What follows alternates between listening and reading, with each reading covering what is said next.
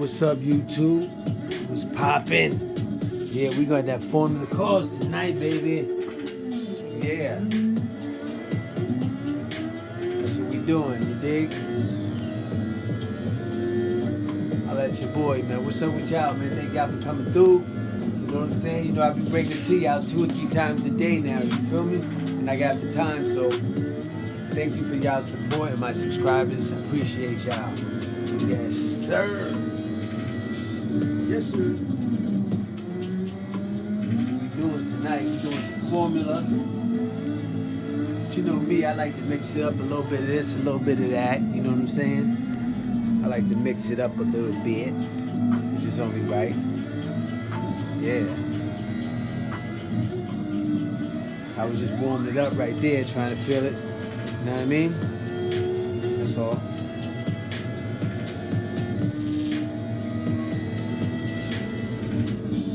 Had to pull a Red Bull car out tonight, baby. That F1. That's what we do for fun. Try to move that thing, man. That thing right there. I'm not an F1 driver. I'm gonna keep it real, but you gotta learn someday. You gotta put yourself in position. Cause they got a serious race. I was trying to get this track right here. They got a serious race on this track. 20 cars. It's for some good bread, but woo, this race. I remember I tried it before. They bust my. This is in Asia, Autopolis, whatever they call this track. It's a tough track, man. Like woo. Every turn, every twist. It's a tough track. Yeah. Okay, we in there tonight on the Sunday night. We chilling. I know y'all gotta get up tomorrow for work on Monday, which is only right. Cool. Get a little something, man. Had this right for you tomorrow to watch. Woo, that's that joint.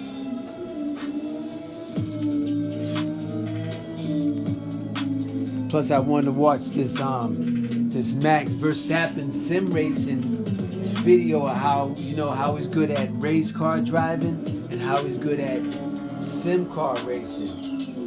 You know. I'm like, wow, this dude is awesome, man. Max is one of my favorite riders. He rides, the Red Bull. Team Red Bull, baby.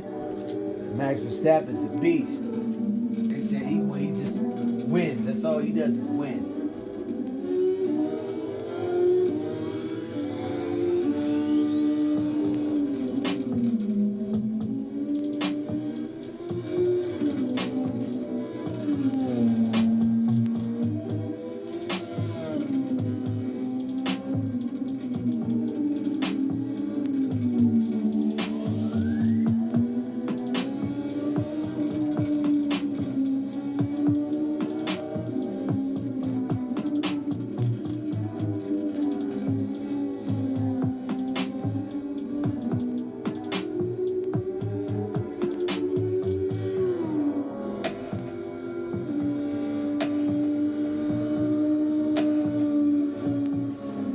Okay, that's right there. What's up, man? What's up with everybody? Yeah, man, your boys get it tonight, man. That's what we doing, man. We doing some we doing some formula racing. It's on and popping. Thank y'all for stopping through, man. Thank you for my subscribers. Thank you for my likes, man. Thank you for my views.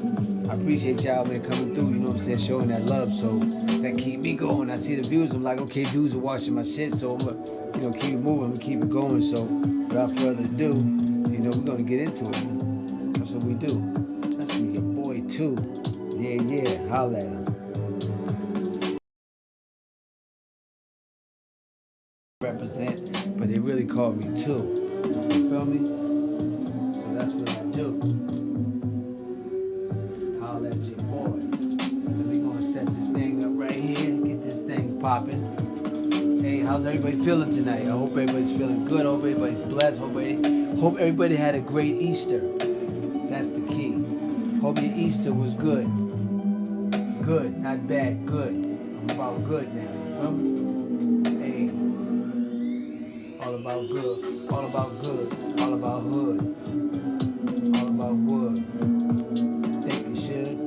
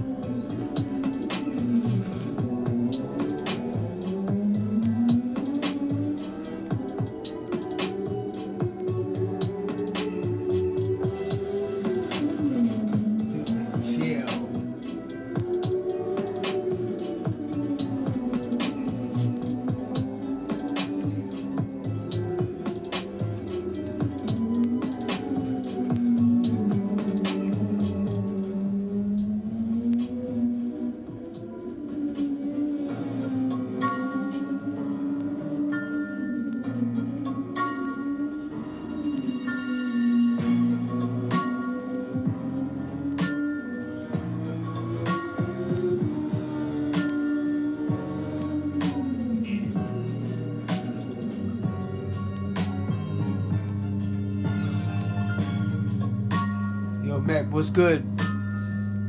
Hey, I was thinking about doing a little bit of this formula loving, you dig? What's going on with you? I was thinking about doing a little bit of this formula. Let's double it up on the sound. Let me get this chat out.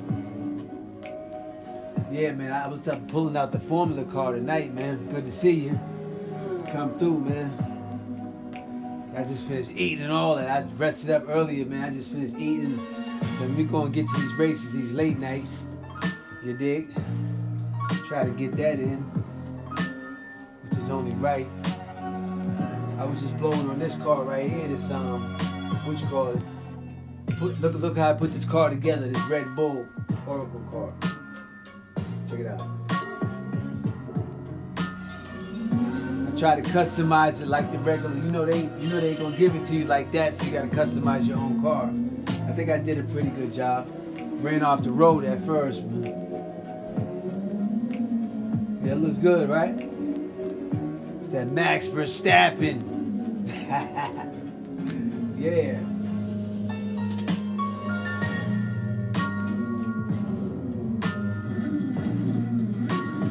Had to warm that thing up real quick. Thanks for stopping through, y'all, whoever's coming through. We're gonna get it popping, a little something.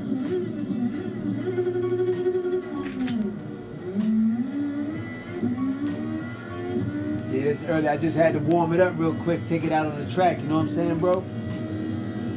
How was your day, man? I hope your day was good. I hope everybody's day was good.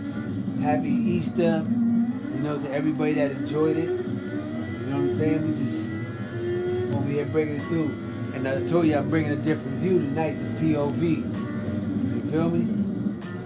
So, it's on. That thing looks good. That thing looks good. You know what, too? Tonight I'm going to go back and try to do that race again.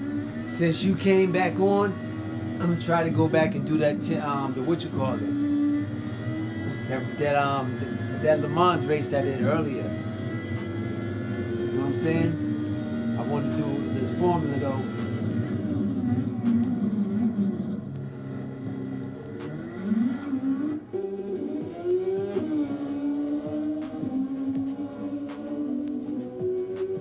Okay. Looking good, baby, looking good.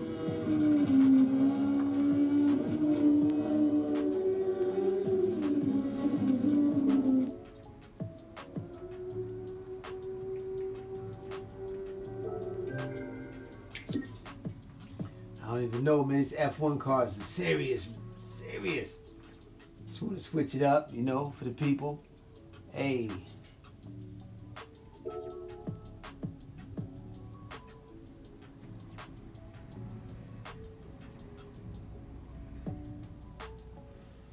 With that one right there. Hold up. Super formula. Look. Past results, none.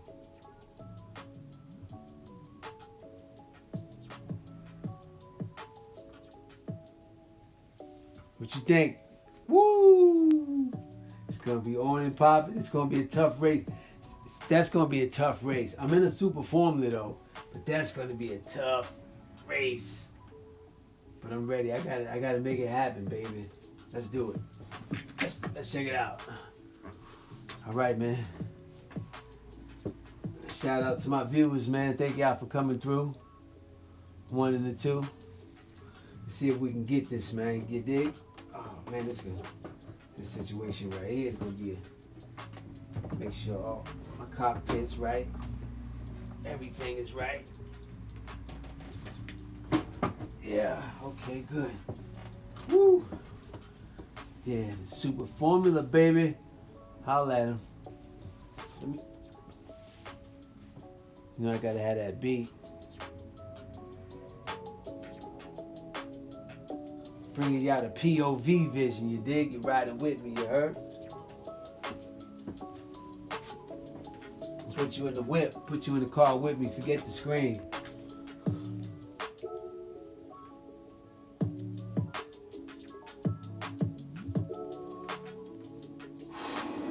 I don't even know if I practice enough to get with these dudes, but I gotta get with them. I gotta get with them.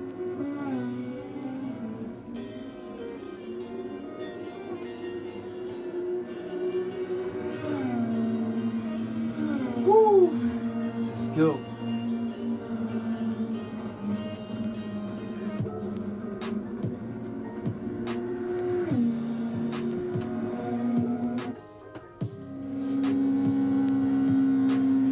Let's do it.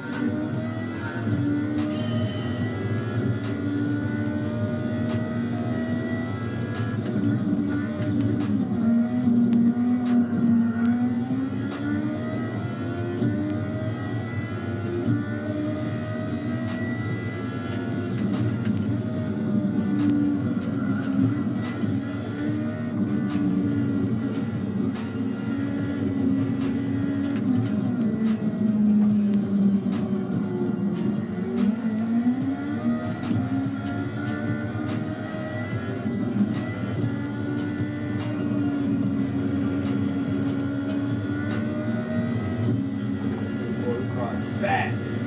Shit.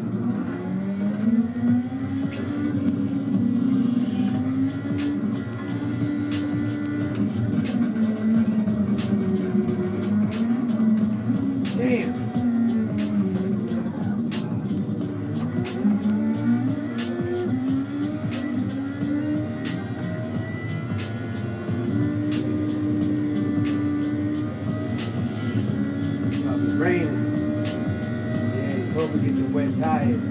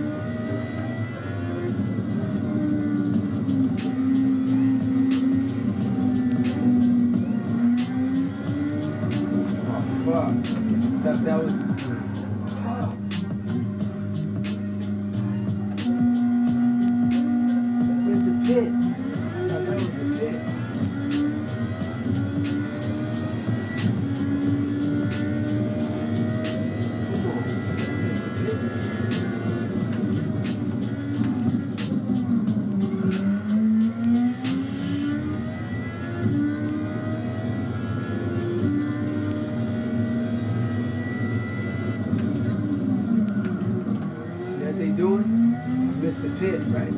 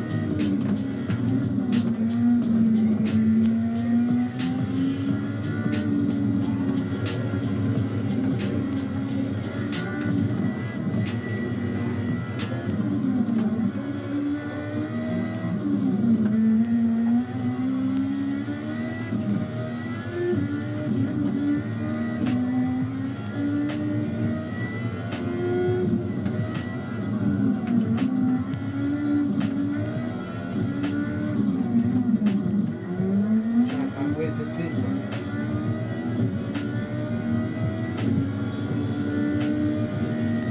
I want to stand there. Don't have the pit open. What?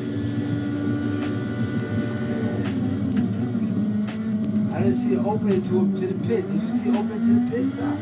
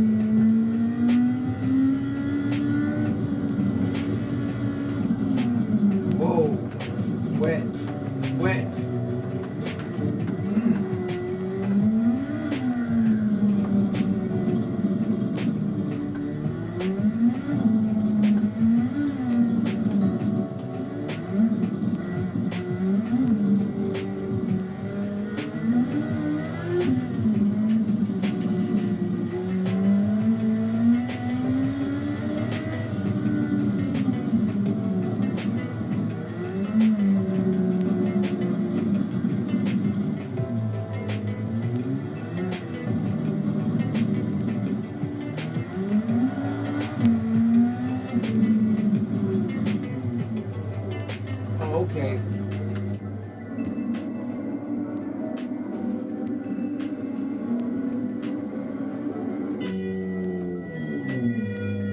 I didn't even know where the pit was at. I couldn't find the pit. I'm like, what the? Crazy, right? This is my first time on this track. We're really racing.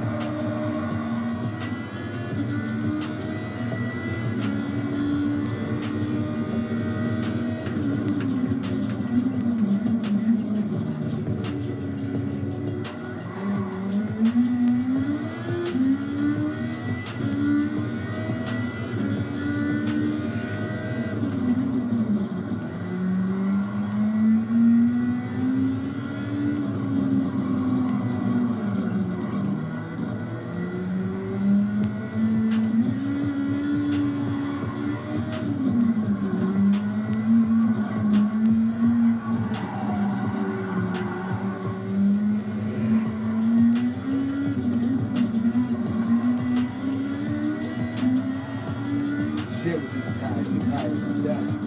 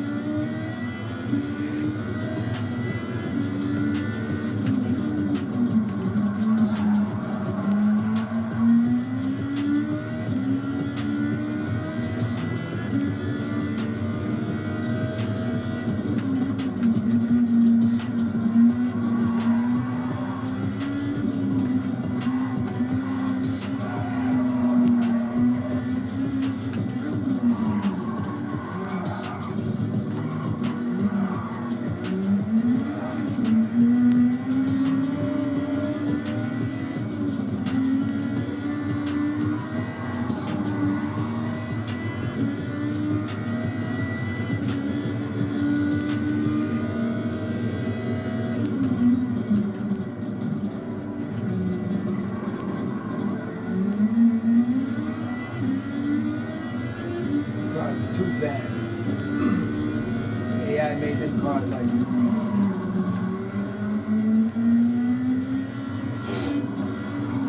fast. How do you got so much grip? That's what I don't understand.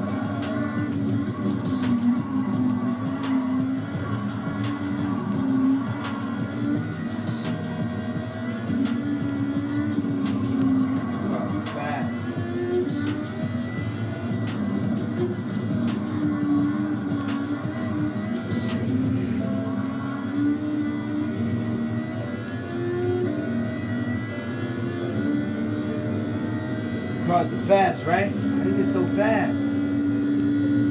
Cars are fast, ain't it?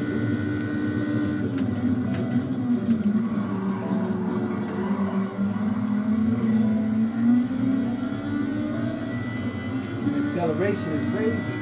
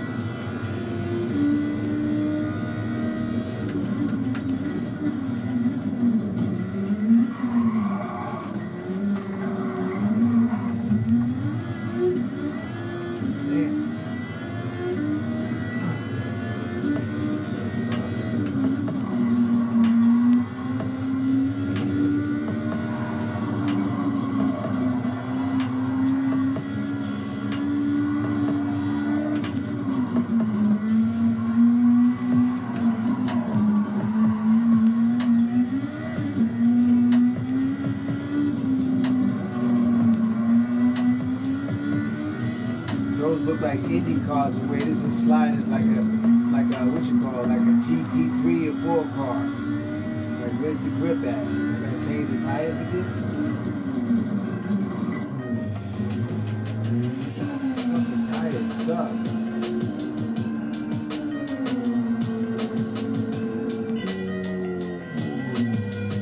Fucking tires, damn.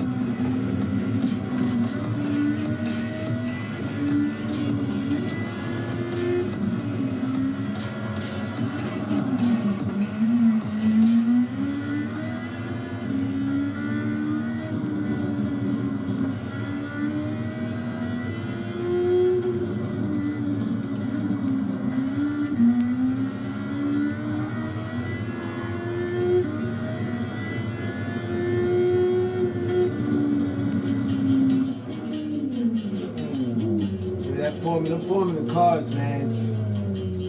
I need a lot of practice on these. I'm not even used to driving those cars. The cars are a beast. Woo. That's serious, bro. So these formula cars, it takes a lot of practice. I just started racing them. Man, woo. Look at that. I got 20 of it. That was racing my heart out. That thing is, that car, man, especially a new racer like myself as far as the formula. Man, it's like, what you call it? They gave me the climate change with the rain and all that. So that was like, damn.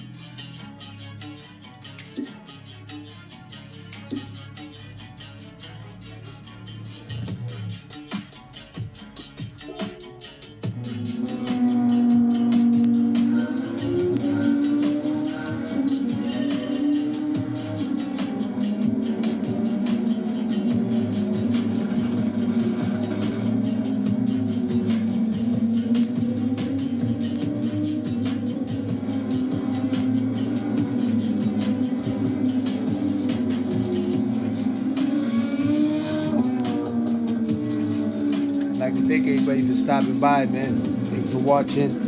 You know, holla at your boy. Take a little second out of your day to subscribe. Hit that subscribe button. Hit that like button. Say what up. Throw me a comment. You know. Yeah, I know, bro. It's a tough race, right? Bex a tough race. You know what it is. That's it's a crazy track, right? Get it done. Yeah, I got it done, alright. I got done in. Get it done. I got done, I got done in on that shit. That race was serious, bro.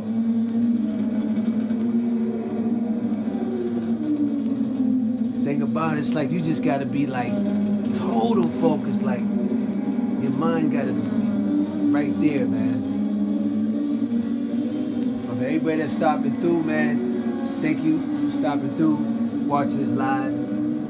Try to give you a little bit of juice with this formula car, these formula cars. This is the what you call it, the Touring 800. Is this? Yeah, this is a Touring 800, I think. This thing is tough, man. This race is serious. No, this ain't the Touring 800. This is the what you call it? It's a super formula race. You win 200,000, so I tried to get the money and I got smoked. It's all good, cause it's all practice. You feel me? I'll be back, man. I'll be back to redeem myself, man. How's everybody doing though? How's it going, man? Bring it to you live.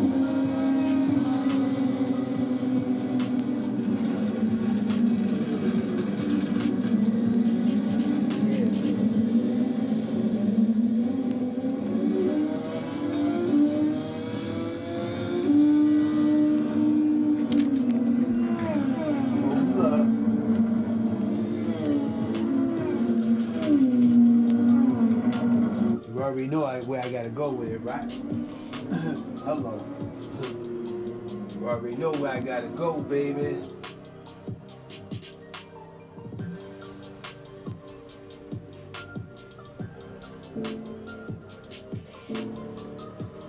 Let me get out of that weird track, man. That track is weird, man. For real, the tracks in Asia be different, man. Be different. Different kind. Everything is like cut corner, like sharp corner. Yeah, you know what I gotta do, baby.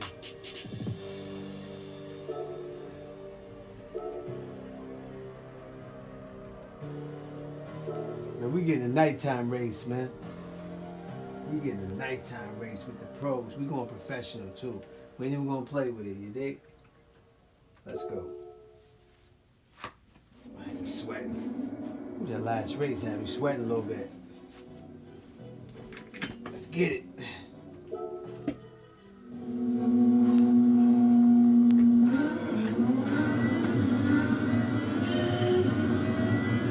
Get some shit.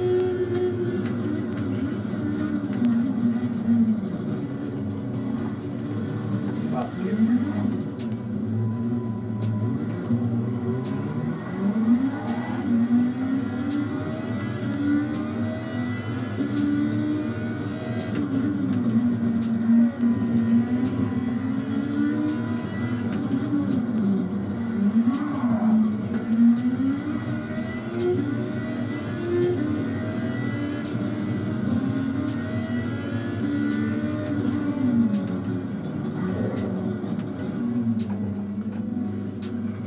have to go in the daytime. You know what? These cars ain't really got no lights on it. We're gonna have to go in the daytime, man. Right? Get down there dark. Looks too dark. These cars ain't got no lights. I'm rolling on Formula car. I'm tripping.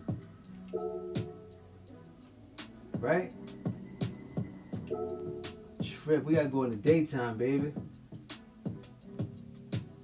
Stay tuned. It's on and cracking. Afternoon clear, my dear. Woo, it's on and popping. Stay tuned. What's up? How's everybody feeling, man? Hit that like button. Let me know what's popping. Yeah, we're gonna get it popping right now, though. Thank y'all for coming through. Appreciate y'all.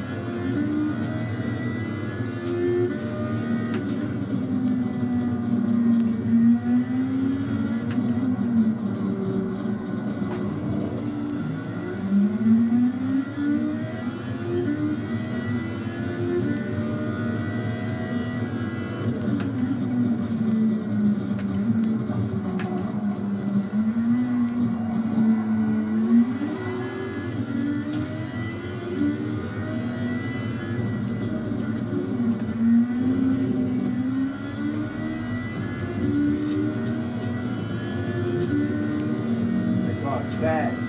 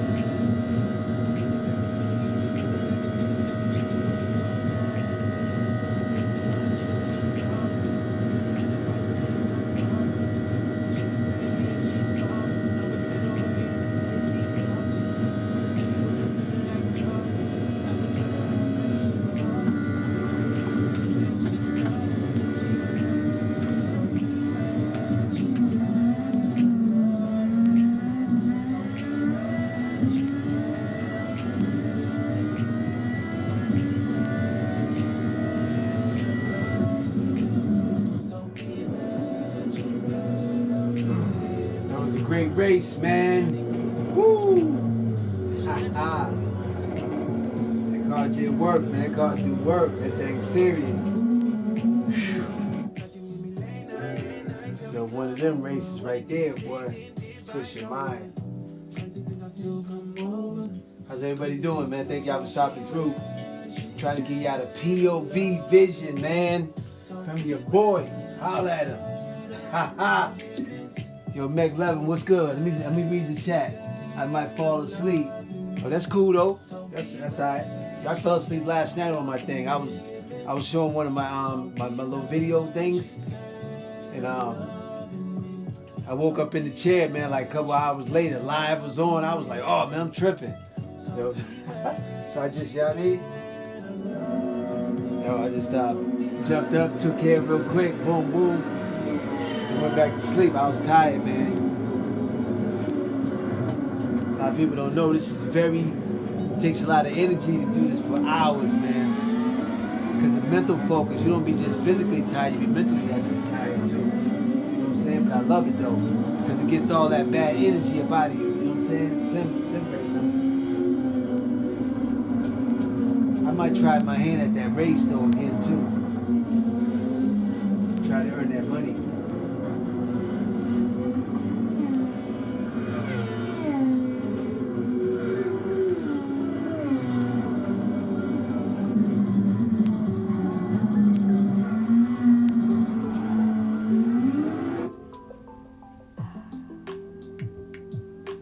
This beat right here is hot.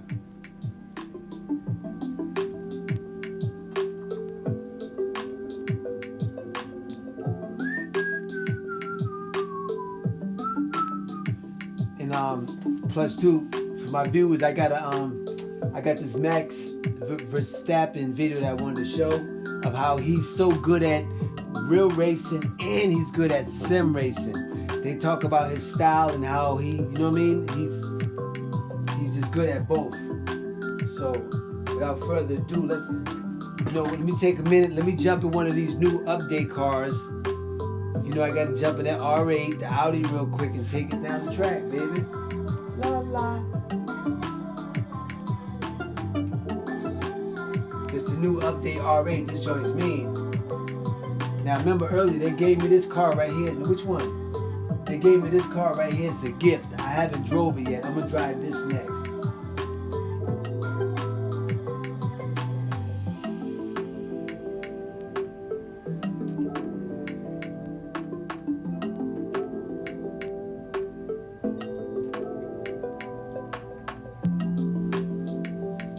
You said we getting old. I know. Yep, damn right. We ain't getting old. We are old. We talking about getting old.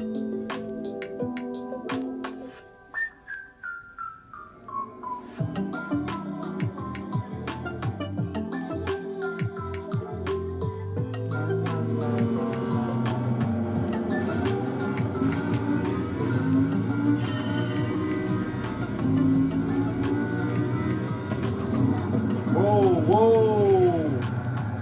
Come on, man. Whoa.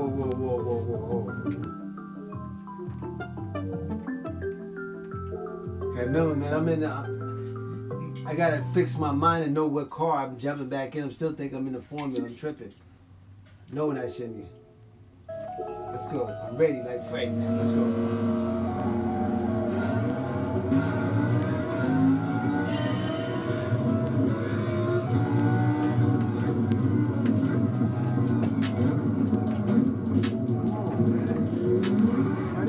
So slow, I don't understand.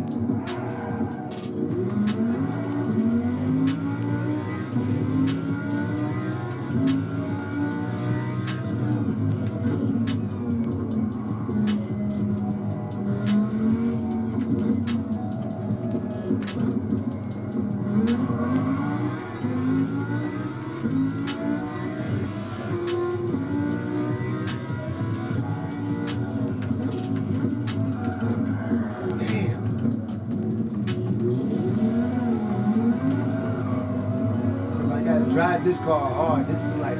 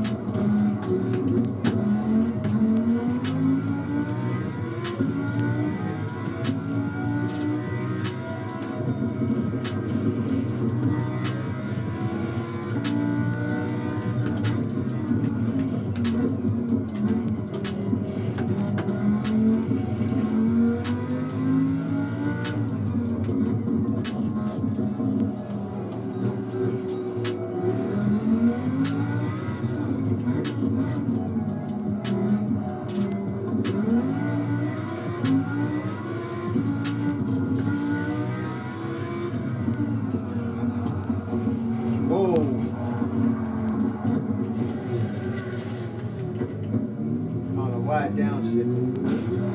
Come on, man. And he hit me from the back.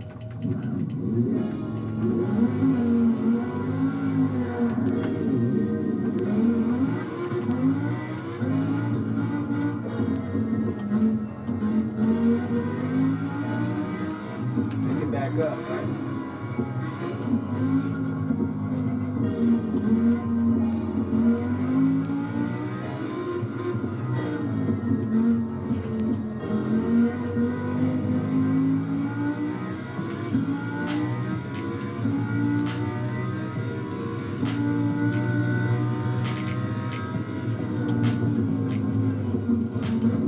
Damn, this car is wet too.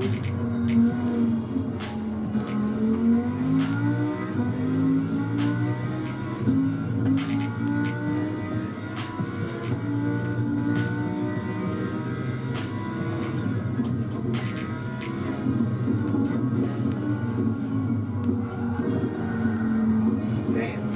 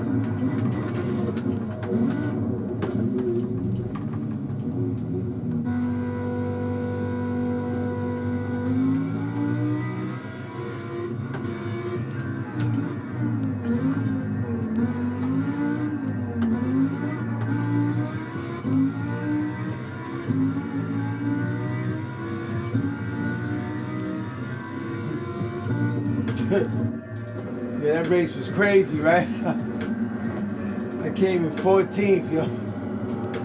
That was on a professional level. That race is crazy, yo.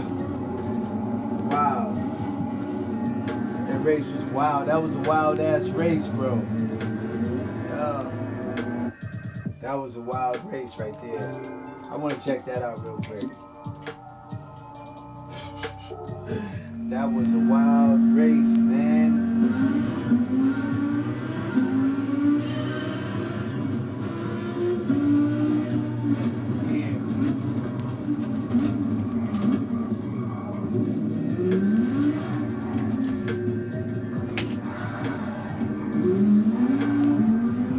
How's everybody doing, man? Thanks for stopping through.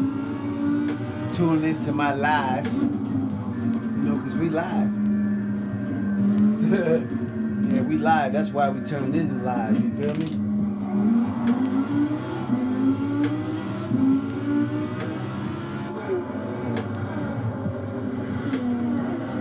I was trying to handle these dudes, but that... Ooh, it's tough.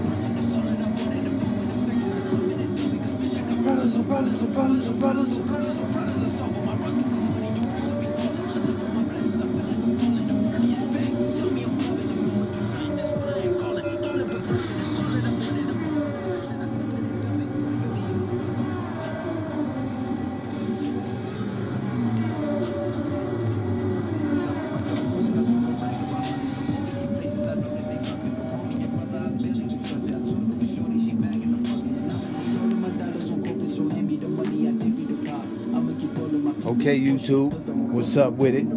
All my peoples that's out there, all my sim racing lovers, what's up? We live.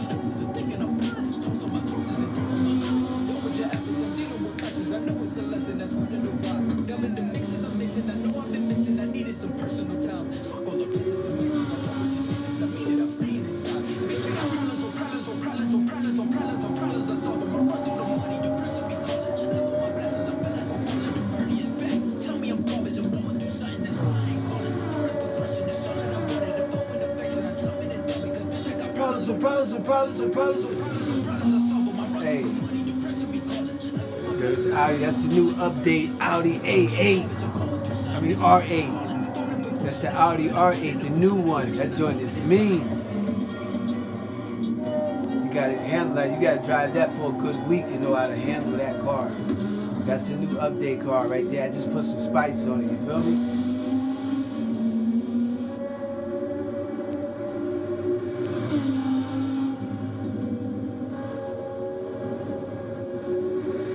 Thing right nice.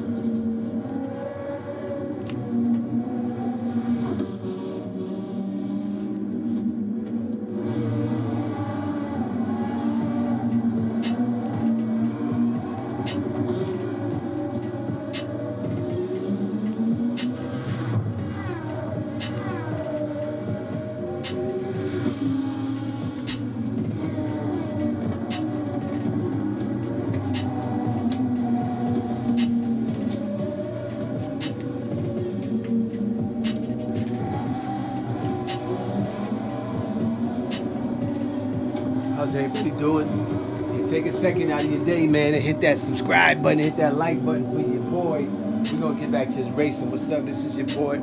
Holla at me, man. I'm just being a sim racer on YouTube. You feel me? Just an average dude, but I'm a biker. You feel me? That's why I got all this Alpine Star gear. You feel me? Used to be on the bikes blowing, whoa, whoa, whoa. So, I like speed. I like speed. I like speed too. So we both like speed. That's what's up. How's everybody doing, man? You know what I'm saying? This is kind of like a sport for unique people. You feel me? You go to somebody in the street, say, you know, sim race. They be like, what? Sim race? They think you talking about the sim, like the little characters. Like, yo, dude. Like seriously, I'm talking about simulation. The plane, I'm like, all right, forget about it. See you later. But yeah, we live, man. That's what we doing, baby. Sim racing.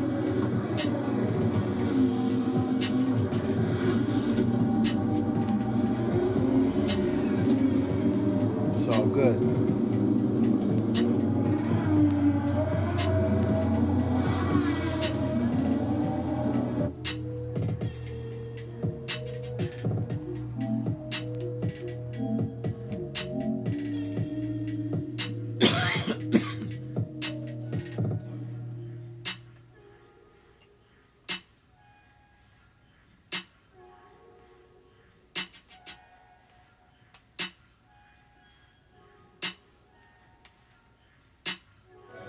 This is your invitation to experience the acceleration of the Lexus Performance line and some of the best offers of the year on select models at the Invitation to Lexus sales event.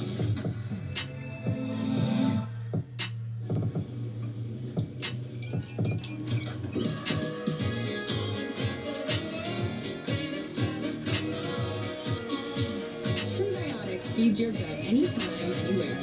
Nourish your gut with Benefiber. Not only is Max Verstappen the current F1 world champion, but he's one of the top 3 sim drivers in the world. And nobody has done that before, being right at the pinnacle of both sports. So in a world where being a pro sim driver is a full-time job, how does he do that and win the F1 World Drivers' Championship? Well, it's down to his specific technique. So, let's break it down. Look at this. This is Max driving at Bathurst, one of the most technically challenging circuits on the planet. And he is driving it flat out, right up close to the walls, leaving zero margin and completely understanding his car. It's Max's qualifying lap at the iRacing Bathurst 12 hours last year. He's in the top tier, racing the best sim drivers and teams in the world. And he set a time 4.5 tenths faster than anyone else. 4.5 tenths is a lot in real world racing, where conditions are changing a lot, meaning that the track could be faster or a driver could get a tow and gain half a second. But in the sim, it's just each driver and the lap. Nobody else is on the circuit, and there are identical conditions. And so then 4.5 tenths of a second is a massive amount. Then there's this. It's the start of the Le Mans Virtual this year. He starts 4th and makes an incredible launch to be first before the first chicane. Then he just runs away with it, pulling out an enormous lead before the game crashed. But that's another story. He's racing pro esports drivers like James Baldwin, ex-F1 drivers like Roman Grosjean, F2 champion Felipe Drugovich, and other drivers who have won the real Le Mans 24 Hours. And Max calmly drove away from them all. So, Max is in the sim a lot. Mainly iRacing, but he also plays on other platforms. iRacing is also my preferred sim. The cars feel real to me, and the way the tyres behave and the car moves feels pretty good. And I have to say many other pro drivers agree with this as well. Now, you might be saying, why is this surprising? He's fast in the real world, of course, so he should be fast in the sim. Well, that's not the case. The sim and the real world are very similar, but they're not the same, especially when it comes to the final few tenths of lap time. I've personally seen lots of very capable real world drivers struggle in the sim. These are drivers who are straight on the pace in the real world, but they spin off hit every barrier in the sim. And it personally took me a while to adjust as well. When you jump in the sim, you're taking away senses that you've relied on for years. Your feel for G-force, hearing other drivers around you, your 3D perception of speed, the vibration you get with wheel spin, all of it gone. You have to adjust the in-game audio, which isn't quite as good, no G-force, and a 2D screen. Unless you use VR, of course, which has its own quirks that you have to get used to. There are some differences in the technique and the racing compared to the real world. There's your ability to feel the car. In the real world, you can feel a tyre slide, getting an idea for how much grip it has corner to corner. allowing you to adapt to changing conditions, tyre degradation, and feeling the balance change as the fuel burns off. You do have force feedback though through the steering wheel in the sim, and to be fair, it's excellent. But it's a hard task to exactly replicate what you feel. There's a lot of races that do real racing in sim. Interestingly, Max, like Learning many from top this, sim they drivers, said about has they're a gonna few say little about tricks to 8 or help. 10 of them. Listen to this. That grinding, rubbing noise is a tyre sound in iRacing. He turns his engine all the way down and turns his tires up. And this is his way of knowing when the tyres are close to their limit. You hear what he Rather said? than feeling it like in a real race car, he also listens to it in iRacing. So Wow. many of the top sim drivers have learned on the sim and haven't raced at a high level in the real world. They've learned to drive quickly in the sim using fewer sensors, meaning you can often put them in a real car and they can learn to be quick. It's very different between a real driver and a sim driver. You need to drive a lot more in real life to overcome that little kind of, it's not fear, I think, but it's a bit of trust in the car as well. So I do think that, you know, if you give a sim driver a lot of track time as well, I think, yeah, they can get very competitive, but you need to give them the opportunity to be able to do that. However, Max is coming the other way, and there are so many other drivers. Lando Norris, Rubens Barrichello, Fernando Alonso, Bruno Spengler, Romain Grosjean, the list goes on. Even our producer Callum here Wow. at Driver 61 Bunch has of raced guys, Valentino right? Rossi and Real Fernando races Alonso driving in sim. iRacing. He lost, of course, but still. Max won the USGP this year at the Circuit of the Americas and was seen in A lot of them iRacing like orbits iRacing. just 3 hours later. But That's what's their really thing. interesting is that Max drives similarly in the sim to in the real world. He's super aggressive, and that's not a bad thing. Just look at this. In the iRacing Petit Le Mans, he sent some real dive bombs, as well as running people wide in typical Max fashion. His approach to racing here is the same as in the real world. And look at this move. It's the start of the Le Mans Virtual. There's a driver on the inside on the way into the chicane, which becomes the outside for the second part. Max gets his nose just ahead and runs wide to the outside, bumping into the other driver a little. He forces other drivers to back out, similar to his real world driving. And you can say what you like about this, but it is within the rules. And in this case, Max didn't get a penalty. And that's what Wow. great competitors do. Push right up to the limit of the rules. In terms of driving, there is another similarity. So when he came out of the Max leaves turn, absolutely no margin. pushed himself Always all the using way to the every left. millimetre of the track and going for bold overtakes. To block And on the guy occasion, off, to push it him a has little bit. caught him out. Last year at the Le Mans Virtual, he crashed out. He was taking a lot of curb at the Ford chicanes. So much so that a game glitch seen meant the this car video. He bounced crashed. and Bow! trapped him in the barrier. Then there was the Spa 6R. Max was in an LMP2 car overtaking a GTE. He tried to go around the outside at Eau Crashed Rouge, again which is this one always too. a risky move. He made the GT take a slightly unusual line, meaning it understeered very slightly. The two came together and it put Max in the barrier. There's no doubt he races to Right. win, but that can catch you out every so often. Right, so the mentality is the same. The specifics of the environment and the senses you have are different. So what does that do to Max's driving style? Well, Max's teammate Atsa Kirchhoff at Team Redline said this. What makes Max very strong is that he's very dynamic in his driving. So he can drive an impossible car and still send it over the limit. You don't have to tell him to work hard because it's his nature. Like he will push as hard as he can to make sure that he gets the maximum out of the car. And that's also what the best drivers have. The ability to drive anything to its limit. The ability to adapt to the car and do it very quickly. In the real world, you have very limited testing or practice time. So even if the car is a pig to drive, you need to adapt your own driving style to get the most out of it. And that brings in another interesting side note. In the sim, Max isn't driving a Red Bull F1 car. He's driving GT cars, LMP2 cars, Right. F3 cars. And Yeah, that- because it's so. Imperial Yeah. Cars march in for savings. No, I can understand that because with huge discounts the what you across call our it, the entire inventory. those cars are so different in the They all require different driving styles, particularly the GTs. In this They're case, so they're difficult. heavier, I wouldn't say they have different, less difficult. downforce, and they have things like The Formula traction cars control are serious and in the ABS. game. And of course, you have to drive this type of car very differently to a Formula car. For example, in a Formula car or something Right, with 'cause a I'm lot used of to driving downforce, GT3 at the start and of the braking GT4s. zone, you brake very, very hard and quickly trail off the brakes as the downforce comes off the car. Because as the downforce comes off the car, you have less grip. And so if you kept your foot hard on the brakes, the tyres would lock up. Whereas in a GT car with ABS, you often brake at a constant 80 to 90% pressure before trailing off as you move into the Trail corner. braking, And this allows you to get the most It's out hard of to the trail ABS brake braking. with a It's very, very different. because it's so I'm not quick. racing The from corner's so Montana quick, it Simulator, doesn't but really it's like slide GT like that cars, with so a it's just a Formula different car. technique of So driving. it's hard to trail So I brake. just keep testing myself, and especially, you know, these sim drivers, they're so quick. You know, it's very interesting to see them drive because they have no real experience of a car. But somehow, when you look at how they're braking, how they're controlling, Max it is loves how sim it racing. should be. The only thing that They I said wanted he does to know something from like this 6 was hours how a does day. Verstappen's driving style compare from the sim to the Training. real world? Well, I've sat and analysed a lot of footage of Max racing in both situations, and there are some differences, but mainly similarities. Let me explain. The main thing is that Max is rarely driving F1 cars in the sim, so that does change the specifics of his technique. These past few generations of cars have forced the drivers to be very smooth when driving. I actually went to the Turkish Grand Prix a few years ago, and at turn 1 you could really see how smooth the drivers were coming off the brakes, pitching the car into the corner and then getting on the throttle.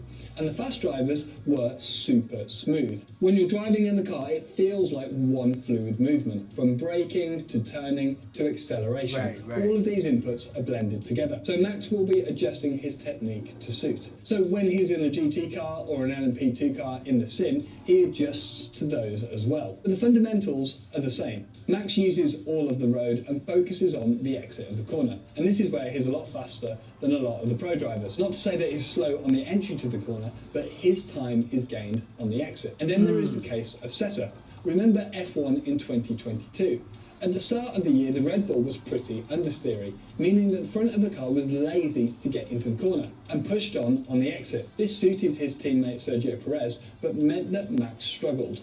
He likes a very pointy car, one that wants to turn in easily and rotate in the corner. And this is the same in the real world and the sim. It also explains why Max likes mid-engine GT3 cars like the Audi rather than front-engine cars like the BMW. The mid-engine means he can rotate them better through the corner. Anyway, many drivers can struggle with a pointy car. It's very easy to lose the rear on the way into the corner when a lot of the load is going through the front tyres. So you have to have an incredible feel and be very delicate with your inputs. And Max is incredible at this. He uses his fantastic feel to predict where the car is going to slide and just stay below the limit. And if it does slide, he can control it with very subtle inputs. Counter-steering or coming up off the brakes very slightly, which tends to reduce rotation in the car. So if he can deal with the oversteer, this means he can rotate the car more than the other drivers and not pick up any understeer on the exit. Now, remember what I said about maximising exits. It's this pointy setup that allows him to do this. With a car that wants to rotate, Max can rotate the car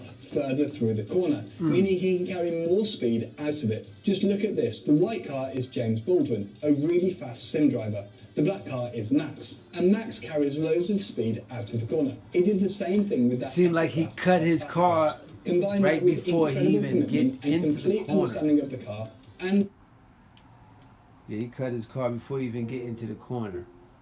That's what's so beautiful about it. Yeah, back to the GT7, baby. Where we at? Where we at? Where we at? What's up, YouTube? What's good?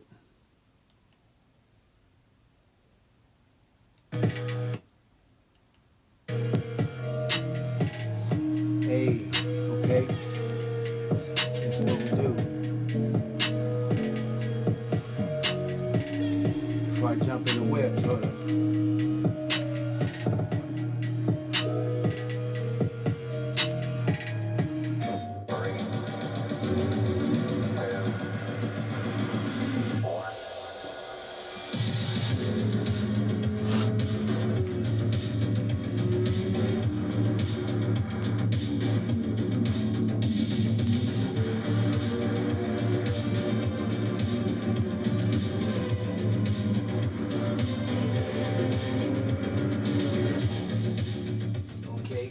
That Audi, I bought that Audi.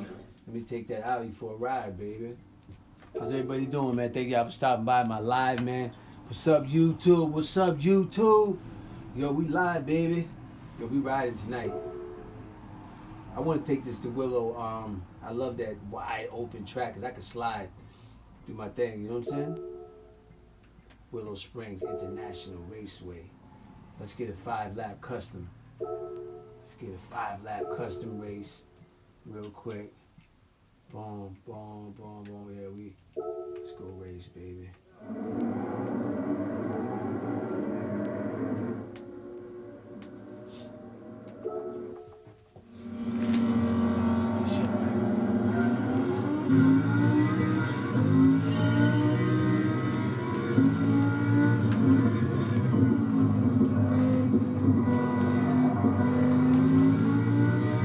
Well, he's gone. Dude lost it already.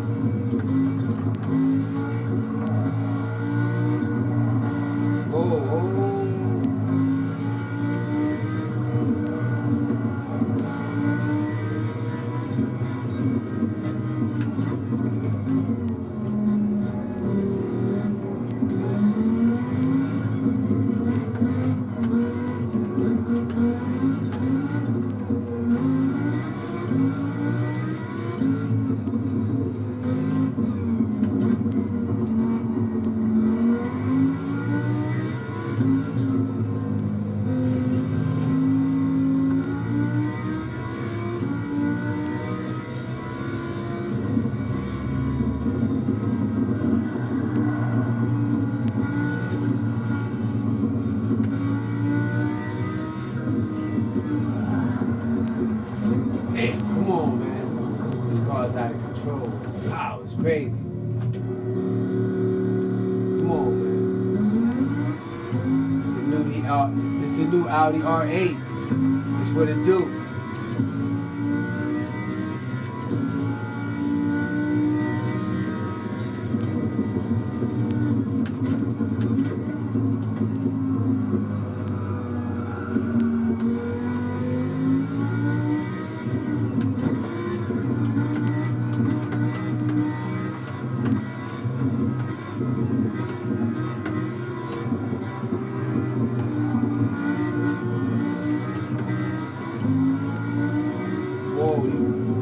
Lost it right there. Damn. How he flew up. Dude flew away. The yellow Corvette. You see that?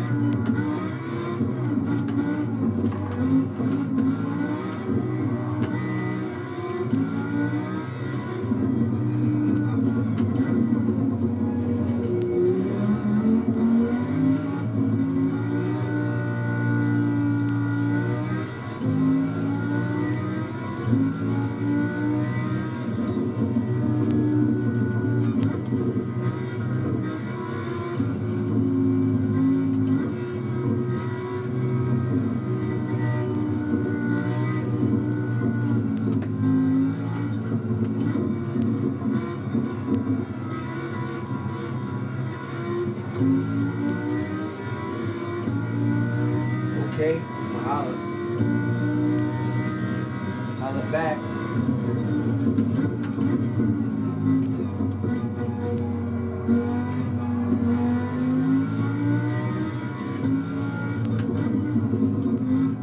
Okay.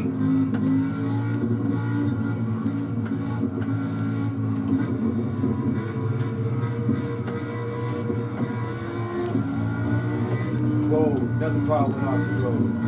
They stay going off the road in this corner. Whoa, like me. Damn, come on, man.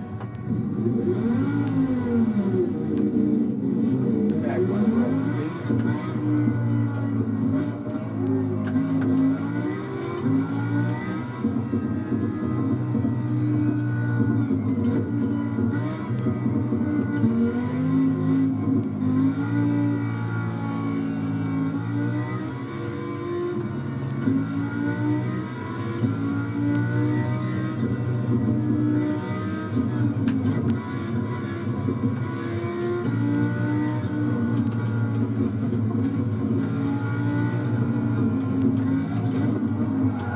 Come on, man, move out the way.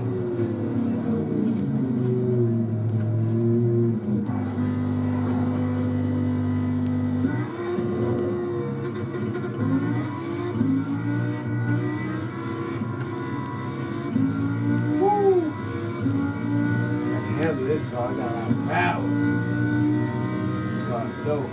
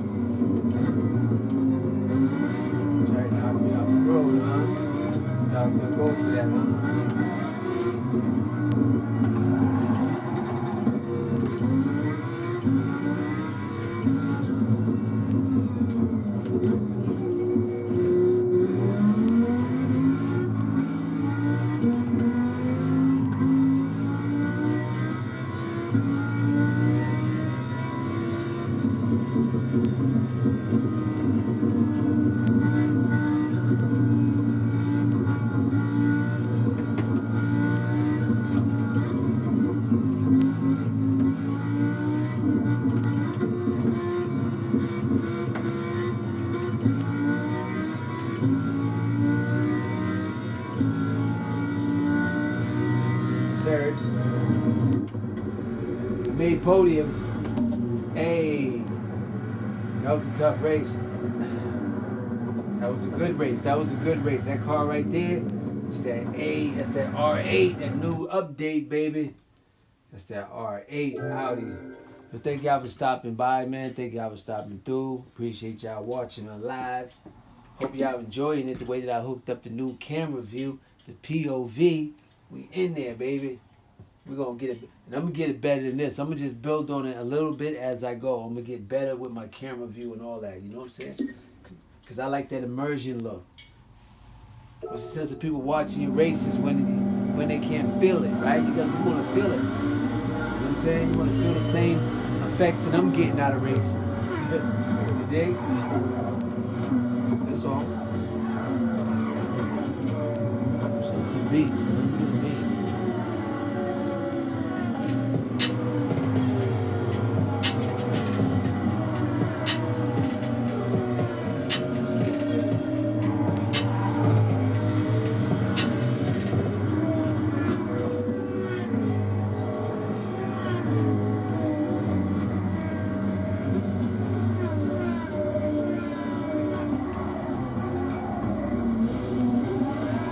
Joint's lit. See, I like this track, yo.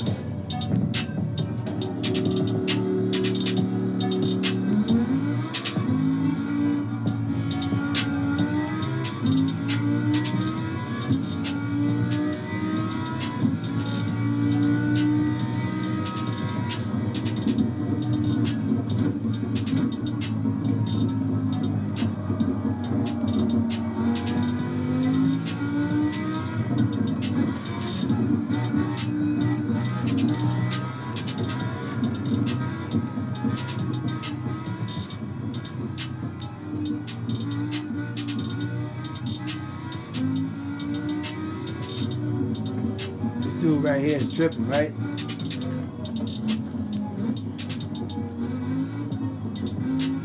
He all in the way, man.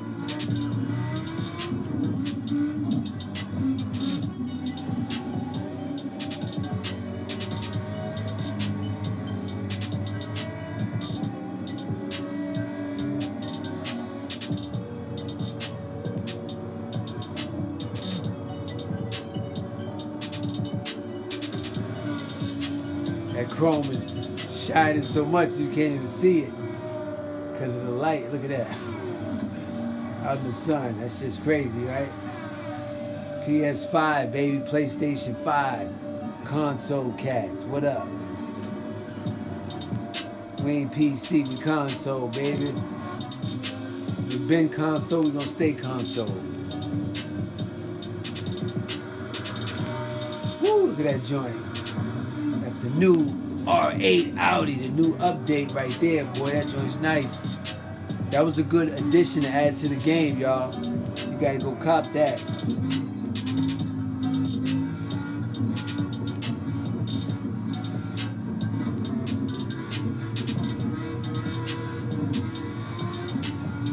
That thing fast. It got nice little, the power in it is nice, man. You see how I had to ease around that corner because it got so much power. I'm trying to get that contact patch feeling from the road. Look, you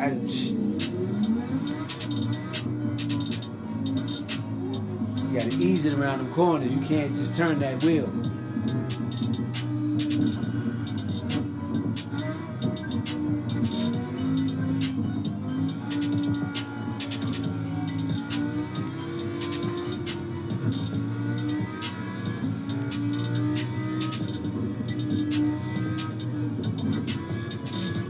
I hope y'all like this new view, what I'm doing with my live now. You know what I'm saying? I appreciate y'all coming by. You know, get a chance, hit that subscribe button, that like button, you know what I'm saying? Show brother some love. And McLovin, you already know me, you be chopping it up. I'm gonna send you a friend request tomorrow, you know what I'm saying, sometime in the day. Not a friend request, I mean a message.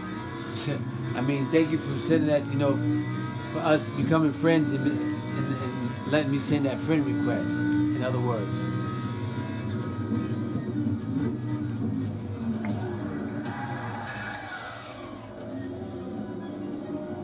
I'm riding that new update R8. There it is right there.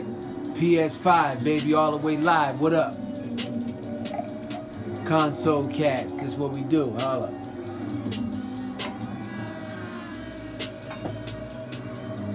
Cause I'm live with my PS5. I'm live with my PS5.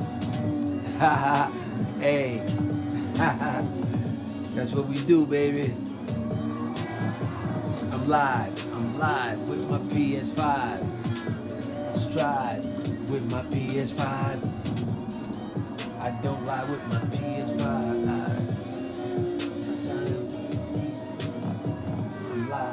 I'm live with my PS5. I go live. Drive. It's like do or die. I'm going live with my PS5. Hey.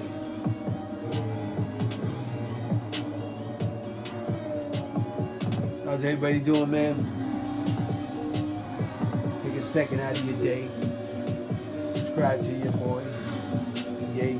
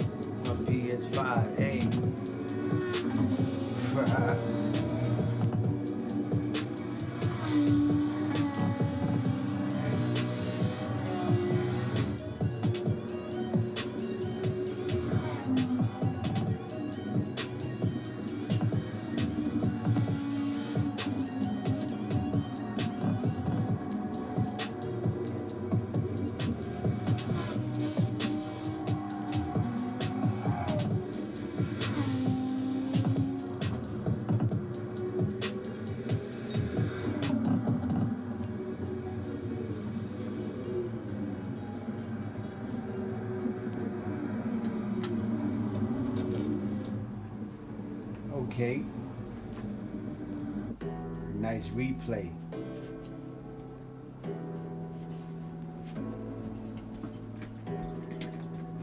What we do, baby? Chop it up. We live though.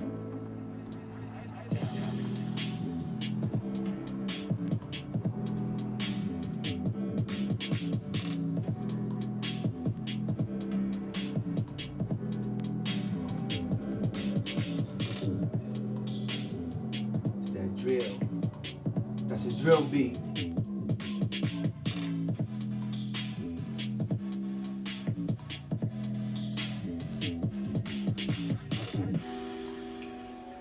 Switch a car. Let me see what I want to. Oh yeah, I got that new car today. I never drove this car before. Yo, this car right here, I got as a gift today. Hold on, let's look at it.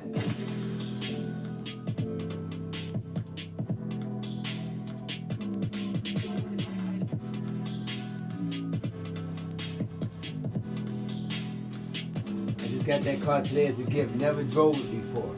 It's a Porsche. That car's kind of sick, right?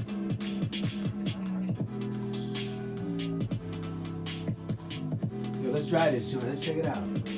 Let's take it down. Let's take it for a test drive first before we take it to a race. Excuse me. Let's take it on the test drive, baby. Yeah, yeah. Okay, let's see what we doing. Okay, my joint looks nice.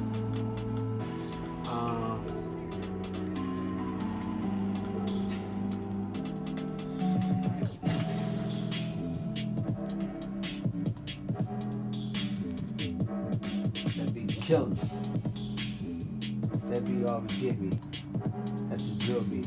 Yo, Rich, what up, baby? My man in the house already. Yo, I'm just testing out the new whips, yo.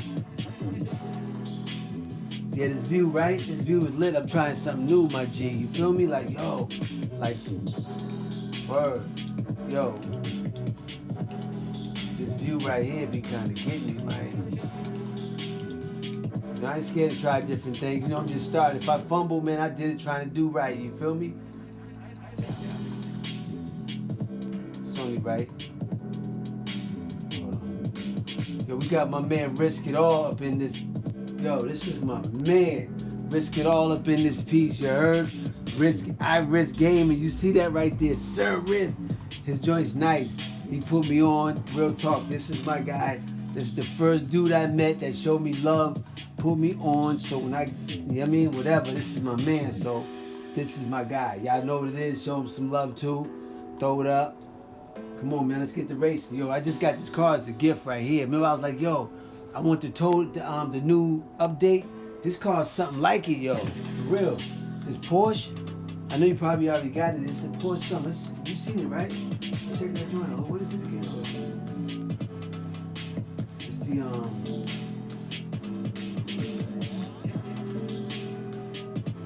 this car right here, yo.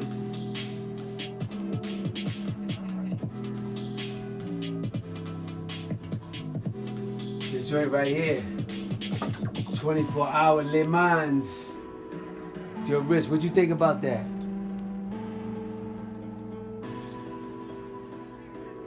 I know, I had to switch it up. Because what happened was, you know what, Rich? What happened was I went on somebody's joint and I seen Sim Racing, Emporium, something like that. I said, oh, man, come on, man. I said, oh, if I'm going to do a common name, I might as well do all the way common. But every time, you know what I was telling people about it? They couldn't find me. And it was like, people couldn't remember, like Emporium, they couldn't, the name was too complicated for the block. You dig? So, PlayStation 5. So now my list on my name on my card top says PS5. You dig what I'm saying? So, you know what I mean? Yeah. Yeah, it's a dope whip. Yo, let me take it around the track. I'm gonna see what it do though.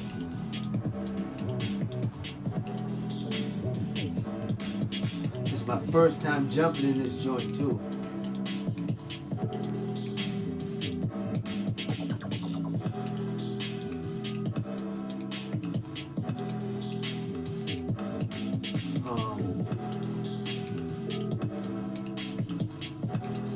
just want to burn a lap or two real quick and see what it do, you dig? First time y'all riding in this whip. Just burn a lap or two, see what's popping. See if I can mix it up or something.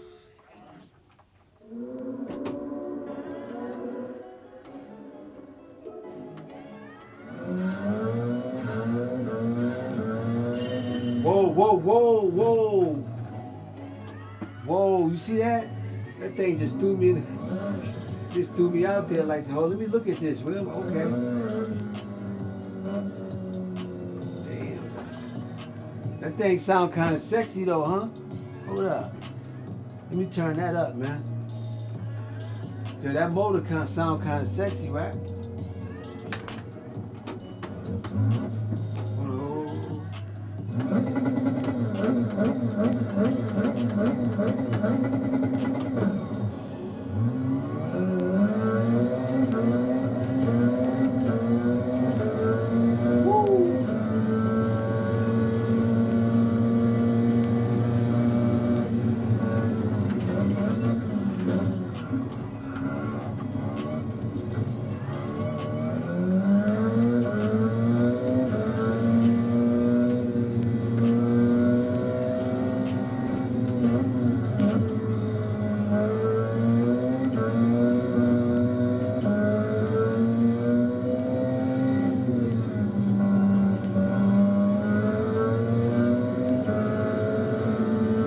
This thing right here is kind of dope, yo.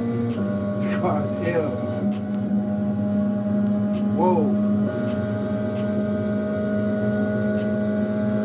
Hey, Rich, this car's kind of ill, yo, for real. No bullshit. Look at that inside, though. That looks crazy.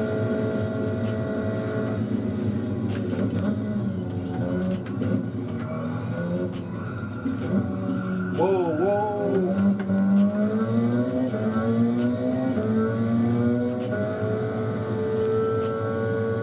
How we rolling, baby.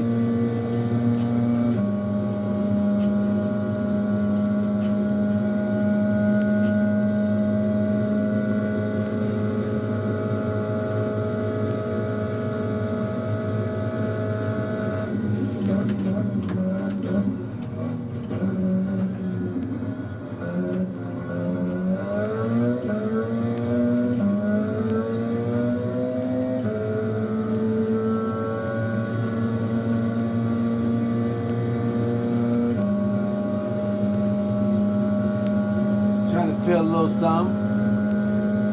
It's a diesel, huh? Yeah, it sounds crazy, right?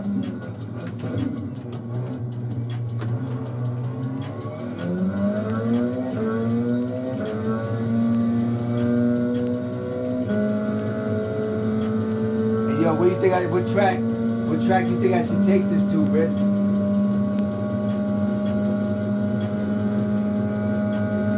A good track for this right here, dog. This is the dope track for it, but it, you know.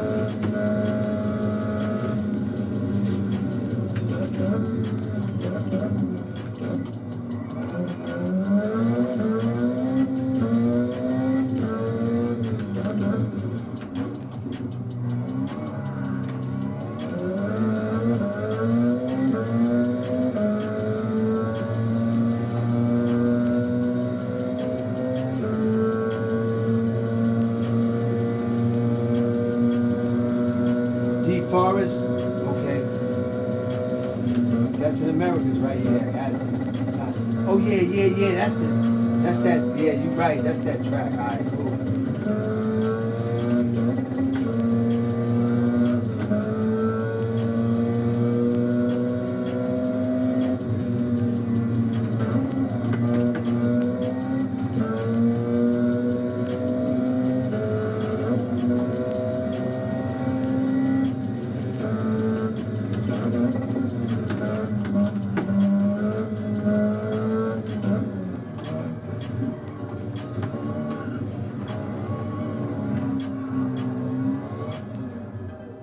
We out of here.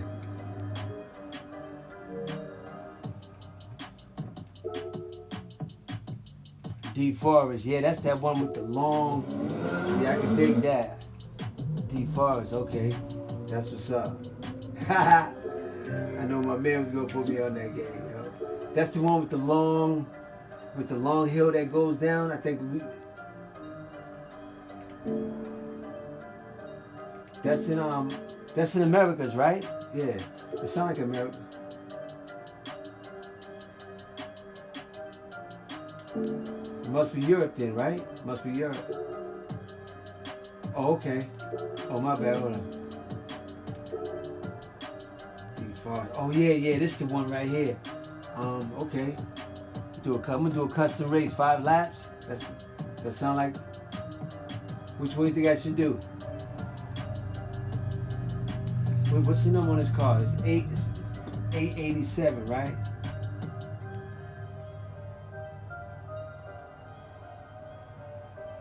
You see, I already did this. Oh, that's.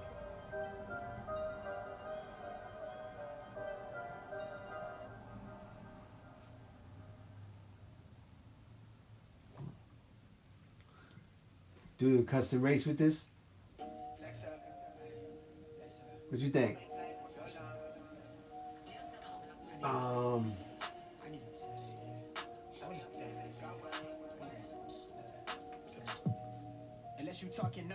I can't go in this now. This one. I go custom race.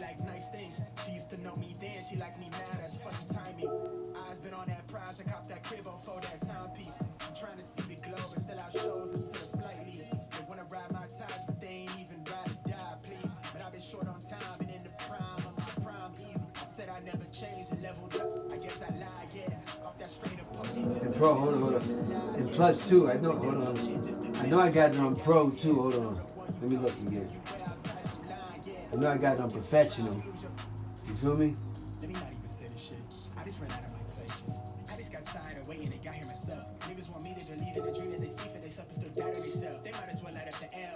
Yeah, I don't like to ride that intermediate no more because I wouldn't like this. Oh, it's on intermediate. Let me put it on Pro. No matter of fact, let me do my first race on intermediate and do Pro after. Let me do that.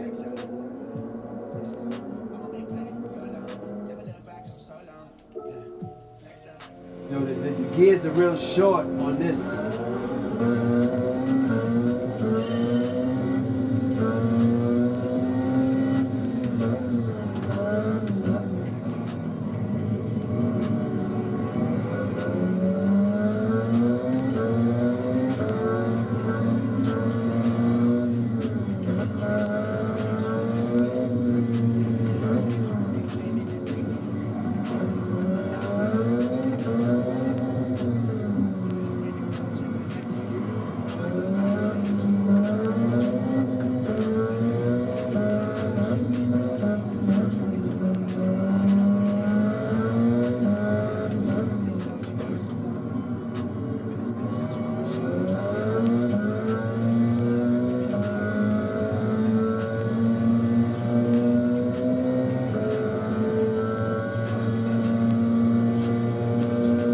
Track is nice. Yeah, you got the right track for this. Oh.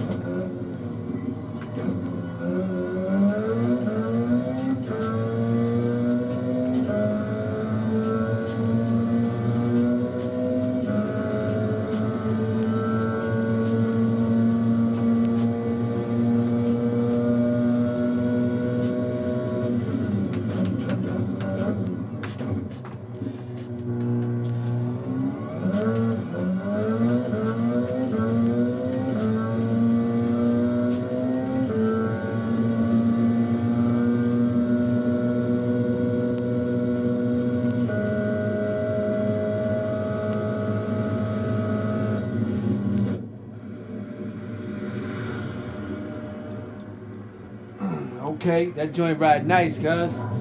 That joint ride nice. Woo! Had to put that work in. That's my first race with that joint. That joint's smooth. Woo! I'm telling you, my adrenaline is running crazy right now. Yo, that car right there. Yo, and I beat it on a professional level, you heard? Yeah. My driving got a little bit better, you dig? That joint right there, I had to go get to it. Woo!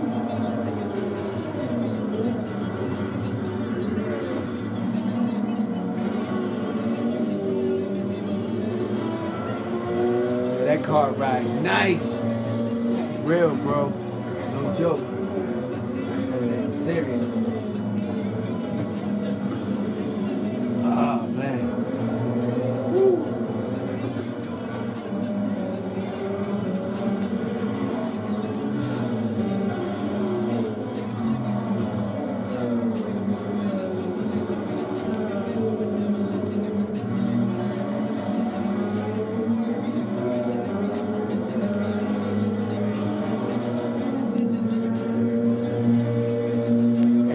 I love that track, dog. That's gonna be my new track. Real talk. That joint right there is official. That track is nice. Nice.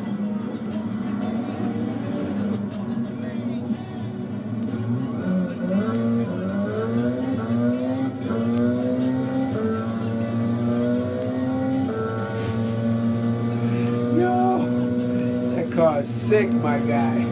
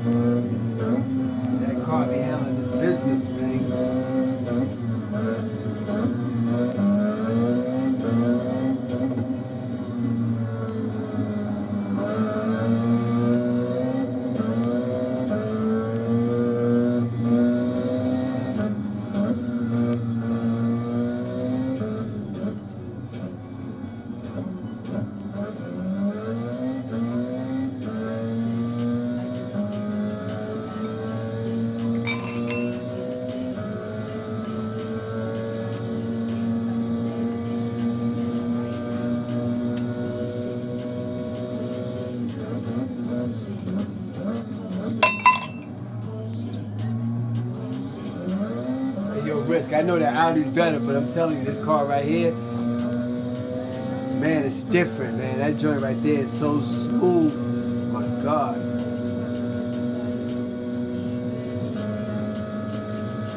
That car right there got so much, because it's fast shift, it's power, it's crazy. The Audi is both of them are crazy. This one, this is this right here is a nice. I gotta see what else it can do, man. You know me, I like to mix it up, man. Cause I did like what 3 or 4 races with the Audi though. I just mix it up, you dig?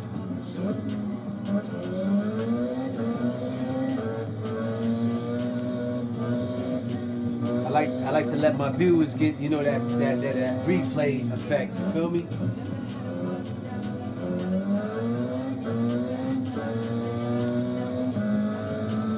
Sometimes to me, the replay be better than the race.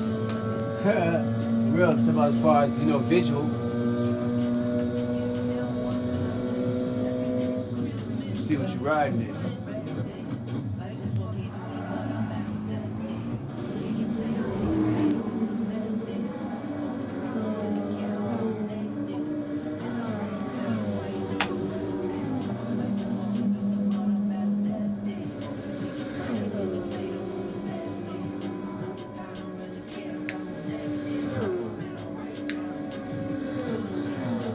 Push it.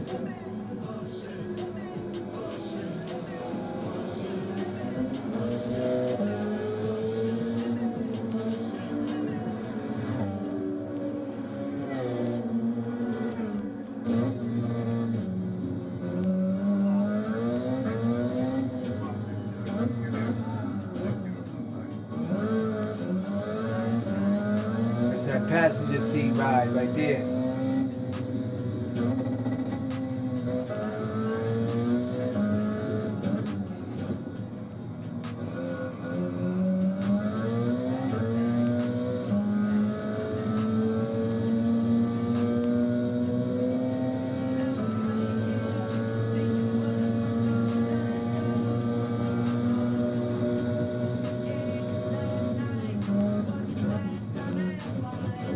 Hey, Risk, I see the names, man. They like, they cool, but they kind of, you know, I don't know. I think I got too much.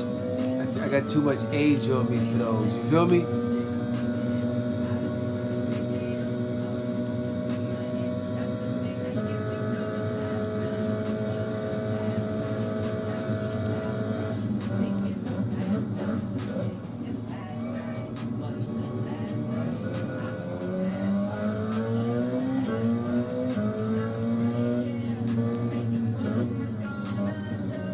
Yeah, I can dig it. Yeah, we gonna come up with something smooth. Like I said, you know, I'm still just acclimating into, you know, the sport, man. You know. But you told me that you like my work, so that's inspiration. You feel me? Knowing that you a vet. You know what I'm saying? Yo, what car you think I should pull? I think I should pull that Audi up. Cause you said that Audi. I'm gonna pull that Audi back out for my man. Cause my man is up on it. We gonna pull that Audi, that new R8, that new update car. That's what we gonna do. Yo, we gonna pull that new update car out. Yo, give me a track for that too. Risk, give me a track. What you think? What track I should blow this joint on?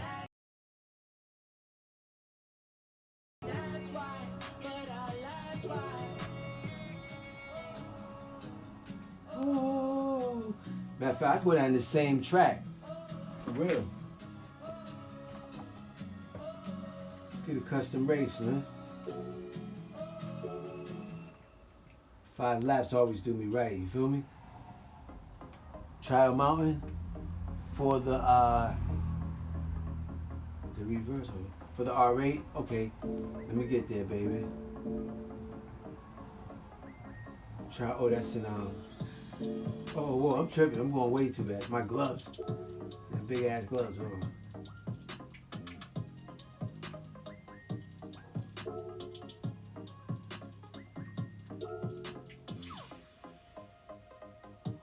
Set in reverse, right? For the R8 anyway, it don't matter. Okay. This is training. See, so my man come through, you already know. You know what I'm saying? Y'all gotta look my man up too, man. You know what I'm saying? He's official. So y'all look it up. And you already see how we work together, you feel me? Oh, let me get this little cord right here, right, so I don't mess up nothing. Okay, let's blow this joint.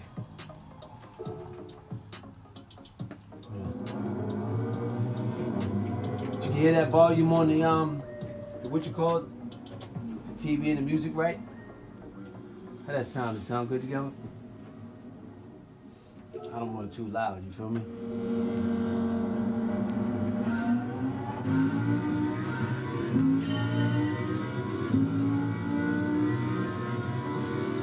It's that tricky ass corner.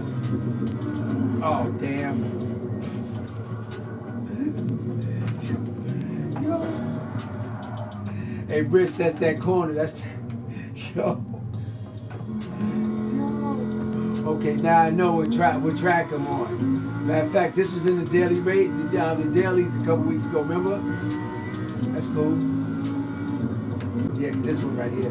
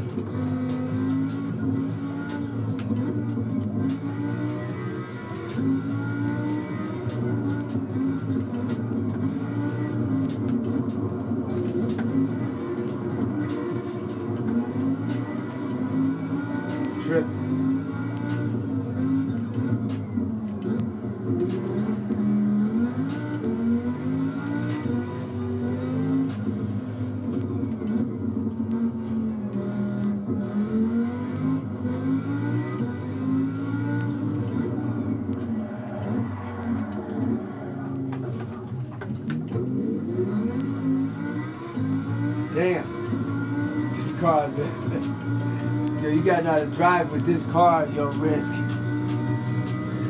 Word.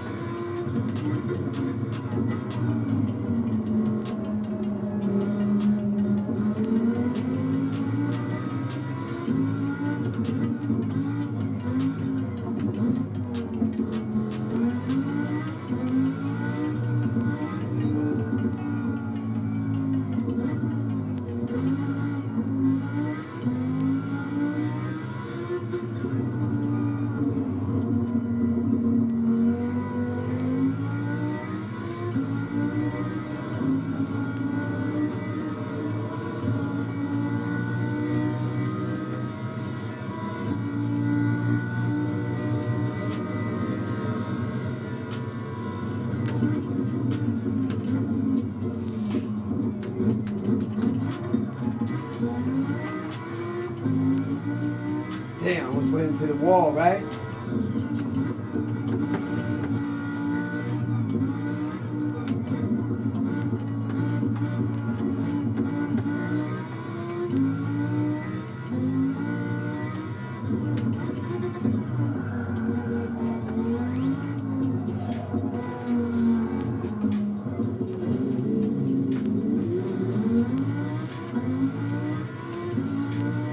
Try to handle it, get out of control on me, fam.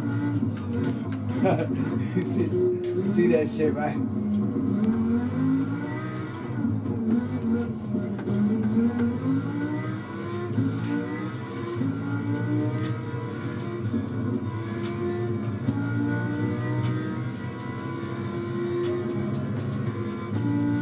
I'll holler at you, fam.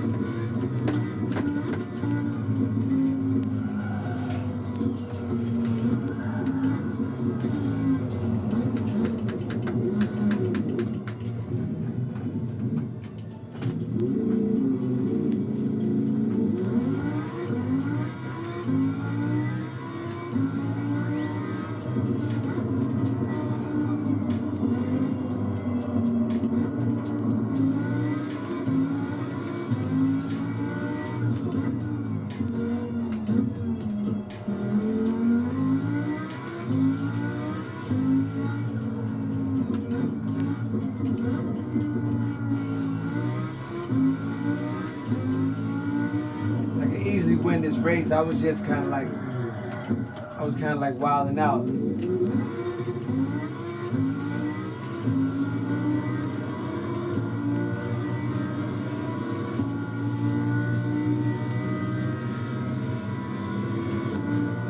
Just kind of like see what it can do, see if I can be nice.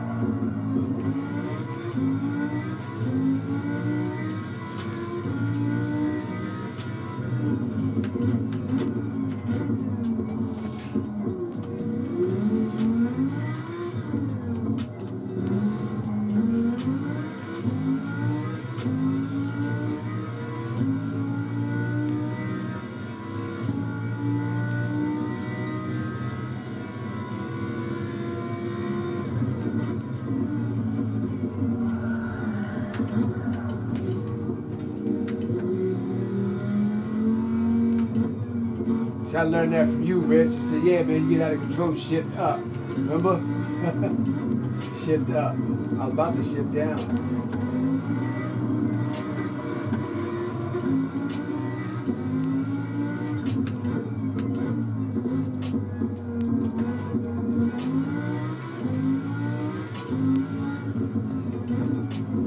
This car is like, you really can't like shift or brake while you're turning. You got to brake on the straight before the turn. And that's what happened like that.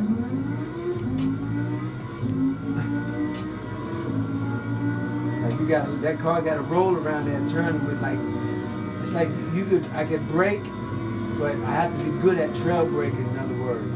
Because I do it, braking the gas.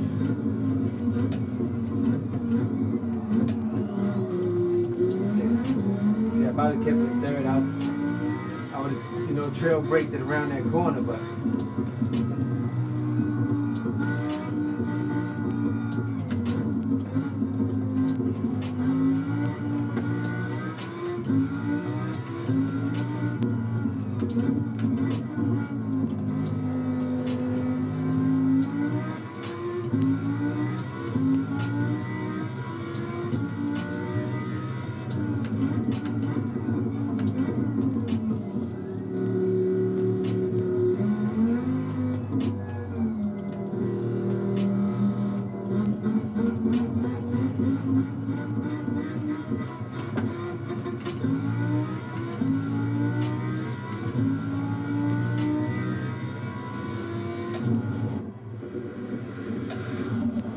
Yeah, man, that joint right there, that car is the truth, baby.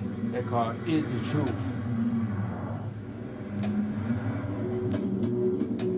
Yeah, but I just made the mistakes right there because that wasn't none. I could blow through that. It was an easy race. I was just kind of like seeing what it could do, trying to like, show off a little bit. It was slipping, but if it was a straight race, straight through, I just blow straight through these dudes. None, that car right there is dope, but that's a pretty easy track to drive too. That car is dope, my G. What else you got for me, fam? Let me see. Let me take that what you call it?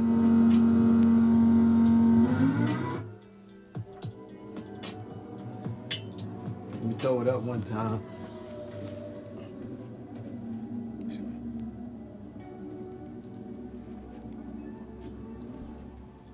Bam.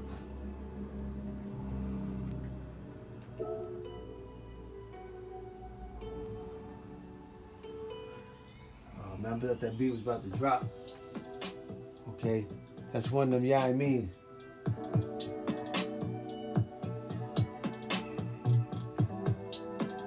Let's get out of here. Let's go somewhere else with it. You learn more driving. Yeah. Yep. Yeah.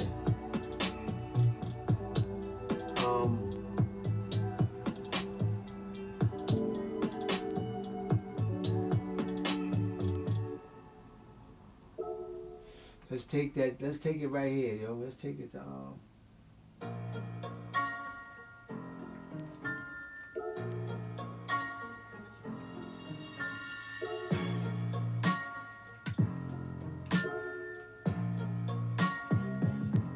let me see what they do on the Red Bull. You feel me? Let's see what the Audi do on the Red Bull ring. My G. Word. Let's see what they do on the Red Bull ring. Turn that down so we hear this rev. It's gonna be a nice one right here. Let's go.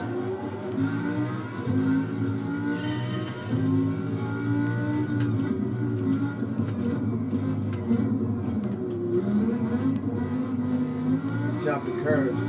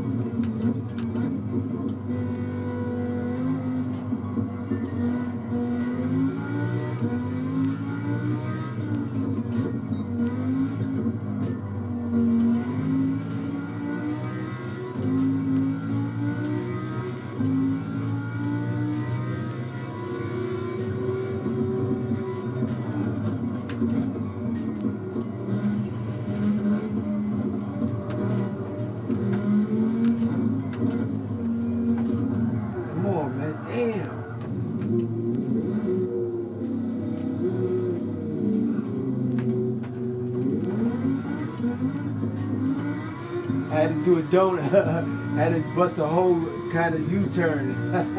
Right? Got back in it, baby. Whoa, no.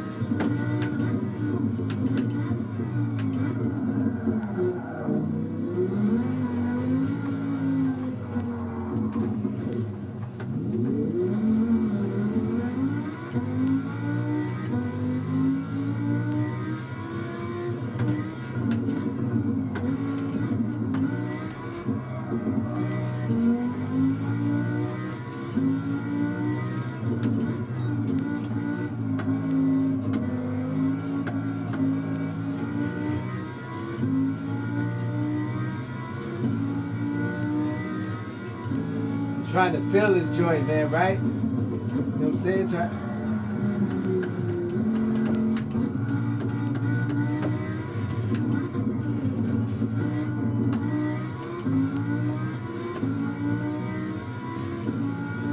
to feel this joint, man. Woo! Yeah, that was a nice little joint.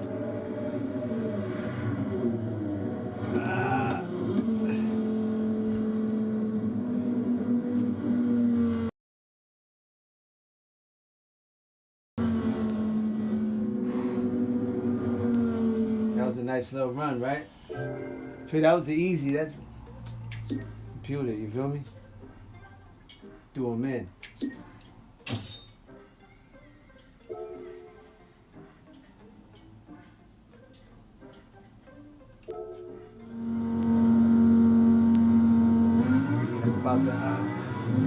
We'll do one more race and I'm about to call it in for the night.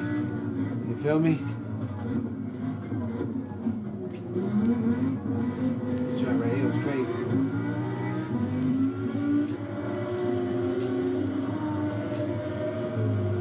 Woo. Yeah, that Audi, once you get used to it, that Audi is serious, man. Once you get used to it, that Audi is no joke. I'm gonna get one more race before I tune it in, you dig?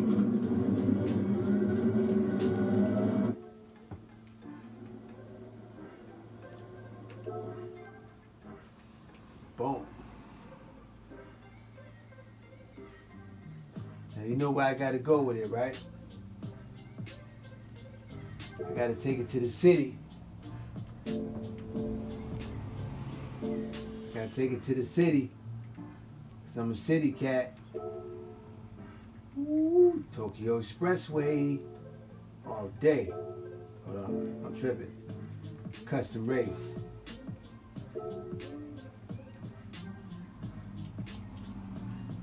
Yes. Yeah. Hold on, I'm tripping, hold on.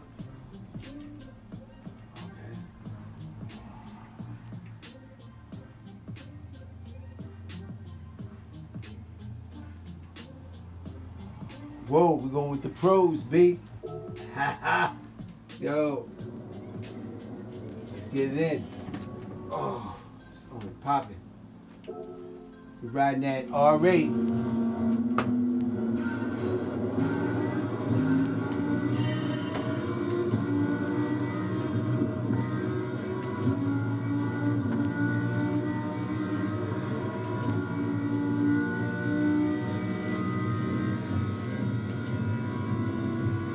Woo, that thing fast. I already know coming up over this.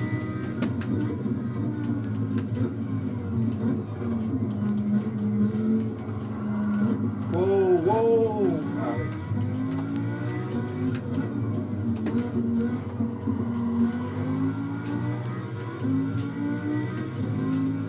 It's the first time driving this car on this expressway too. I gotta drive this. Whoa. Whoa, whoa. Wow, he helped me out.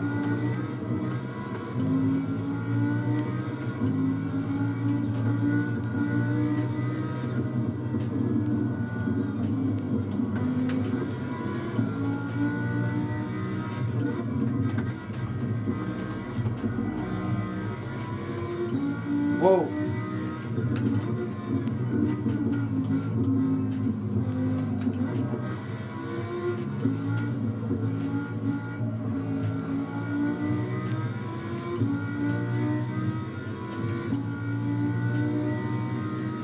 Whoa.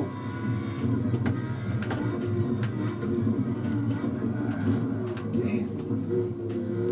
Coming fast. My bag. Oh, damn, I got hit from the back. I got hit again. Again.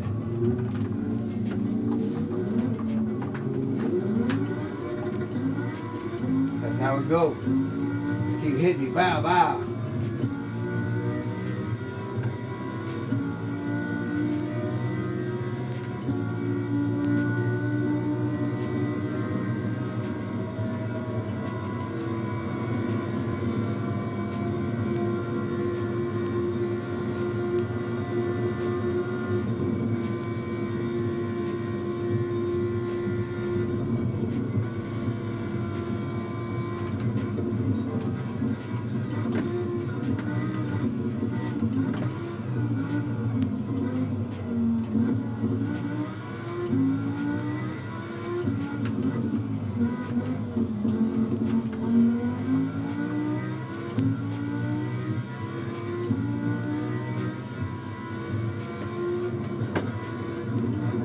Damn, man, I knew it. I knew it.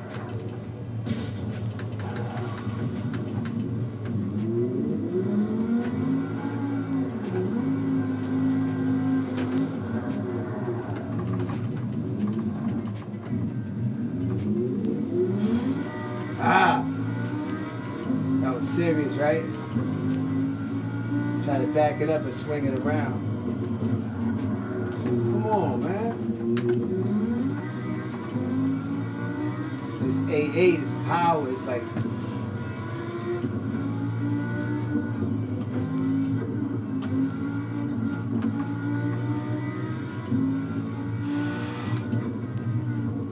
when you shift, you gotta be like, if you just 2 miles per hour under the proper shift, you're gonna spin out. You gotta be like all down on the brake, heavy, like that.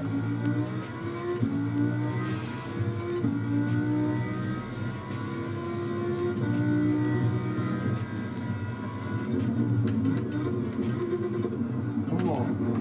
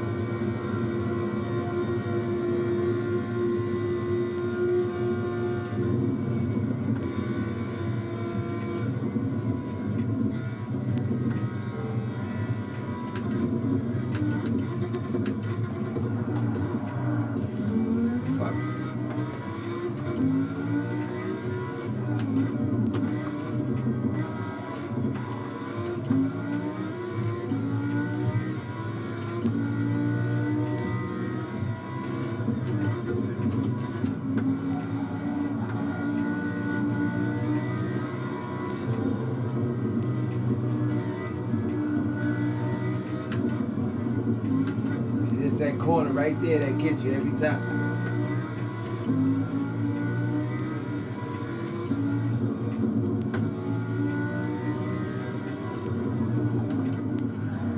Wow.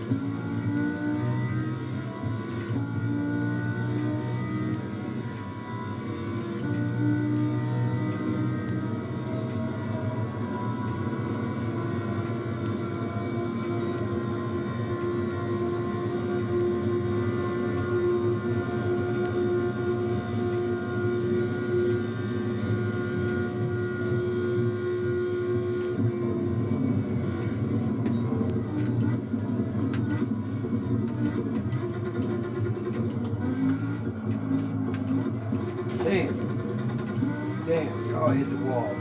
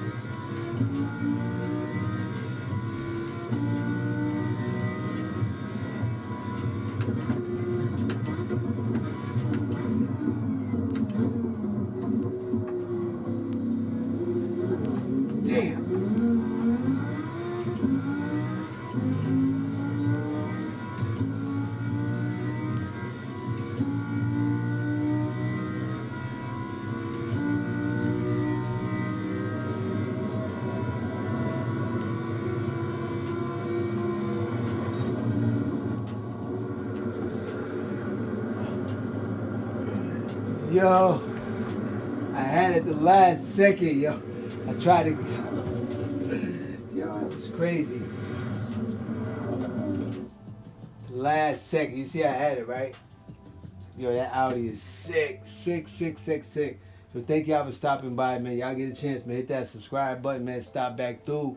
I'll be here tomorrow around the same time. I'll be here evening time. You know what I'm saying? I'll put a schedule up. I'll be up doing this thing again, which is only right. Appreciate y'all coming through, stopping through, saying what's up. All my people's comment. It's wonderful. Check out that replay real quick. Y'all have a great night. Thank y'all for stopping through. Don't forget to hit that subscribe button, hit that like button. Show me some love. You won't be here tomorrow. I'm gonna do this thing again. The Audi is sick, man. The Audi's crazy.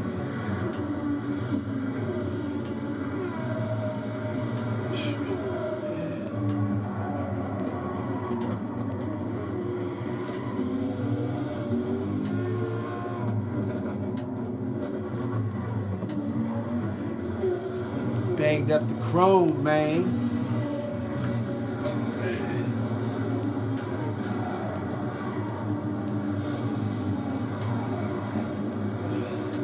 I know, right? All right, Risk, I'll talk to you tomorrow, B.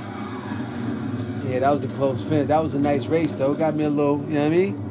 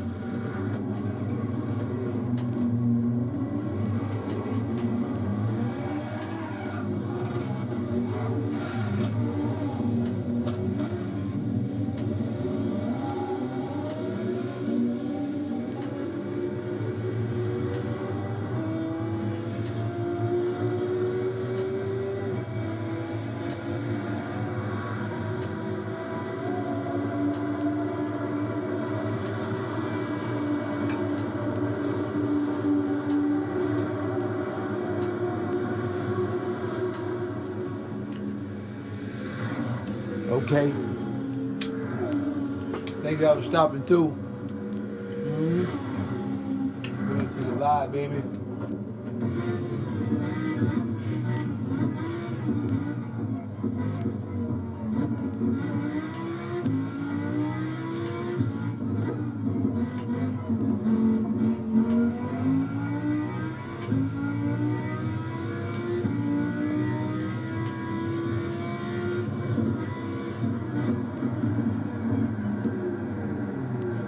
Whoa. Look at that, it got ugly. Look at this.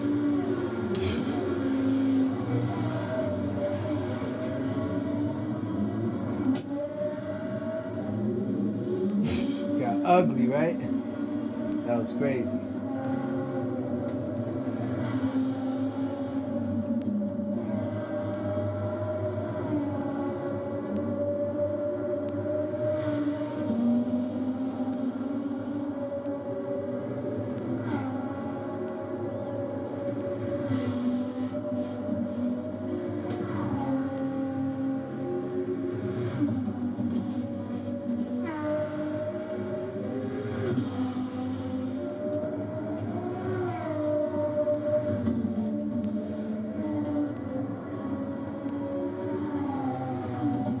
That Audi R8, that's that new update car right there. That's one of the new cars if you don't know.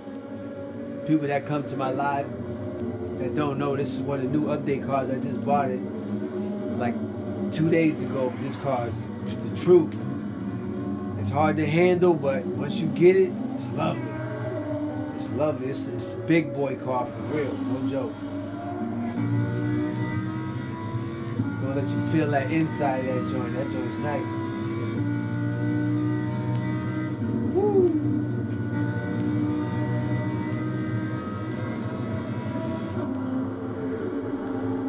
That's right. Woo!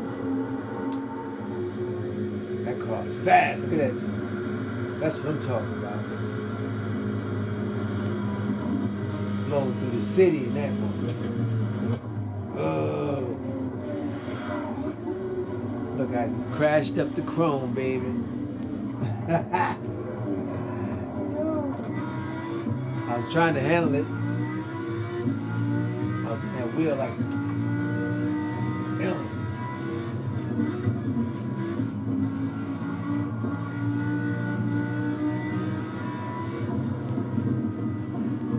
That car got a lot of power for the corners, man. Taking the corners like that.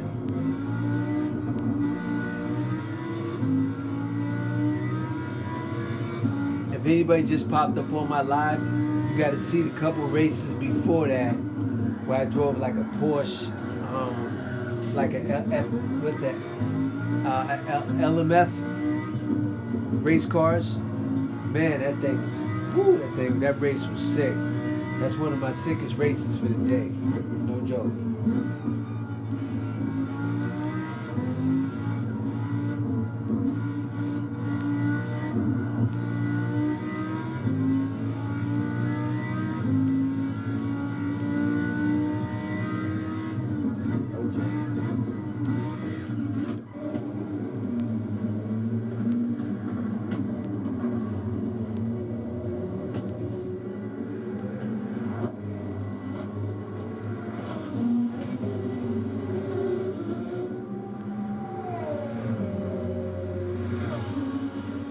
Watch it go through that tunnel, fine. Watch this. Woo, that's when I open it up. 7th gear. Woo! I need about 7 cameras to get that motherfucker, right? That shit blowing.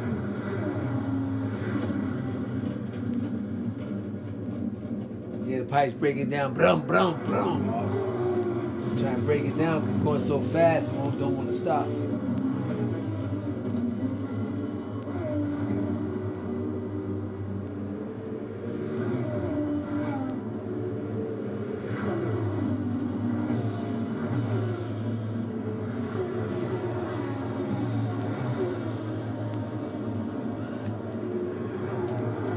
It's a nice, crispy, cool night out tonight. It ain't that cold though. It's nice out. I got the window cracked a little bit. It's cool. You gotta enjoy life, man. Sometimes I breathe that fresh air, man. At nighttime, don't nobody be out there. Nice fresh air, because I live in the city. So when it's quiet at night, it's just nice sometimes to get out and just breathe that air. You feel me? Just relaxing. A lot of people don't know, doing a lot of this racing is so much fun, but it's a lot of tension too on your body. You know what I'm saying? Because dealing with a lot of stress. Not stress, but emotional. You get a lot of adrenaline. A lot of adrenaline, put it like that. My adrenaline, I'm a adrenaline junkie anyway, so, because I'm a biker, so dirt bikes all my life, so that rush, I need that rush. But that chill out, when I go outside, it's nice and cool out, I just chill, be by myself, chopping it up, refreshes me, in other words.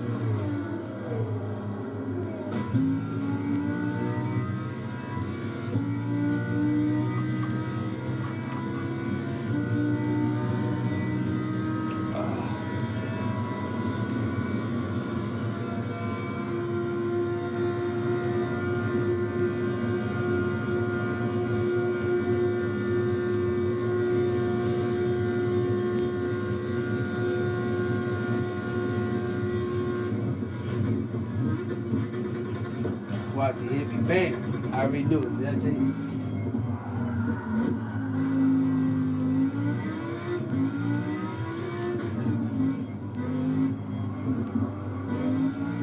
That's when it got real tight right here, yo.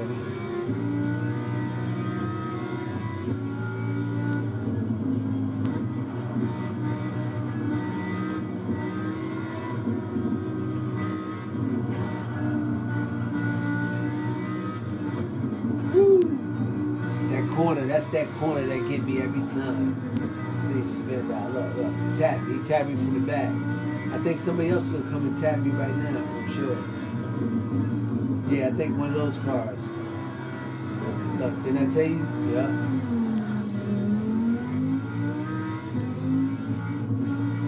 I was trying to handle that like a drift around that corner, but I lost it, man. Hey, man, don't forget to hit that like button, man. Hit that subscribe button, man. Show me some love. Let me know you here, baby. Let me know that you love sim racing like I do. And if you go back and watch the video, I got the Max Verstappen sim racing thing on there. It's nice. Because it talked about how good he is in real racing and sim racing. That man does like 6 hours of sim racing a day for training. 6 hours. I'll be good too, but damn, that's a lot of time, man, to be on the sim. 6 hours? Man, that's a lot of time to be on the sim, you know what I'm saying, as far as your body and stuff like that. First of all, you got to be thin because your body can't sit there, you know, your bones and all that can't, you know, take all that weight.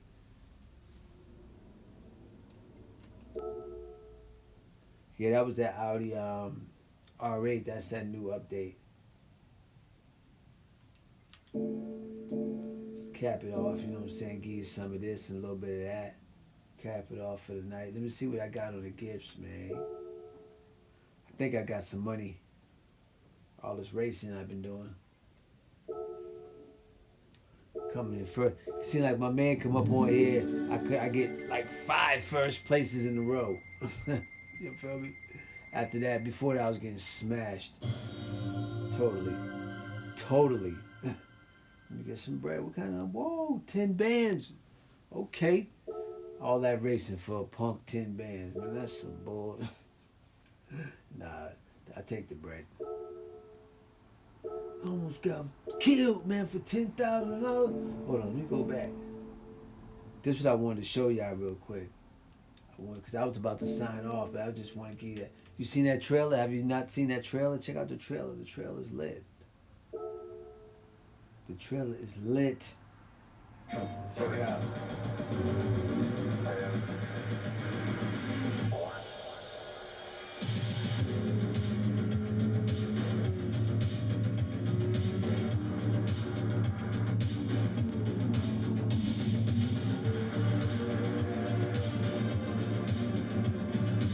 Toyota GT1.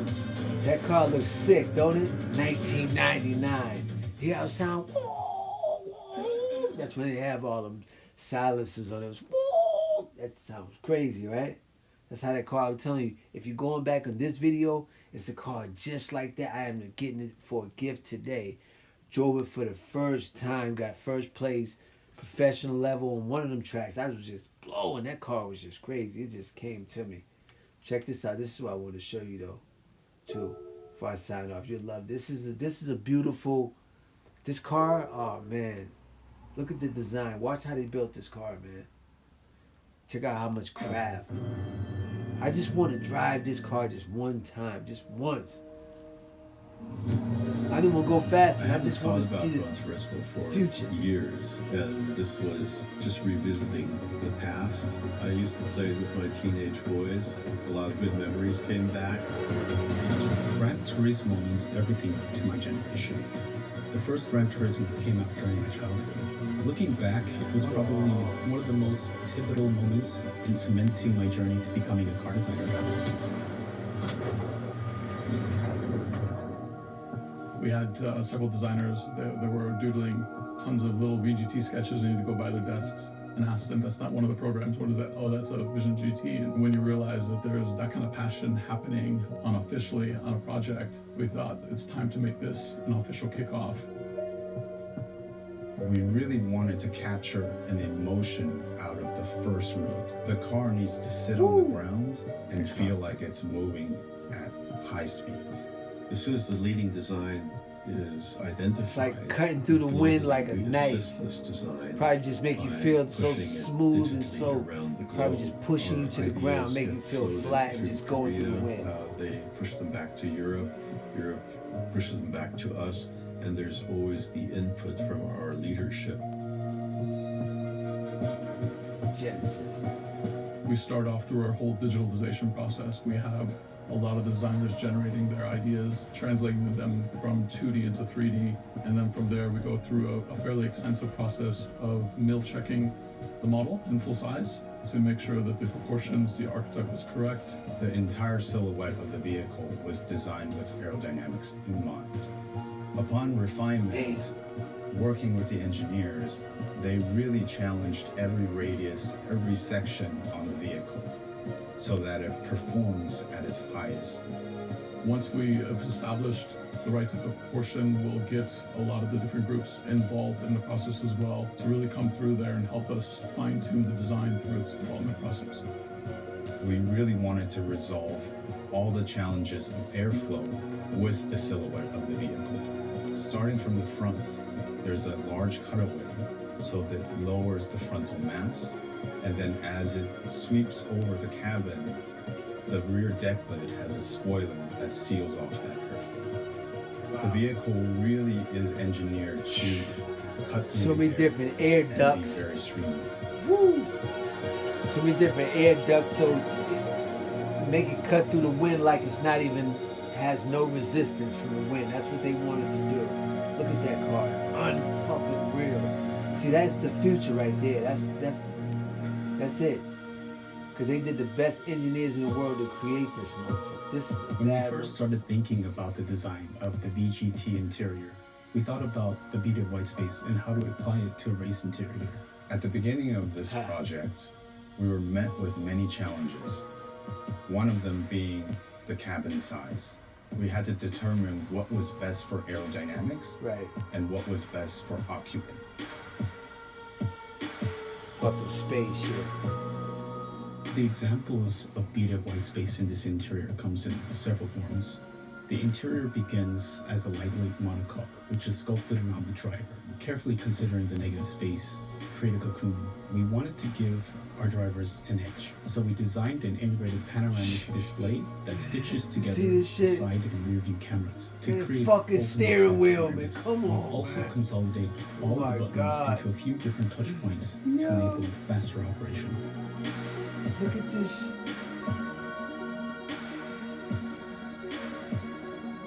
The Genesis X Grand Berlinetta Vision Gran Turismo concept, we wanted to instill the Genesis DNA that we have in our brand and our design, and it starts with the front end. So we took the inspiration for our front end came from the Genesis wing badge with the crest shape, and our two-line signature that you'll find on all of our cars is exactly what we put into this car as well.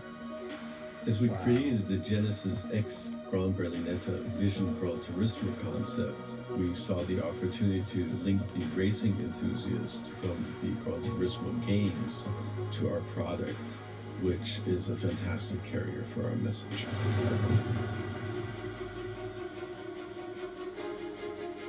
I feel like the mission behind this vehicle is a lot larger than the car itself. It's really to capture the future audiences and educate them on how to love cars again. The spirit and soul of the car should be seen at first glance, and the emotion should be driven by desire. This is what we pass down to the next generation. We always look at our concept cars as a projection or window into the future to better understand what could be on the horizon. So I think that's part of why we do the vision vehicles is to really understand where the ceiling is for the brand. It's crazy.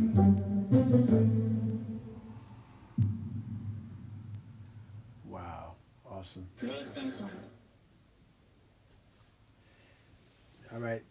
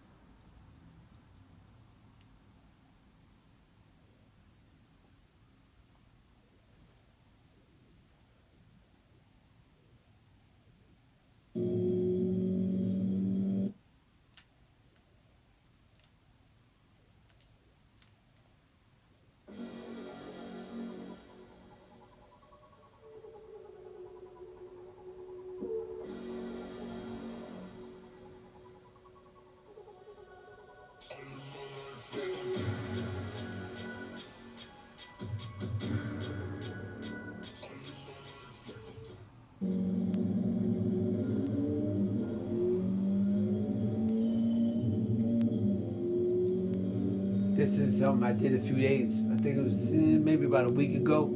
This is one of my videos I had posted on YouTube. I was just letting you check out. So if you want to go back and look at some of my other videos, this is some of the stuff I got on there. It's pretty good. Check it out. This car right here is called the Crossbow. You know the Crossbow KTM? This car is sick to drive though. To drive is sick. That's me right there with my hood on, if you notice. I'm driving.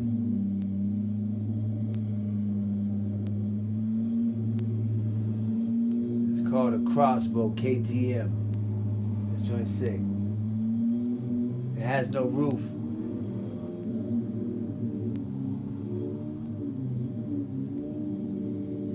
GT7.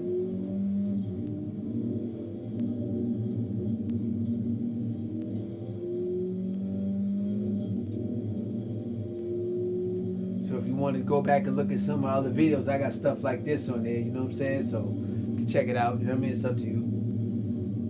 But if not, you can check this out. This is dope. This car is crazy. And the replay is even better than this. You gotta see the replay, the inside. How they give it up. It's nice.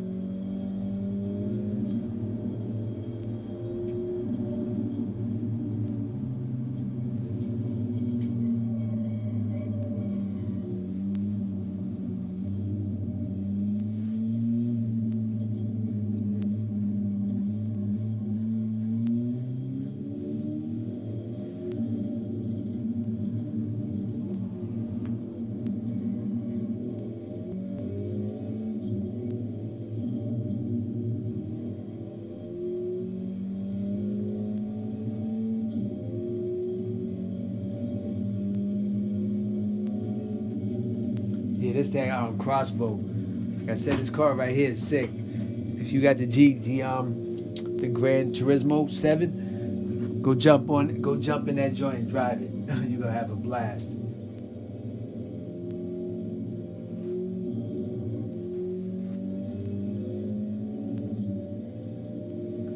It looked like one of those slingshots. You know those slingshot cars? That's what it looked like.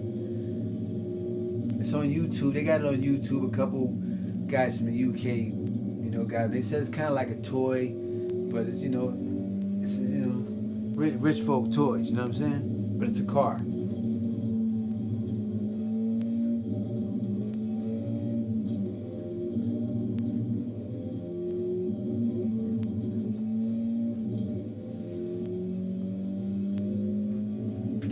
Yeah, I got some good races in tonight though. Yeah, man. Like I said, if you get a chance to go back on this video, you know, guys that's tuning in, thank you, YouTube for tuning in. Appreciate y'all. If you go back, like I said, I got some real nice races on there, man. Check those out. You know what I mean?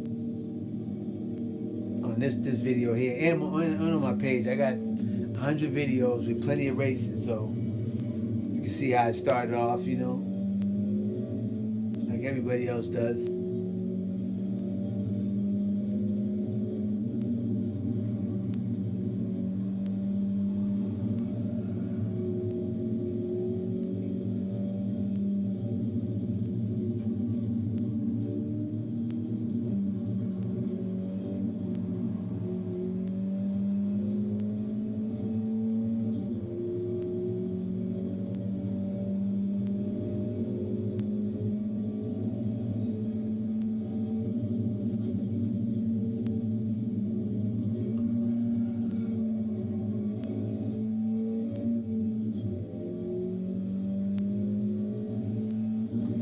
What's so wild about this, like when I sit right here and I drive, you see, if you notice on my video, right, that driving. That's my hood. I got a hoodie on my head, right?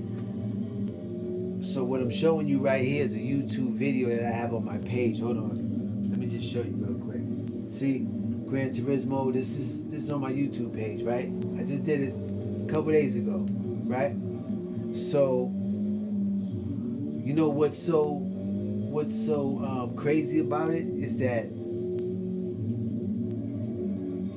when I look back on my videos after I finish racing, I get like so much the immersion that I get is awesome. You know what I'm saying? So I understand that,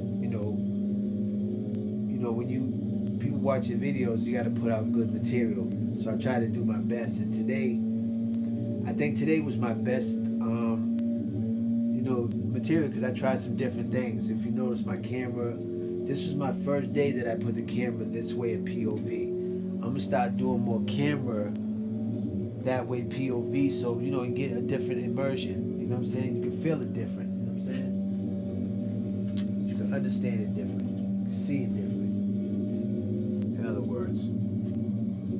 Plus, I could be able to show you other things, on the set.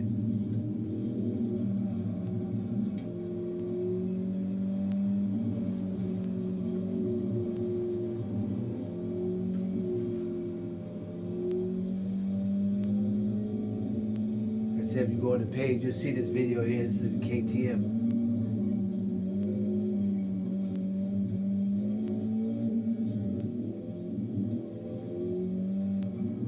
So all the material, all the videos I'm gonna do now, I'm gonna do most of them from this way, POV, like this.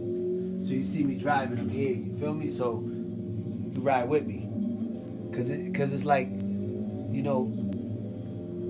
what do the viewers want? What do people want to see? I know that they're not coming on here to see me. Like, they're coming here to see you because, that's my boy. You know what I mean? Let's go see my boy. But at the same time, you want to feel like you're in the car, right? You want to feel the race. Because I watch sim races, and the ones that I watch is the ones that could bring me the biggest immersion, that could bring me, I could get the most realism out of. Those are the ones that I watch. Because I want to feel the race, you know what I'm saying? So that's what I'm going to be bringing on my page. So take a second to subscribe, stick around. That's what you're gonna see coming from me within the next.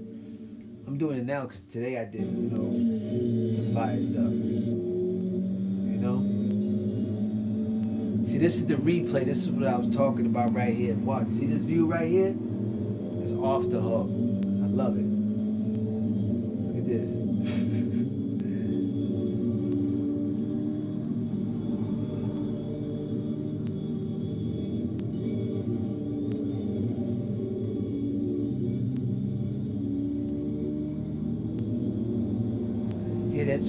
That turbo.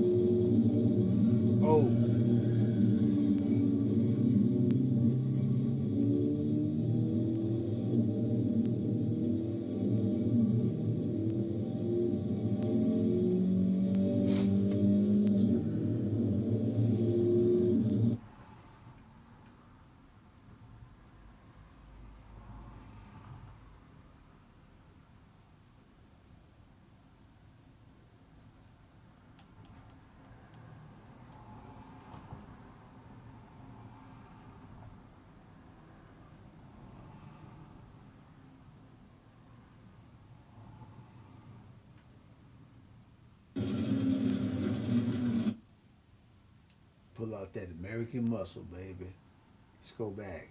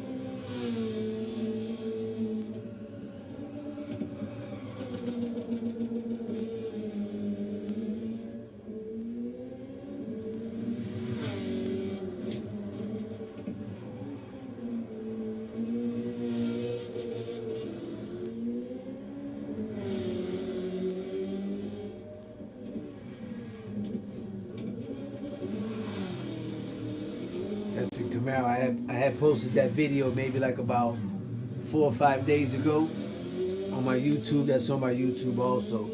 Because one day I did like muscle cars, you know what I'm saying? So that Camaro's a monster. It's the Camaro ZL1 package 18 package. That joint is sick.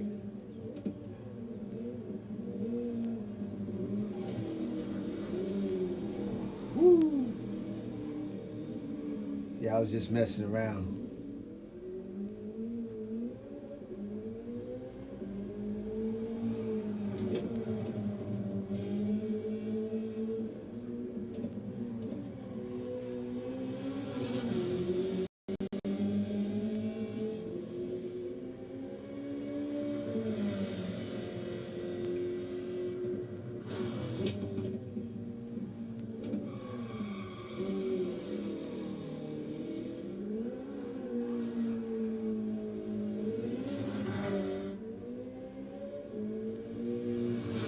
Anybody that's just coming in the room or coming in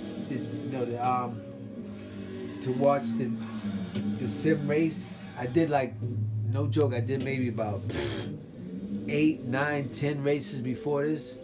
I did some really nice races, so when you get a second, man, check that out. This is at the end of the stream, so I'm just cool and just running some of my material that I have posted, and thank y'all for stopping by. Appreciate it. If you get a chance, hit that subscribe button, hit that like button, and say what's up. If not, it's all good. I want you to have a great night, great morning. Hope your Easter was awesome. For real.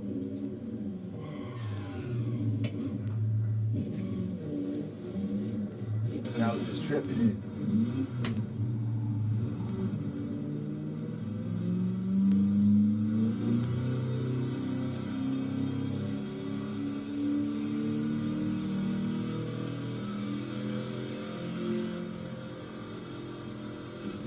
I just bought the car. Matter of fact, this is my first drive. I never even drove that car before this. Right here. I was trying to feel it, you know what I mean? See what it can do.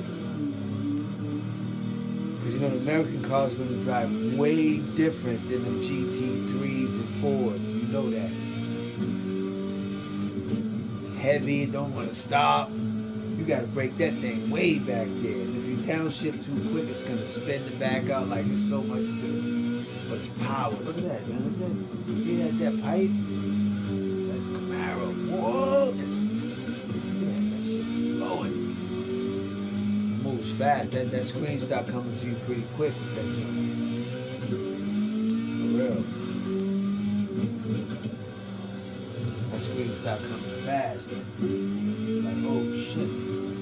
By then you're trying to hit slow it down and don't want to stop. So that's going to show me you just, you gotta acclimate to that vehicle. Just can't get it driving.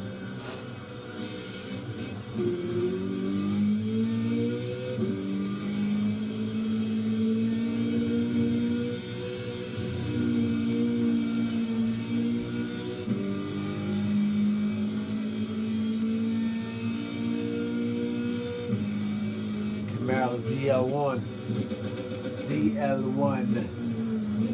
Camaro.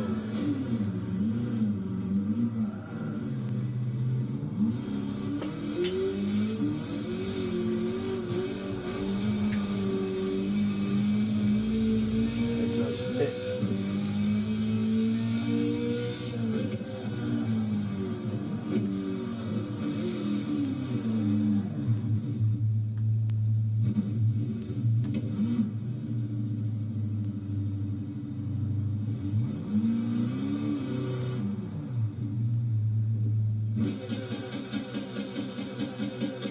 I'm trying to do the donuts. I was doing them earlier, but I couldn't get it right there.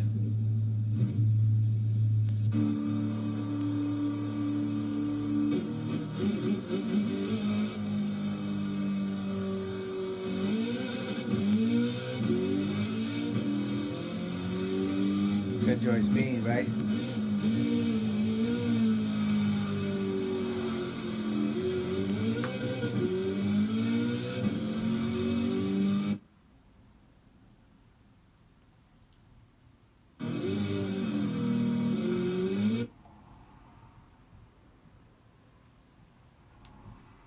Let's get to racing.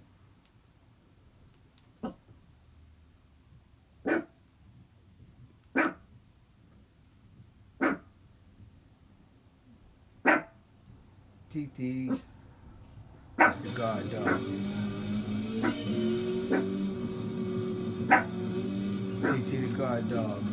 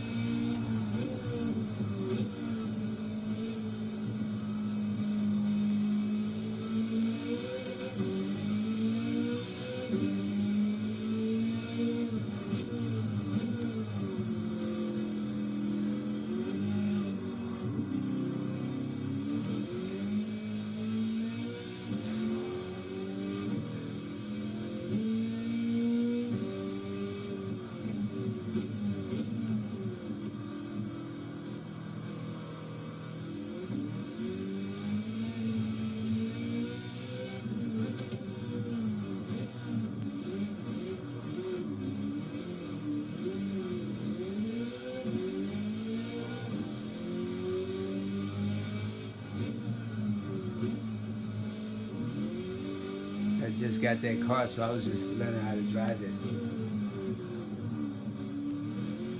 Now I smoke that track now.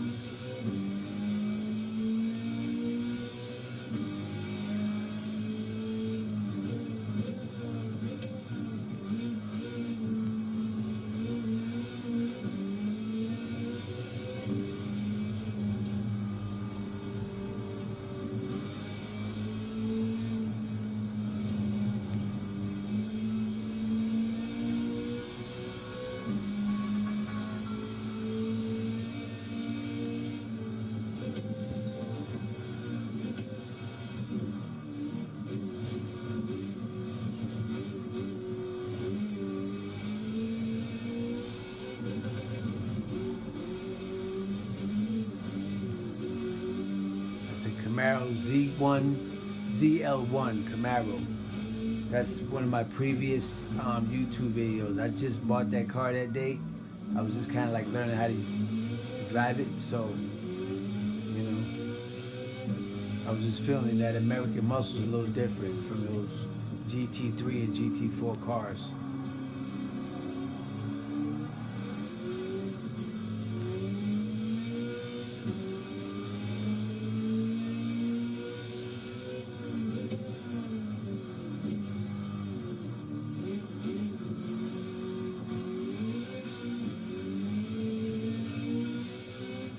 Thank y'all for stopping by the live. You know, get a chance to hit that like button, hit that subscribe button, say what up. Holla at your boy. I got many more videos coming. Today I did most of my videos, you know, the POV. I was sitting right here driving, that's me.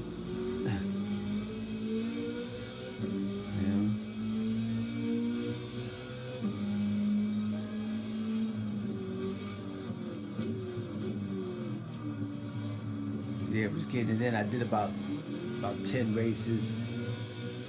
Had a great time, you know. I was just ending my live. Some of my people were still here, so I was just, you know, letting it play. Let them see some of that other flavor. My live's gonna be more like a show instead of just races. You know, get some education here too. Because I did a video, it was a video about Max Verstappen. I did his video. Showing, in other words.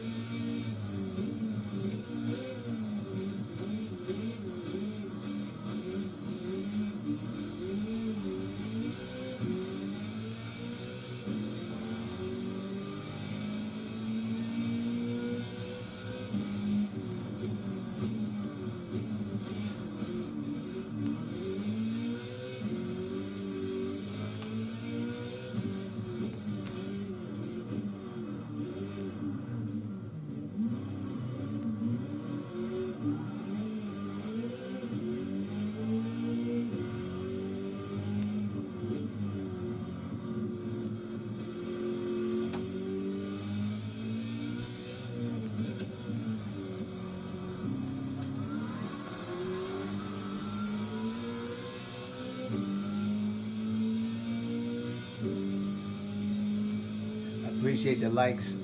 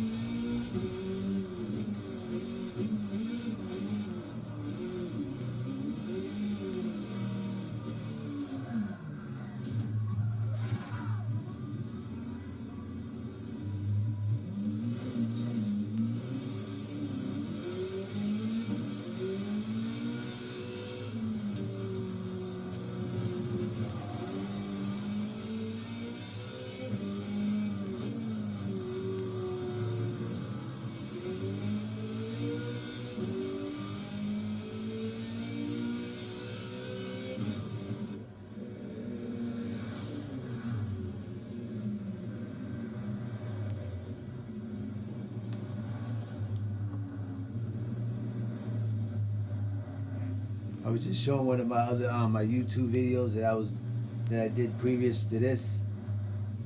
I did some American muscle cars. It was lit.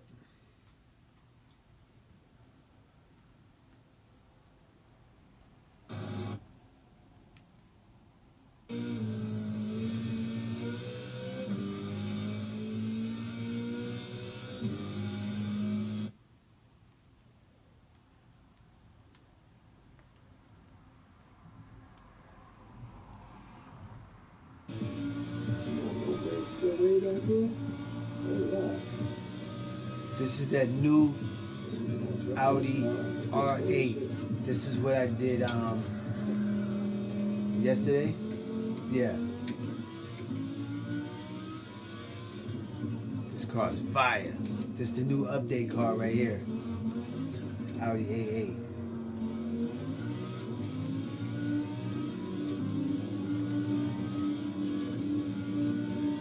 Bitch, I got problems with problems with problems with problems with problems and problems that solve them. I run through the money, the pressure be calling. Left on my blessings, I feel like I'm falling. The 30 is back. Tell me I'm garbage, I'm going through something, that's why I ain't calling. All the progression is all that I wanted. The pump and affection is something that got me. Cause bitch, I got problems with problems with problems with problems with problems with problems that solve them. I run through the money, the pressure be calling. Left on my blessings, I feel like I'm falling. The 30 is back. Tell me I'm garbage, I'm going through something, that's why I ain't calling. All the progression is all that I wanted. The pump and affection is something that got me. Why you be all in my line about nothing but what you gonna get you a dollar or something? Or hit with a nigga on live and nothing. I see that we different, you wasn't like that. But my dirty discussions are right around it. So all of your places, I noticed they sucking. But all of your brother, I barely we fucked up. Twitter with shorty, she bagging the parking. And I'm Give me the pot. I gotta handle this shit. It's right there. Unfortunately, I'm flipping the guy. It's the Audi A8. I mean R8 V10.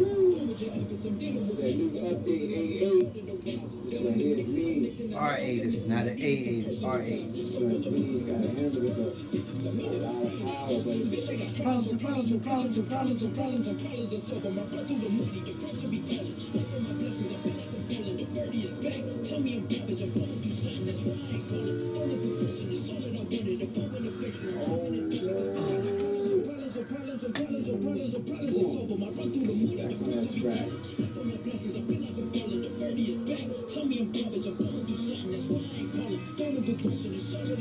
Oh man. This is like my, yeah, I think 6 times, something like that, driving this car. I just got it made for yesterday, so. What's good, YouTube? What's good? What's good? Once I feel it, it's a wrap. Oh man, that thing don't stop. It like the GT3s, GP3s, GT3s. You gotta really drive this car. Got a lot of power. So you gotta like really, it's made to go hard, like you can tell. It's just a torque, it's crazy. You gotta break that thing. Oh man. Yeah, I was just ending the night, throwing a few videos on, let you feel it before I turn it in for the night. I went hard tonight, about 15 races, something like that. And I streamed earlier, so, you know, just cooling. Guess they're gonna make me work for it. Got the TT, got my puppy, chilling.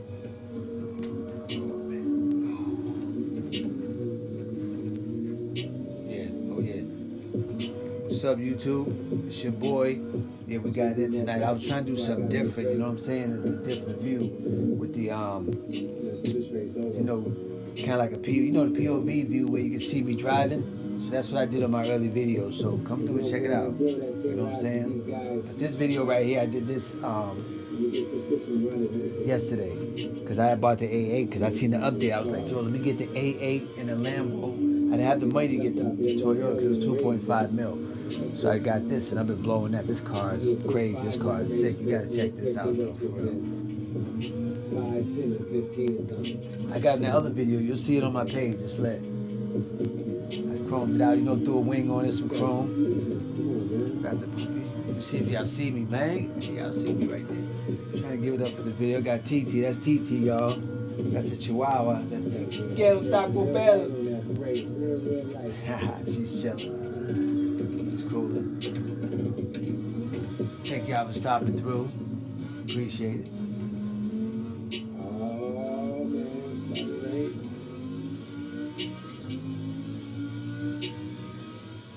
It's starting to rain, man.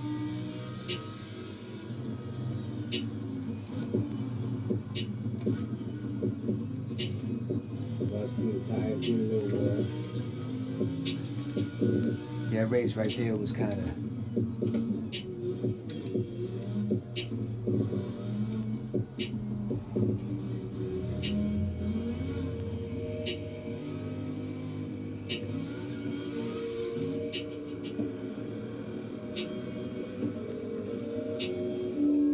You know, I'm gonna do tomorrow. I think I'm gonna do the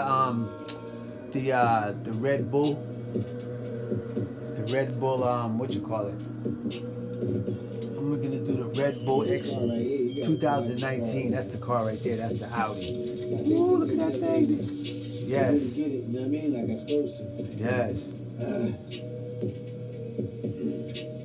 That's the R8. I love this car. This car's a beast. That's right. PS5 all the way live, baby. Console cats, that's what I call us. We don't need PC. Got the PS5 all the way live, baby.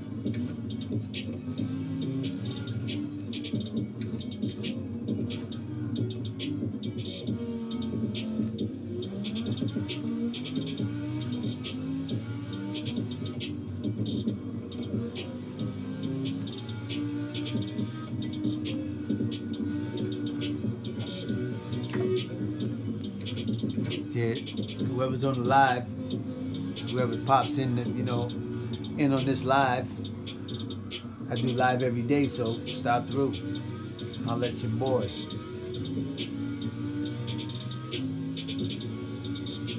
Don't forget to hit that subscribe button, hit that like button. Say what's up to your boy. I'll be here tomorrow. I'm gonna do something tomorrow that's gonna be lit. That's how we do. It's the console crew. PS5. All the way live, you heard? Yeah.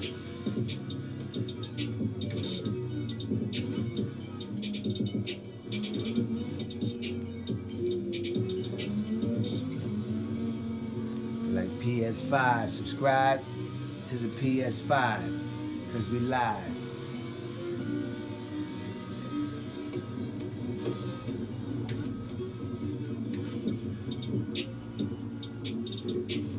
If I can get, you know what I mean, acclimated to this car, but like I said, this car is, I wouldn't say difficult to drive, this car is, you gotta be on your game. One little mistake the car's going, like coming through here, you gotta just really take your time in that third gear. Like take your time. Nah, it's going over there, it's going to that corner. Then you got all these right here, so you try to burn it with the brake, or which way you gonna do it. You know what I'm saying? Woo. It was good.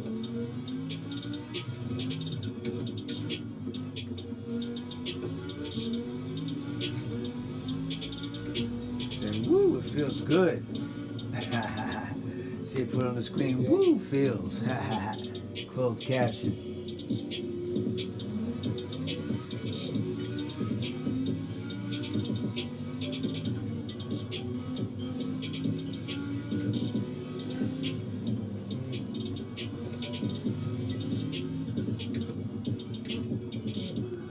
You know what? That's what I'm doing. You know what? You can't break. It's trail breaking, right? See this car right here? It took me a couple days. I mean, took me almost a whole day. Now I'm like really feeling the car. Now I understand what I gotta do. I can't come into the corners. Yeah. You gotta let it go. Right. You can't brake too hard on the corner. You have to brake before the corner. All the way down. Right. And let it go. Brake, let it go, and let it go around that corner. If not, you go. Very lightly.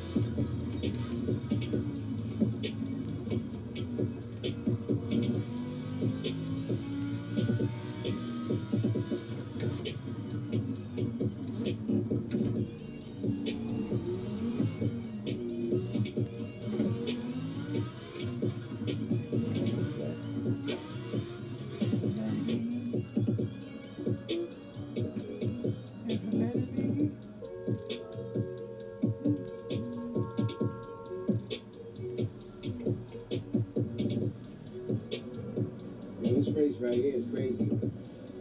The car blew on me. I just got this car, so I was like, I can't even drive. I'm getting better as I go on, but I think next time I'm gonna blow on. This time it's like, you got me. All right, man. I mean, loud. Say, you got me. Be loud.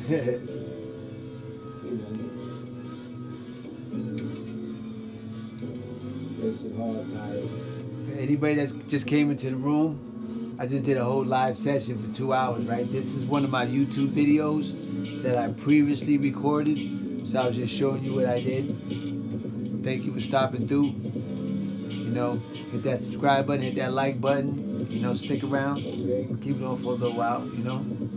I just did a whole 2 hour session to do it live, so I'm still live though. I'm still here. I'm still live right here. Live. Live. We live. Yeah, I was just rolling today. We got TT. Me and TT just having a little moment real quick. Yeah. You know?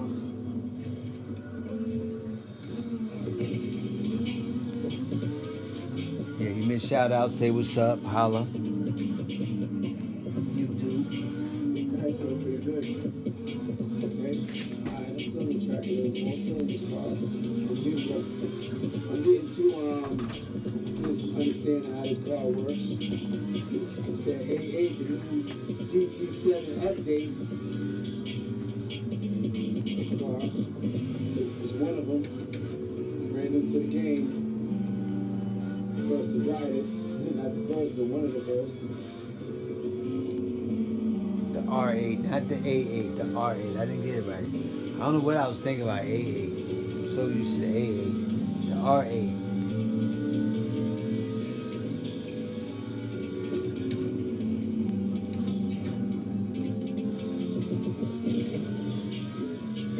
Okay, see it's dry now. See that? So now I can stop that. So then it's dry.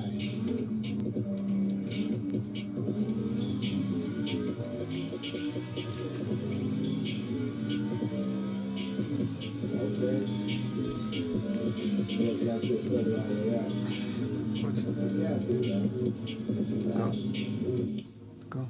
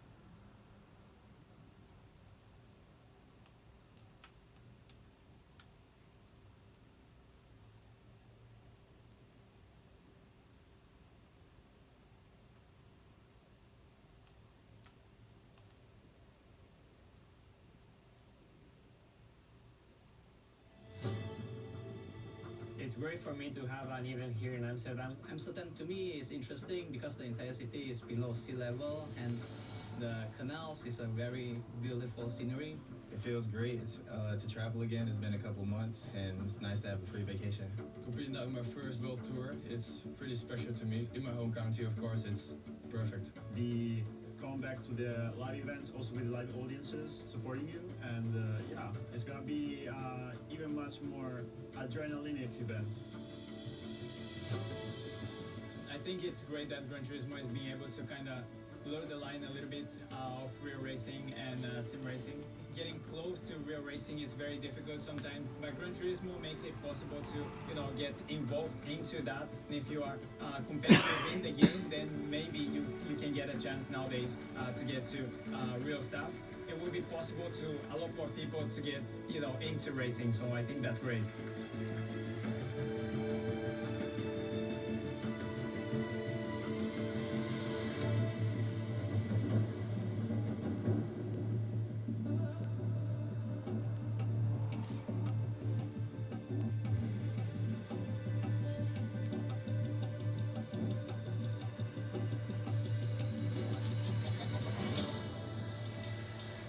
12 manufacturers taking it to the grid, 35 laps of action, but only one to be crowned as the winner. It's lights out, and we're racing here for the World Series showdown for the Manufacturers Cup in Amsterdam at the Suzuka circuit. Team BMW lead the charge over the timing line, but look at Porsche already trying to launch an attack on Team Subaru. Mercedes getting their elbows out seemingly into the first corner as well. They all managed to make it through turn one. Subaru's glued to the back of the BMW, and we have a half move there. I think they're wide. They're wide. Subaru going through, Porsche going through, Nissan, and also Honda taking the opportunity here. As we go into the hairpin Lamborghini, at the inside contact. Oh no, Honda round on a round. They spin, half spin. They managed to keep the car in one piece. Mazda into the box. They've got to the intermediate tyres early as well. The rain is now starting to come in on the radar. Look at it, it's raining now very heavily at this part of the circuit. So Porsche in, Toyota in, everybody else is on the dry side. They've got to come in.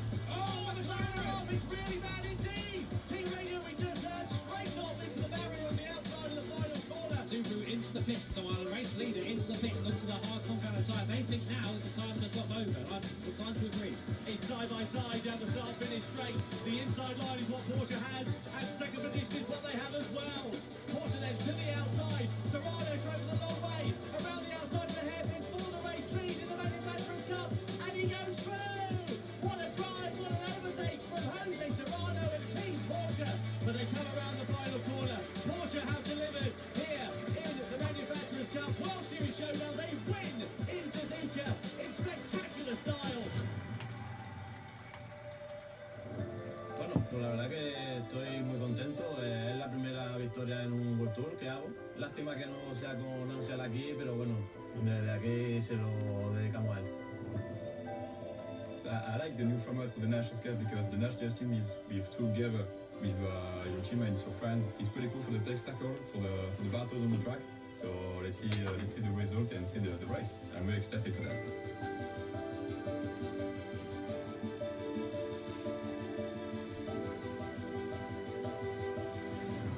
The drivers are in their rigs, they're lined up and ready to go ahead of 30 laps of racing action. As we get ready then, the grand final for the World Series Showdown in the Nations Cup. It's lights out and we go racing then as France lead the field down towards the first corner here at Lego Maggiore for the first side. Down here to the bottom, Team Spain goes to inside that stop from Malatar immediately up into the lead. That is super important there. He's going to try and send it down the inside in towards the final series of corners in the right-hander. Ainsley holding firm on the outside there. A smattering of body contact, but Kobayashi goes through into the podium places at the end of the opening lap. You're going to go through their big lunch there from Tsunaki and Team Japan. And France have no idea what to do there apart from good position.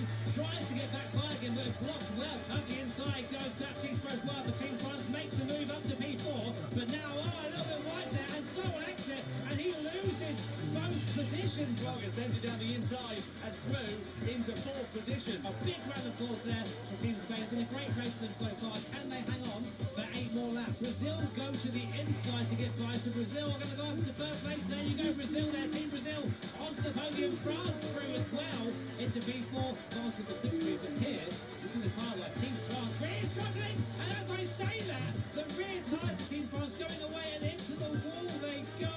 An uncharacteristic mistake there from Kylian Tremont. They have not put a foot wrong all evening. They come through in towards the final corner.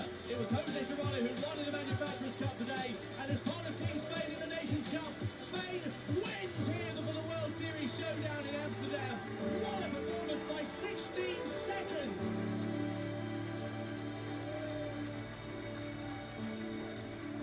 We are so happy for the victory today, especially because we did no mistakes, we performed very well. And this is the way we want to go on for Barcelona for the World Finals to try to repeat this result. マニファクチャラーに関してはちょっと荒れたレースになっちゃって僕らも反省しています。もう少しうまいレースの作り方があったかなと思っていて、ただ最終的にポルシェが大逆転で勝ったのはすごく良かったですね。ポルシェのドライバーたち今回2人でしたけどすごかったと思います。ネーションズに関してはすごくクリーンな、いいバトルがあちこちで見られて、で結果的にやっぱりスペインがすごく速くて逃げ切りましたよね。ブラジル、イタリア、それから、フランスどれも速いチームだったんですけれども、やっぱり序盤でタイムを失って最後はスペインに追いつけなかった。あとやっぱり日本が2位に入ったのもすごいと思います。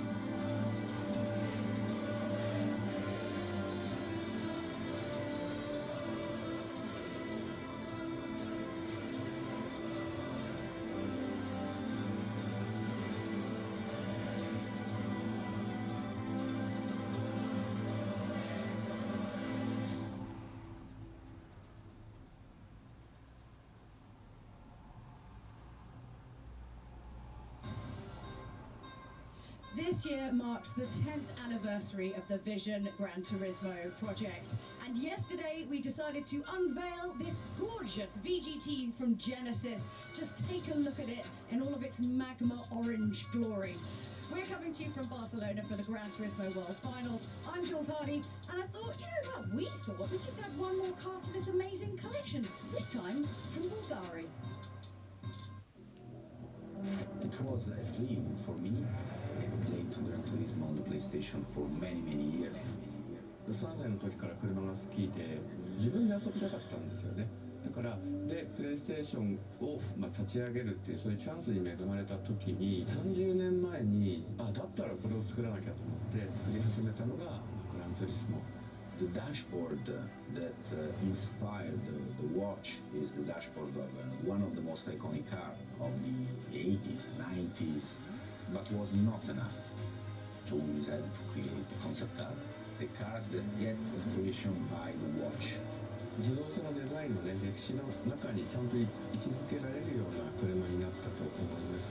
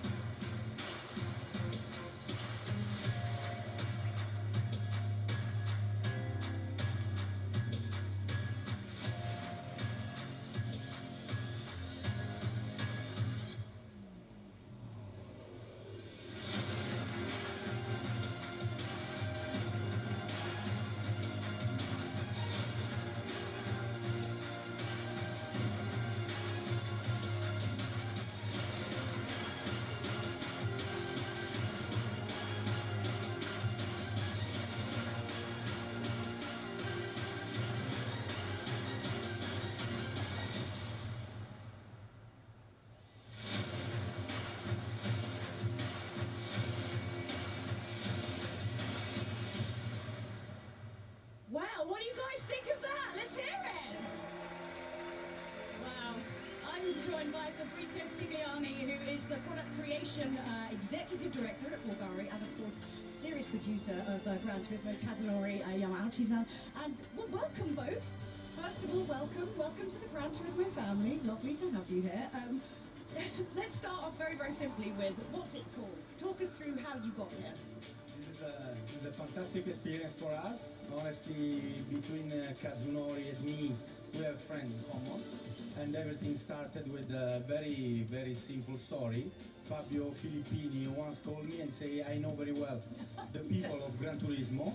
What do you think to make something different together? And everything started in this way, just to have fun and just to make sketches about the watches and the car. Because, I mean, you're not, as Bulgaria, you're not really renowned for your cars, are you? It seems a little bit of a, like, what was the appeal? But we don't sell cars for sure. We sell watches, jewelry, we have amazing hotels around the world. The idea was to make a limited edition watch inspired by the car universe. I'm a former car designer, but the idea was even to play with the beauty, the Italian sense of beauty. And at the end, behind watches, jewelry, hotel and resorts, perfumes and accessories, there is emotions. So when we talk about emotions, you can design a car, you can design what you want, not just watches, jewelry and perfume. So that's the key behind this project. The watch, 2 limited edition watches with 2 different dials, and the opportunity to play and to drive a Bulgari car in the game, just to give you a different emotion, a different sensation about the brand. I mean, it's beautiful. It's absolutely beautiful. Yamauchi-san, so a limited edition watch. You know, we've got this Bulgarian. How does this make you? Look at this. Look at this. There you go. That's what you want. Shot of the watch there. Beautiful. How does this make you feel? You know, you happy? You know, look at all these things that are being created. スタートから10年、グランツーリスモの始めから25年経った今どんな気持ちですか？はい、グランツーリスモというタイトルが、25年以上も続いたっていうのもね、僕にとっては本当に、意外だったし、すごく皆さんのサポートがあってのことだと思いますし、同時に、こういったビジョングランツーリスモみたいなプロジェクトが、10年間も続いたっていうのは本当に嬉しいし光栄だと思っています。So, you know, the Gran Turismo title, it's a surprise to me that it has lasted 25 years, and it's also, you know, due to everyone here's support that it's lasted so long. And you know, the Vision Gran Turismo project as well, it's already been 10 years since it started, and I'm very happy about it, and I'm very honored that you know, everyone has been with us this long. We're super happy that you've done it as well. But what do you think of the car, Yamauchi-san? What do you think? この車見るべきところいろいろあるんですけど、まず一つはね、いろんなものの比率、バランスがすごくいいんですね。So there's a lot to see on this car. I mean, first off, you look at every part of the car. There's an incredible balance of design in every piece of the car that you see. 直線と、ほぼ円弧だけで構成されてるっていうのも70年代のイタリアの車を思い出しますよね。And you know, the fact that it's created solely by lines and arcs really reminds you of the Italian cars designed in the 1970s. この車はおそらくね、自動車のデザインの歴史に残る一台だと思います。And I really do think that this car is a car that's going to be marking its name in the history of automotive design. It's very, very beautiful. Please give a big round of applause to Yamauchi-san and Fabrizio from Bulgaria. It's gorgeous. We love it. And we've got a little video, a little bit more about this particular car.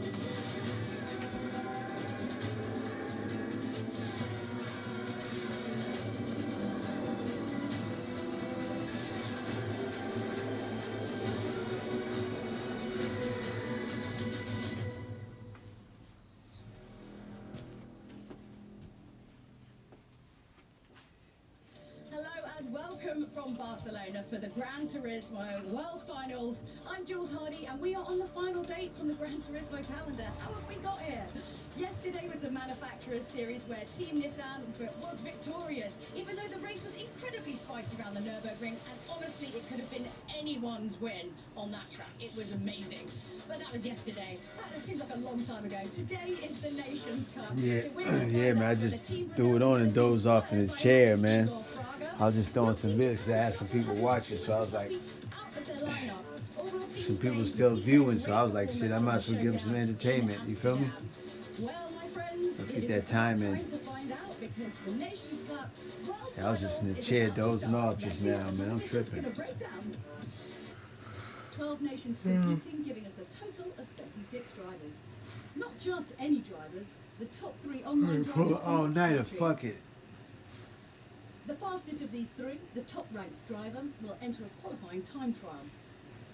Results of this time trial determine not only the grid for race 1, but also the car selection. There will be 3 races to begin with, 1 driver per country per race, so whilst drivers compete under a flag, they do have a race of their own. Results will determine the next race's grid. Do well and start at the top of the next race. Points are scored all along the way here in GT, so every position is worth the fight.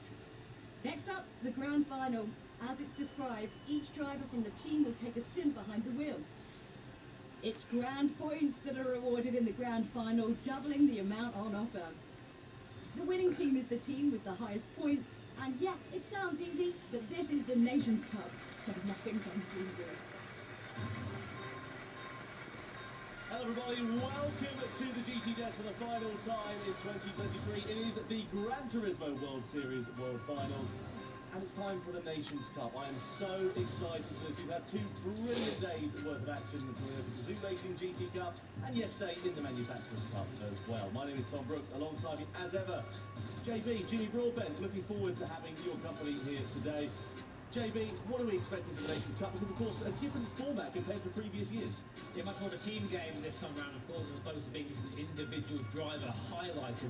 And we've had some amazing racing over the last couple of days. I think it's going to reset the tone for today. And some of these guys have already been part of 2 competitions already, so they're all nice and warmed up. However, some, it's their first time driving. So there's a mix there, I think, for some of the competitors. Yeah, it's going to be hugely interesting to see how it all works out. But it's not about us here as well, it's about you watching at home. And we've got some fantastic campaigns in Gran Turismo 7 at the moment, in line with what's happening here as part of the World Finals. Take a look at this and see what it's all about.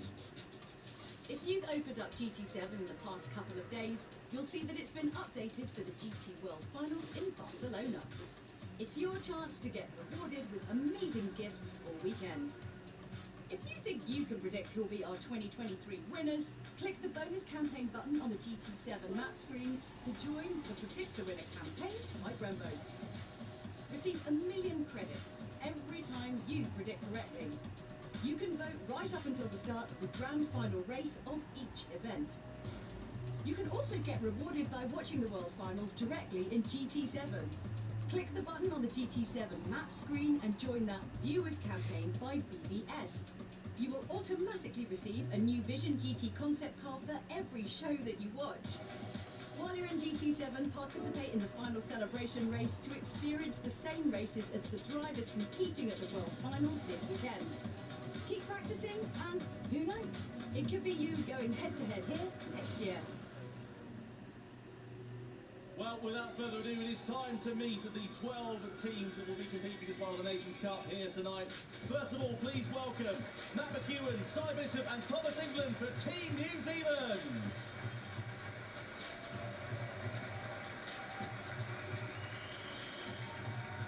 Next up, please welcome Danny Wigners-Warren and Taj Ivan and Iqbal Suji for Team Malaysia.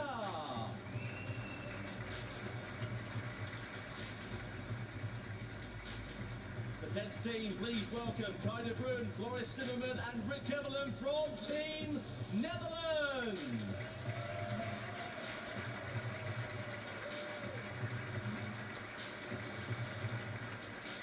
This is 2000, I think it's December, Nations Cup Finals. This was an awesome race.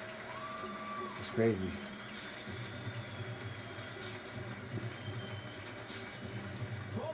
please welcome Ethan Lim, Trent Jeffrey, and Mark Pinnell.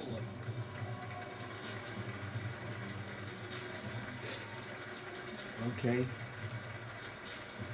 Canada. Please welcome Quinten Hall, Giovanni Battalieri, and Keanu Defro for Team Belgium.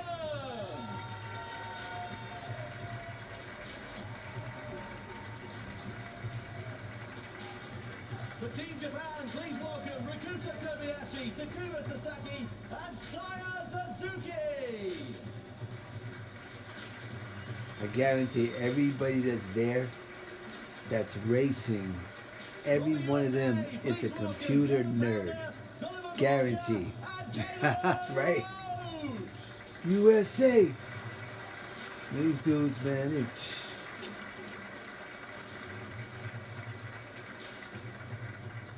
Team Brazil, please welcome Adriano Carrazza, Lucas Benelli, and Igor Fruit. Brazil is good, but Spain is off the...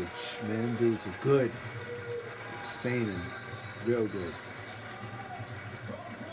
Please welcome Kylian Drumont, Baptiste Beauvoir, and Thomas Laboutelet.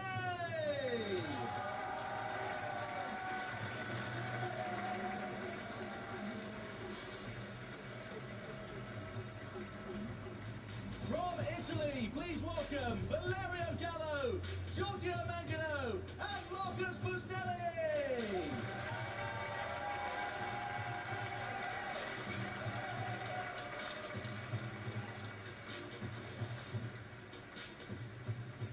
And finally, from Team Spain, please welcome Jose Serrano, Coque Lopez, and Paul Euro.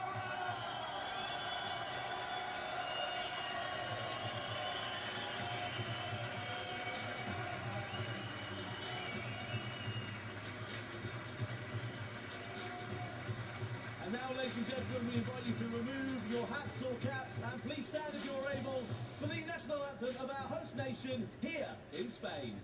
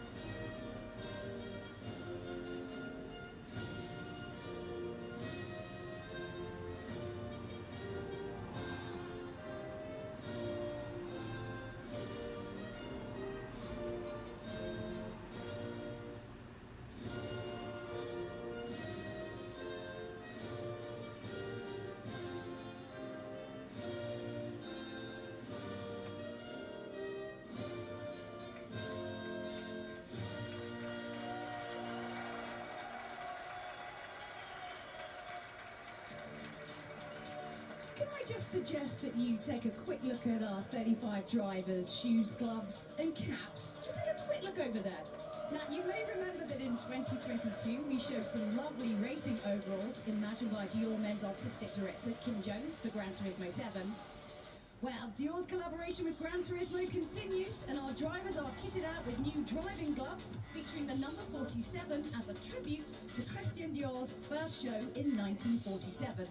Now, as well as the gloves, they have some pretty cool special Dior racing shoes and a cap too.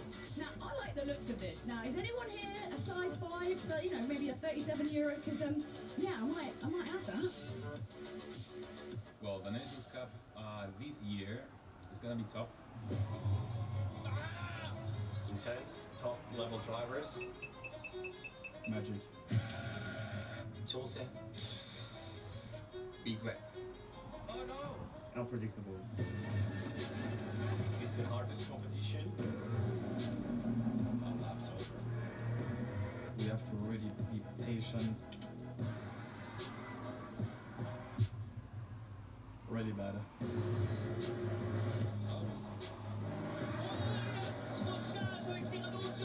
You have to also think about the other guys' plans.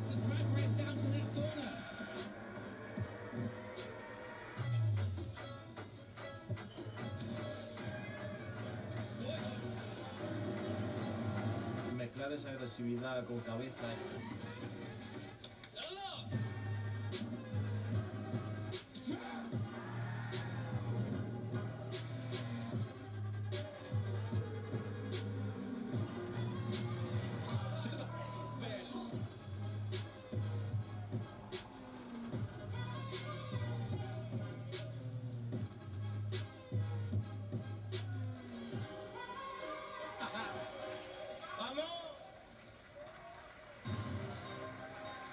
Well, if that hasn't got you pumped up, I don't quite know what will. It is time for the Nations Cup finals to take place here tonight in Barcelona. Very much looking forward to this. Without further ado, let's kick things off and have a look at what happened in qualifying, which took place earlier on today. This decides the grid for the first race and also, crucially, gave car selection opportunities as well. You can see the drivers in the Bulgari Vision Gran Turismo car. It was a one-lap dash attack qualifying session. This was Team France going fastest on their one and only flying lap with Kylian Drumont at the helm here, JB. Not a bad lap there from Kylian Drumont, but Valerio Gallo for Team Italy would go just a little bit faster, a 204.5 there from the Italian driver. Pole at the time, but would it be enough for pole overall? Yeah, that's the thing, isn't it? Team Spain have always been on the charge, and especially with their driver lineup over the course of this weekend, you can't count out Jose Serrano, top of the order as they take pole position ahead of the first race. So here is how the grid will line up for race one. Jose Serrano for Spain takes pole position, then Italy with Valerio Gallo in second, Drumont at the head of the second row, then Carrazza for Brazil, the USA in fifth ahead of Japan, Belgium, Canada, Chile, the Netherlands, Malaysia, and then New Zealand down there in 12th place. A lot of work for the Kiwis to do, but very keen to see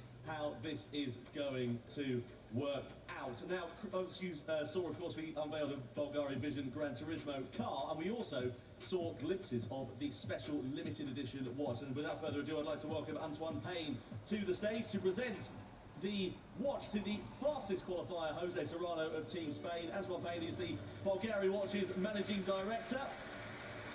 And as he joins us on the stage here in Barcelona, some facts about the Bulgari watch. It's a limited edition, so just 1,700 pieces worldwide, two different designs, one of 1,200 pieces, the other of 500. It is on sale as of today, and some special features about it. You can see that the Gran Turismo typeface is used for the dial numbers, and the Vision Gran Turismo 10th anniversary engraving is also on the backplate of that watch. It is an absolutely spectacular timepiece, and Jose Serrano gets to take it home with him. I'm still waiting for ours, Tom.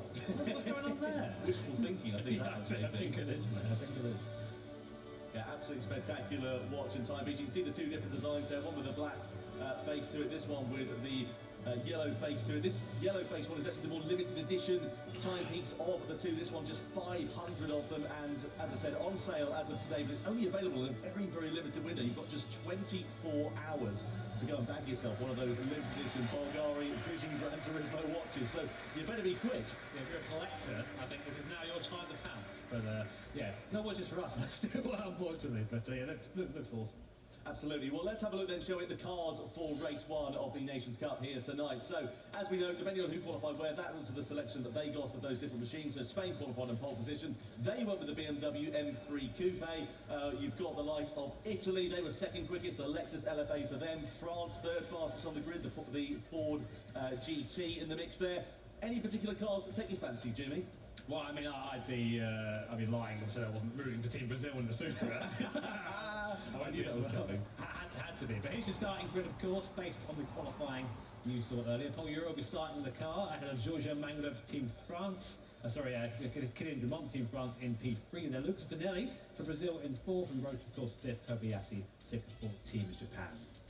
Yeah, really looking forward to seeing how these drivers are going to fare. And of course, you will see different drivers compared to what we had in qualifying. Just because different drivers qualify doesn't mean they are duty bound to start that first race. They can select another driver from their team. But of course, each driver must do at least one of the three races, and then we've got all three of them in their teams respectively, going head to head with the other teams in the grand final here tonight. Now let's have a look at the track details for race one. Production cars, as we saw, sports medium tyres at the trial mountain circuit. 5 laps, no need to worry about fuel or tyre wear or anything like that. It's going to be pretty exciting because Trial Mountain always throws up good racing. Yeah, and of course, we've got that massive main straight there now, which gives us a good long braking zone into T1. A good overtake opportunity to T14 as well. We saw a lot of that in previous World Tour events. Of course, the production car class being used with those Michelin Sport Medium tyres. Only a 5-lap race though, so it's going to be a bit of a frenetic sprint here. And of course, given that we are in different cars today, maybe different strengths and different weaknesses over different parts of the circuit to look out for as well. I think that's the crucial thing, isn't it? Is that obviously these teams have had to select those different cars, but as you say, they're going to be faster at different points over the course of a lap. One might be quicker in a straight line, one might have more mechanical grip. What's going to happen? Let's find out, shall we? Without further ado, let's get ourselves into race 1 of the Nations Cup Grand Finals here tonight.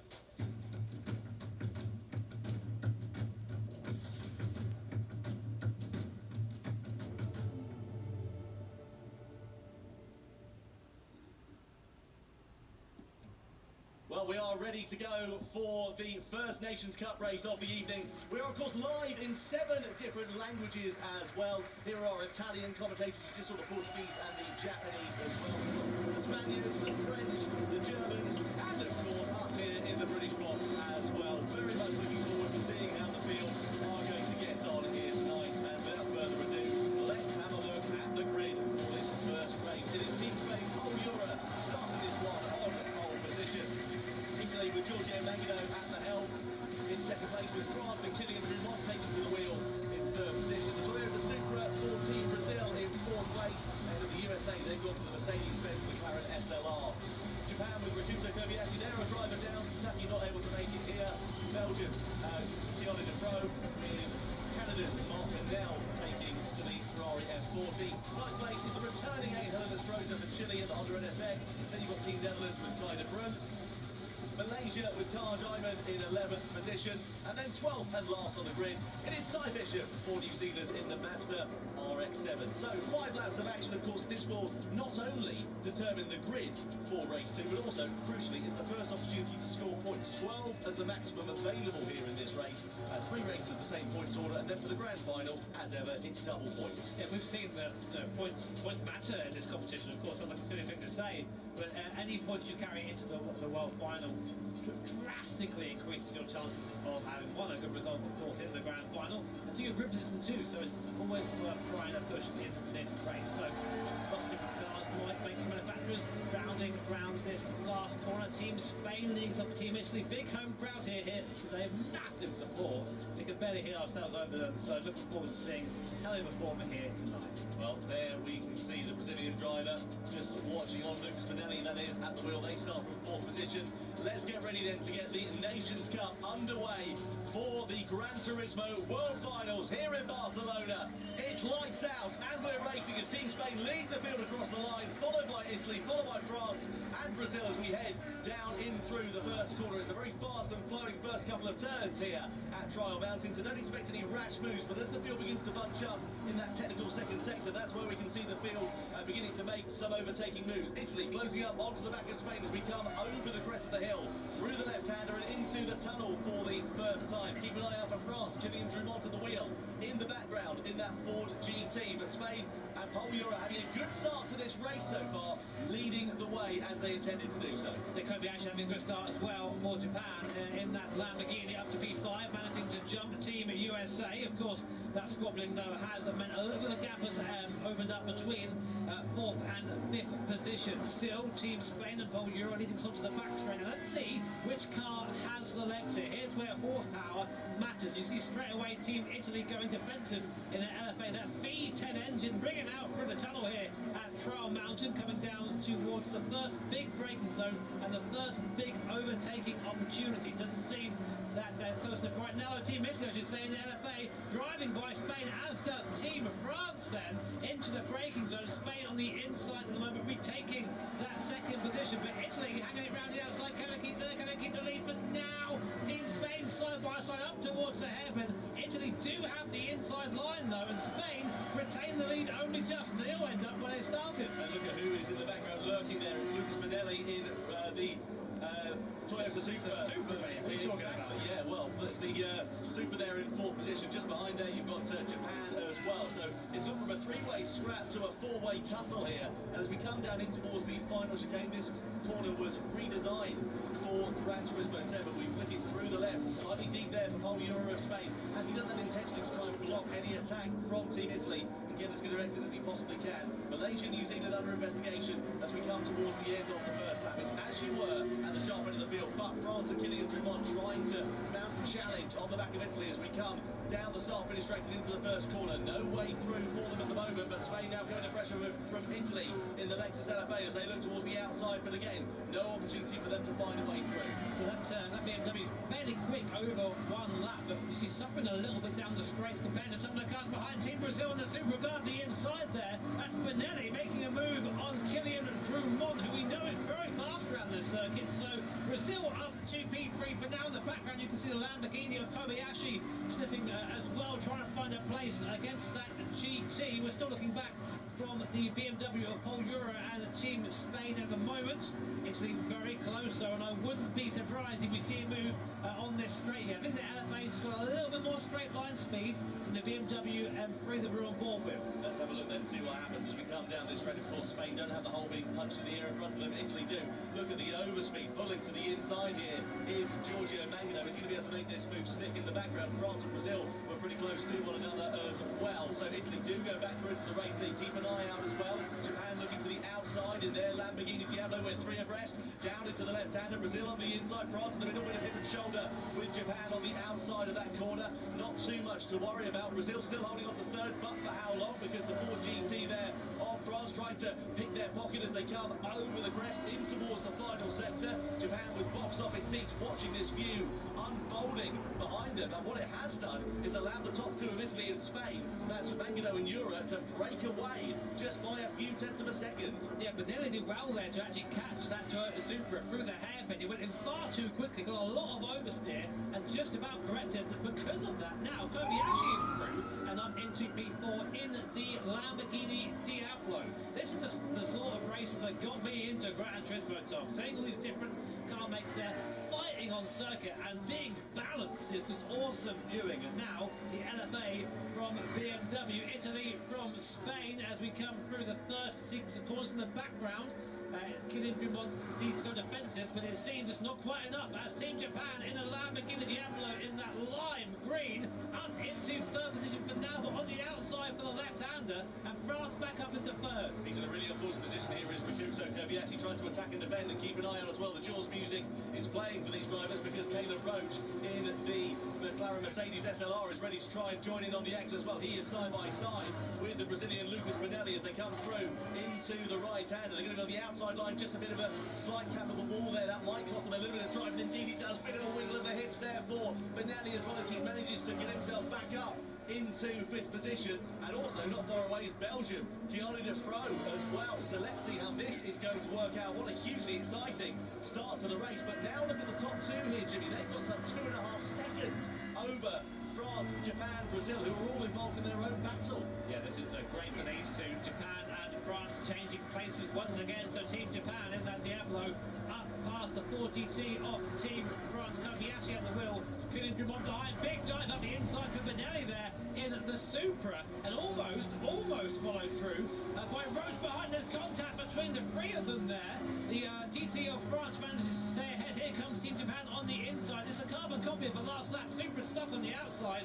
Team Japan will stay on the inside. Kobayashi there positioning the car very well. That's given a bit of breathing room now to Kylian Drummond and Team France. But at the head of the field, it's Giorgio Mangano from Paul Euro, and this is a great performance so far from Mangano. Of course, he was our first ever winner of any of these live events back in 2018 at the Nürburgring, and since then it's been a bit of a dry streak, but great to see him doing well again. Yeah, it really is good to see the Italian at the sharp end. Not going so well on the other side of the coin for Kleine Brun for the Netherlands. Started in 10th place, then dropped down to 12th, and they've also managed to pick up a penalty there as well.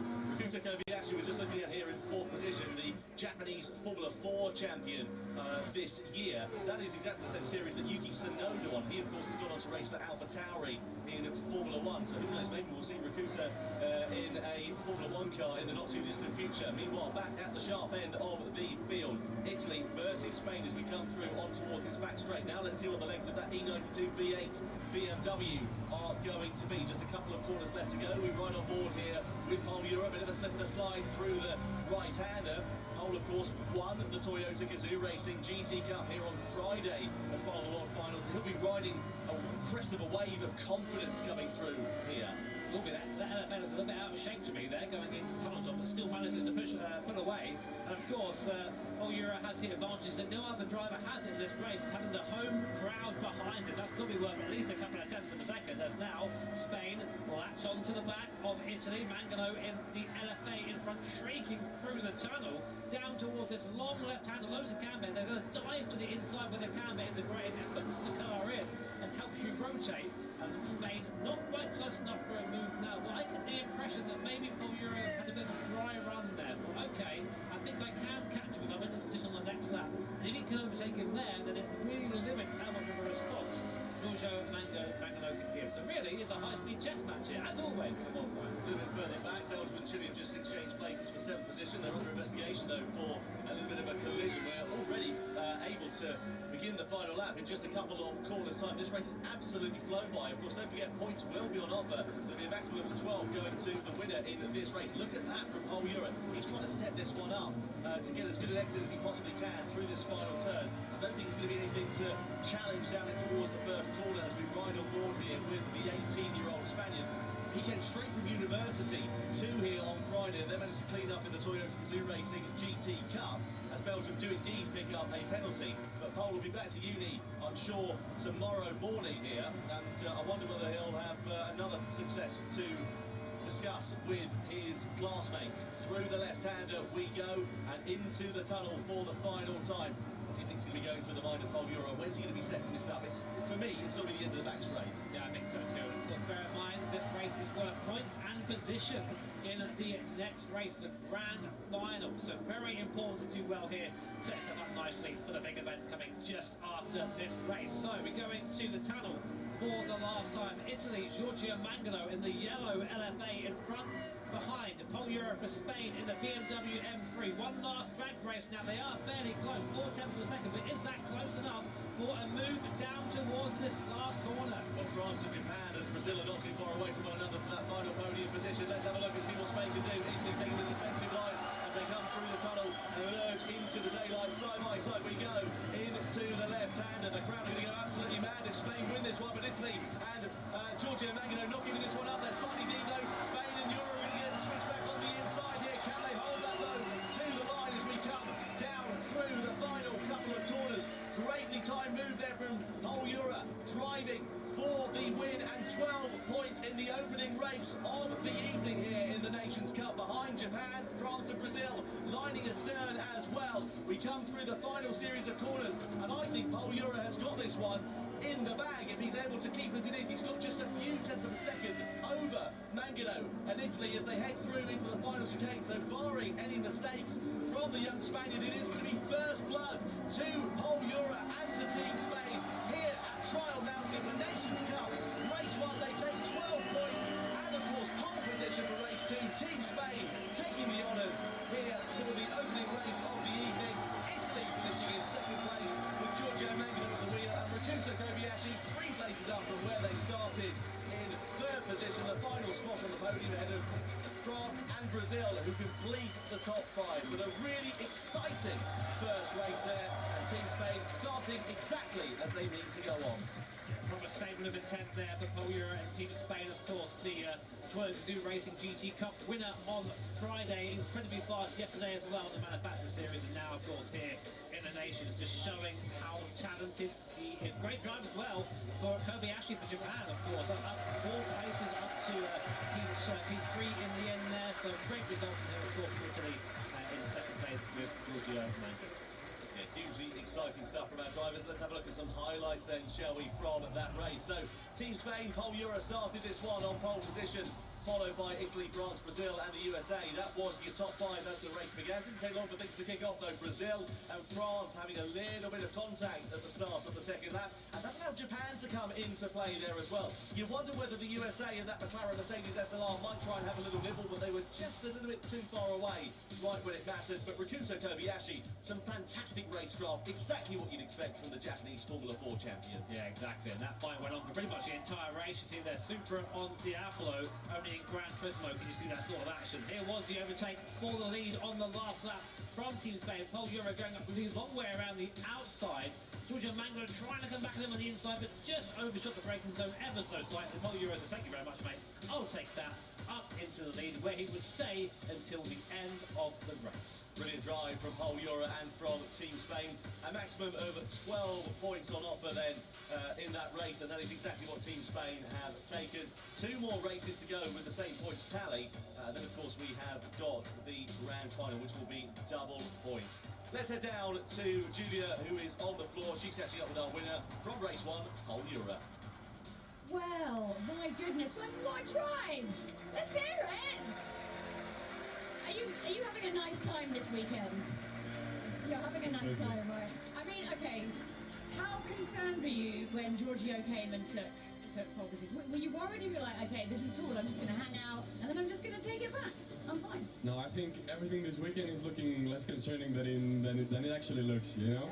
Yeah? But yeah, it was good, it was good. And obviously, you know, you were kind of keeping your cool, and everyone else sort of like dropped back a little bit, but it was really just between you guys. Yeah, as soon as I saw at least that Japan and France were battling, I thought, okay, this is my time to stay here behind Italy. I want to tag them just to escape together, and my plan was to attack in the final lap and escape in the 3rd sector. I was seeing that I was getting very close to the Lexus, so where I could really escape after overtaking, and it worked pretty well. So the plan worked, your strategy worked. Well, is there anything you want to say to the crowd? I mean, you heard it at the end, that was pretty amazing as you were overtaking, right? Gracias a tothom! Wow, congratulations. And yeah, we're going to turn it back to Tom and Jimmy to get race 2 underway. I am loving the passion of the crowd here in Barcelona tonight. Only in Spain would you get something like that. I didn't hear them. There you go. These things are great. Yeah, they're not bad, are they? What a fantastic first race. Let's have a look, shall we? Just confirm those results from the opening race of the evening in the Nations Cup. We'll get the team back in eventually. Paul Euro and Team Spain taking a maximum of 12 points from Giorgio Mangano and Rakuto Kobayashi. Kilian Drummond, Lucas Pinelli in the top 5. Taylor Roach for the USA in 6th place ahead of Inestrosa for Chile. Then Defro, Manel, Bishop, Iman and Kai de Bruin completing the honours there. So only two nations who failed to score points on the opening race there tonight. Yeah, that's it. It's only top 10 score points here, of course, and that will go on into our next race as well. And something we should probably address. One of the drivers, of course, Chilean driver Angel Inestrosa. He was missing from Amsterdam due to a real-life injury, which was we had us all very worried here, of course. He's back now with us here. And I'm so happy that he's back and competing again, Tom. Yeah, exactly. It's really, really good to see Angel Inestrosa back here. I'm sure that the whole of the Gran Turismo family shares the sentiments that we're really, really glad to see him here at the World Finals. And I actually managed to catch up with him and take him to see some sights around Barcelona a few days ago to catch up with him and find out exactly what the extent of his injuries were and how he's been recovering and also preparing for these World Finals tonight here in Barcelona.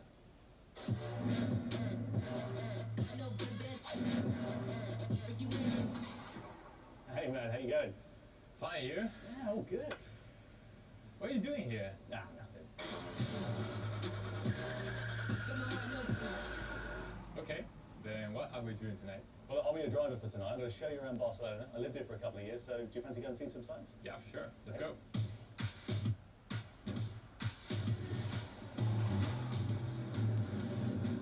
Let's go for a drive, my guy. Let's go. The GR86. Have you been in one of these before? No, never. I don't know how much the excess is on the insurance, but I don't want to find out. So, you had an accident. How long ago now? It's been 4 months since the accident. Actually, driving a motorbike, yeah, I literally flew through the air. I'm limping, but it could have been a lot worse. I think I really got lucky. Not many people would say, I got lucky after that. How was... Oh, goodness. Because I nearly crashed. And how has what happened to you affected your preparation for this event? It affected a lot. I couldn't do anything with my leg for the first 3 months. I had to modify my rig at home. I don't have the same range of movement, so I had to change the pedal angle. The response of the foot is not the same. Okay, the whole thing I've achieved in these 4 years, it's been really amazing. Being able to compete at the top level, that gave me the strength to get back here as fast as I could. Yeah, there a car coming that way. Okay, yeah, all good. I got... Where would you say that's where I'm strongest? Consistency. Consistency. Yes. That's the mark of a great racing driver, though, isn't it? If you are consistent but not fast, you're getting nowhere. You know, I hope that I can keep going with sim racing for many years, as much as I can. What's this guy doing? Oh, whoa, mamma mia! I would feel like at home, you know. Yeah. I'm just grateful that I didn't go sideways with you in it because I don't want to cause you another injury. You can go sideways. Right, well there we go, my guy. We have arrived for you. Okay, perfect. That's 20 minutes for that. Yeah? Okay. It's such a pleasure. Yeah. Good luck this weekend. Thank you, man. After you.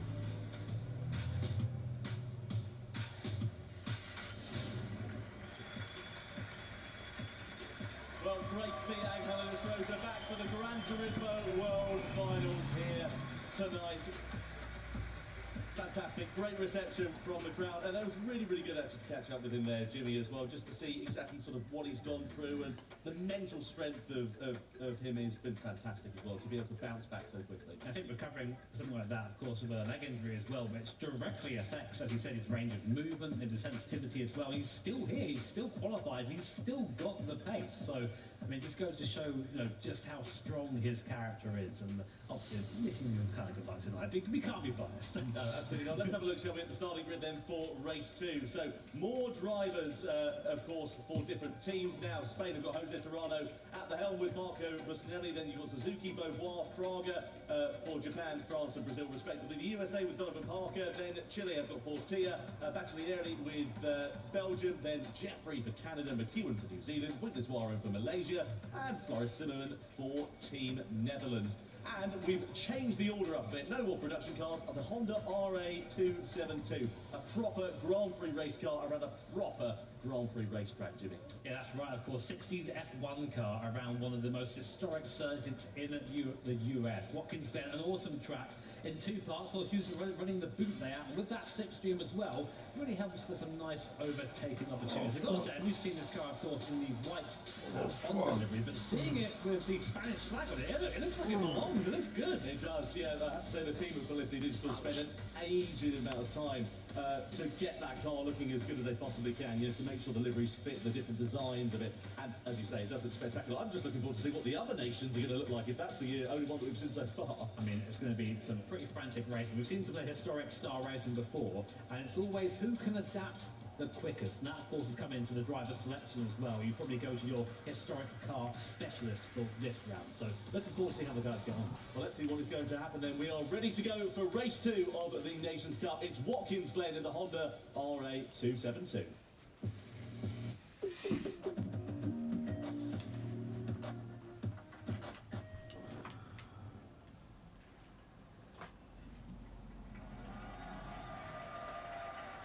Well, the crowd applauding Jose Serrano here tonight. Let's see what is going to happen for the second race of the evening. First blood, of course, going to Spain.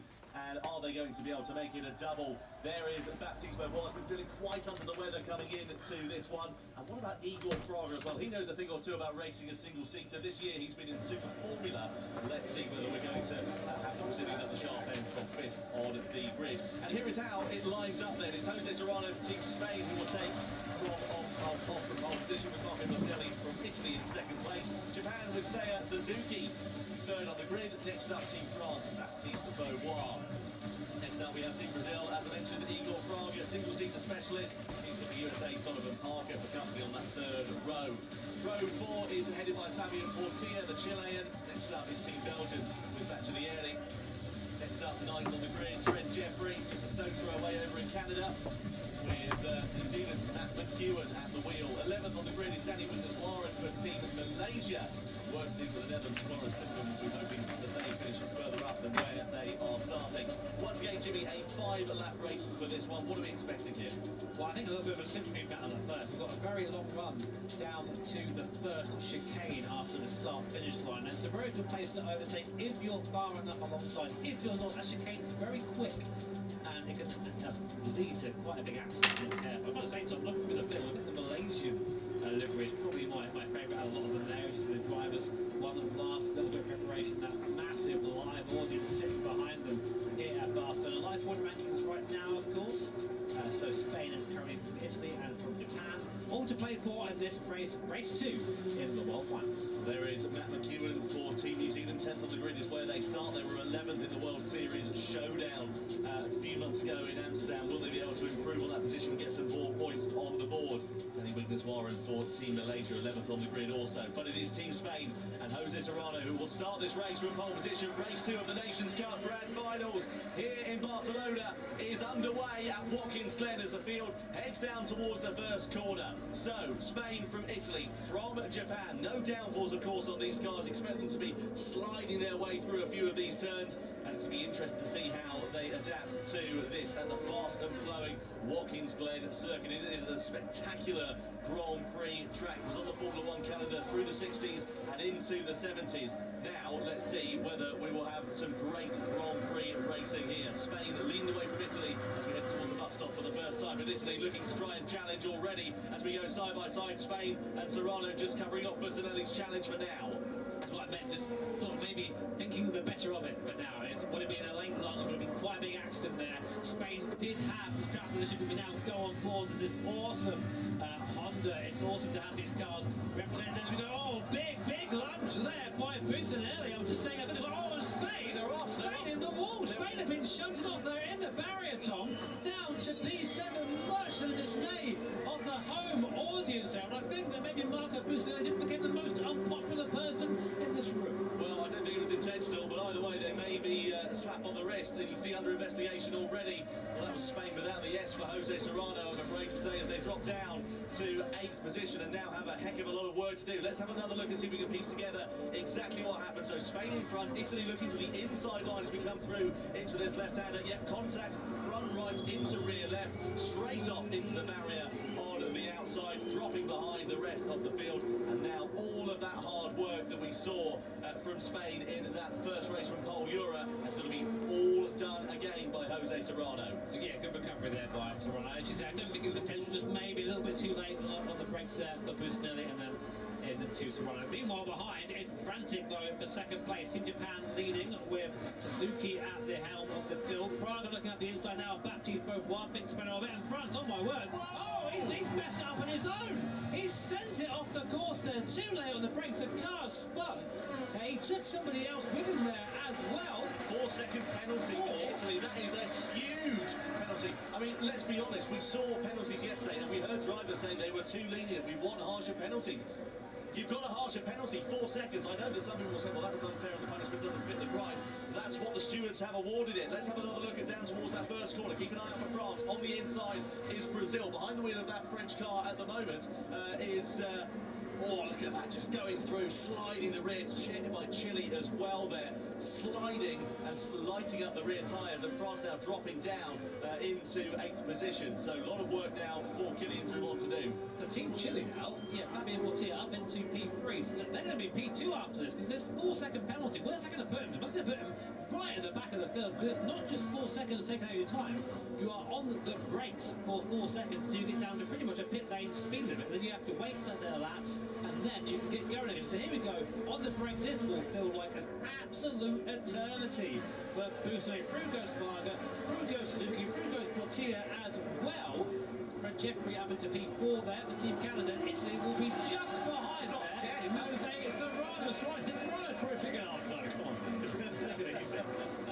Just by making myself earlier on, I said that it's getting Drumont behind the wheel of the French car. It's actually Baptiste Benoit who is at the helm of that machine, sitting in 8th position. So now we've got France, Italy and Spain all on the recovery, all out of position from where they started. It's a smile from ear to ear for the likes of Chile, for the likes of Brazil and also Canada now in this race, all inside the top 4 as it stands, and it's completely changed the complexion of the championship. I know we're only a couple of races in and there's still plenty of this race left to run, but it's certainly a signal of intention. USA to the inside of Canada, down towards the first corner, side by side they go. USA holding firm there, Donovan Parker up the inside of Trent Jeffrey and through into 4th position. As we now look at Chile trying to close down the gap to Suzuki for Japan in front. You see the quote from Portier, who's driving right now, saying this is the hardest competition in GT. The highest level drivers sit here, and you see that in the background there as USA defends from Team Canada. We're on board. We're with, Team Chile now. In the background again, Canada Canada and USA side by side through there, just about keeping it together. Team Chile, I mean, this is probably not what they expected to be coming into this race, but of course we saw Serrano hit off earlier on by Team Italy, who then served that penalty. They're down in P8 now, and Brazil with Igor Fraga. Fraga's where he wants to be at the moment. He likes to lead a race, does Igor Fraga. He's done it a lot. He knows exactly what he needs to do. Right now, the gap is 1.3 seconds back to Suzuki for Team Japan. Meanwhile, Serrano on his recovery drive is now past Team USA as they make a mistake coming through the boot. We now have a small straight into a downhill right-hander. Easy swap ends here. Team USA and Spain having a drag race. Can Serrano get by and keep the place? He does. Team USA out wide, just trying to keep the place. And Serrano on a fantastic recovery now. It's now on the back of Team Canada. Well, USA and France are side by side there in the background for 6th position as well. America back up through into 6th place, on board with Spain, who look at Canada in front of them. Serrano behind the wheel, Trent Jeffrey behind the wheel of the Canadian car in 4th position. This is crucial for their points tally. Just to mention, of course, and remind you all, a slight wheel onto the grass on the outside there for Serrano, but 12 points the maximum that's on offer. The same points tally for the first 3 races. Then we go to double points for the grand final, which, as we know, can change the complexion. Look in the mirror of Team Spain, who's lurking. It's Donovan Parker, who tries to have a look on the inside. Bit of a wiggle of the hips there again for Jose Serrano, who goes slightly wide on the exit of the first corner. Baptiste Beauvoir also onto the outside of the curve. Team radio. Shoot, Spain's in the middle.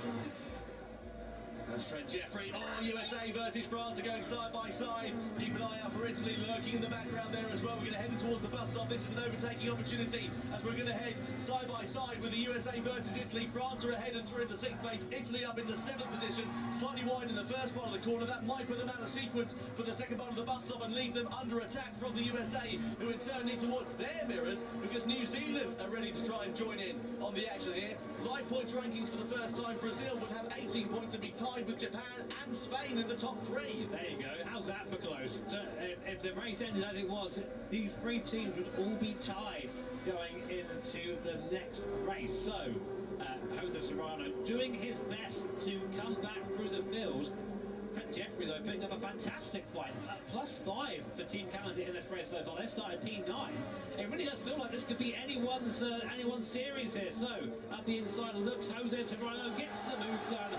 Jose Serrano up to 4th place. Big cheer from a live audience here in Barcelona. And now he sets his sight on Team Chile in front. Do we think he can get back onto the podium? It's going to be a tall ask. We're in the penultimate lap now with Igor Fraga at the front. But we've seen people make mistakes on their own here. It is possible. So they need to really make sure they keep it nice and clean and tidy and focus on that first. Jose Serrano, great under pressure, is the Spanish driver. But for that mistake we saw in the first lap, he has driven very well to recover so brilliantly. Now you can see the live points rankings as Spain elevated up into 4th position. They would have a 1-point advantage over Brazil and Japan coming into the 3rd race. So down the start-finish straight we go, in towards turn 1 for the final time. Wider line on the exit of the first turn. The stewards don't mind that. That's just the normal racing line here at Watkins Glen. Keep an eye out as well for the likes of Canada, with France all over their rear bumper. Igor Fraga, I mentioned at the start of this race, a single-seater specialist. I know that there were incidents in front which helped him elevate up the order, but once again, he's out in front, and that's exactly what he loves to do. He has been infallible in this race. There have been incidents in front, but he is the fastest driver on track at the moment, so he also holds the fastest lap. Oh, well, there we go. Contact there. France with Canada going side by side. Italy and the USA ready to try and pick their pocket. Through the outside of the bus stop we go into the right-hander. Italy in 5th, Canada on the inside for 6th. USA trying to challenge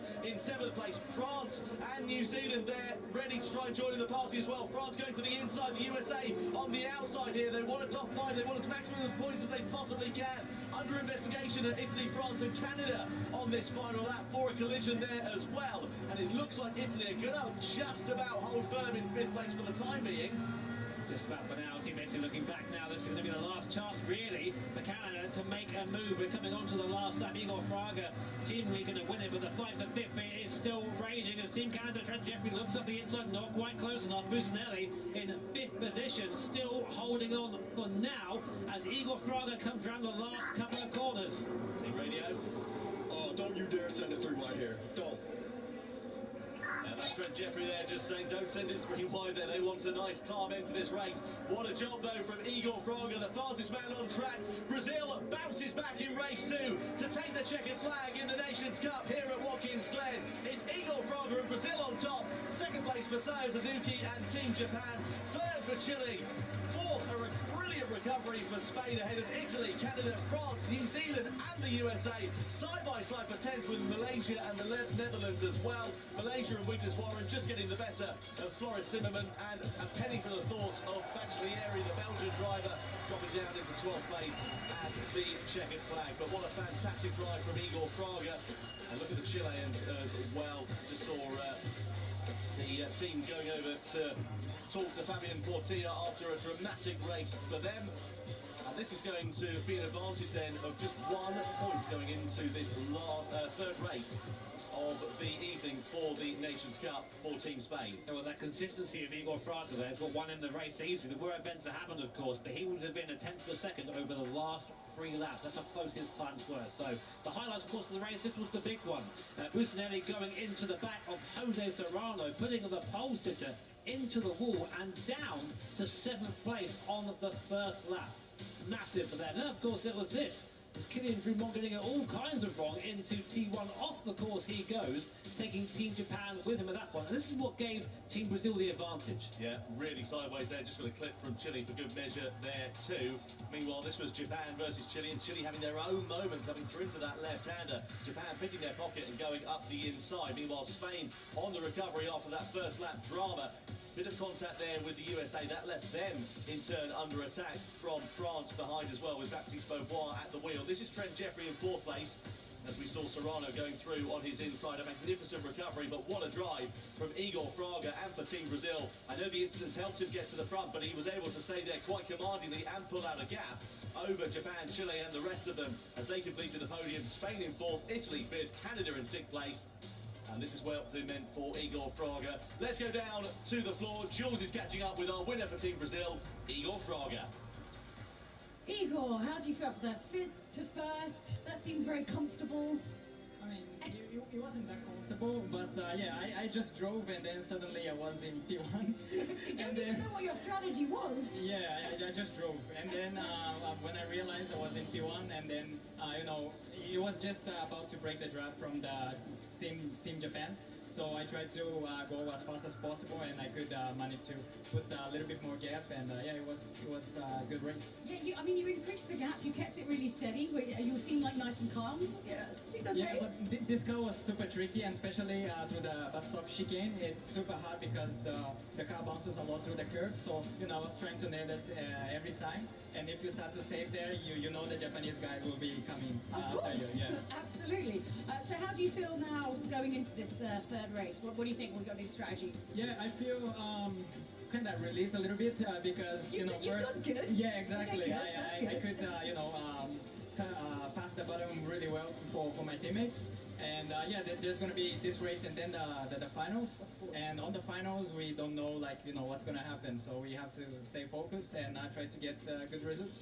Of course. Well, congratulations. Let's hear it for Igor Fraga, our race 2 winner.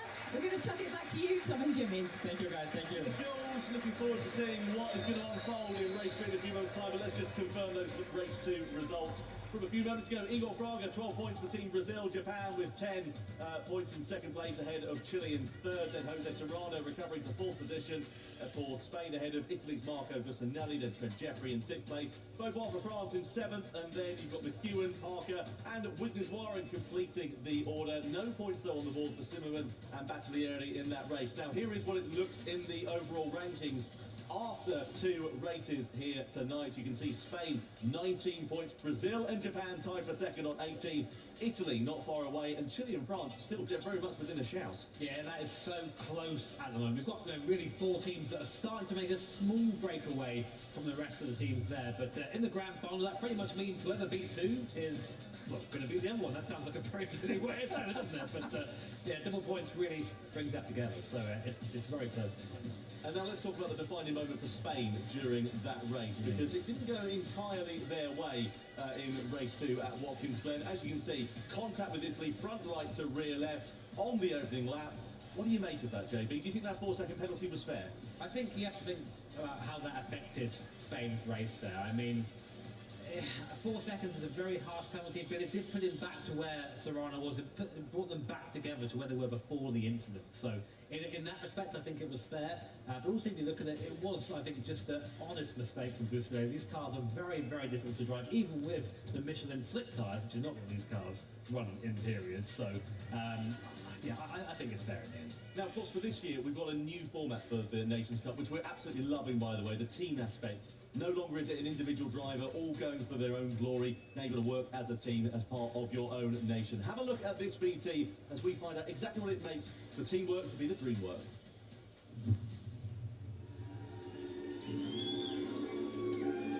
Take one deep breath, take one deep breath.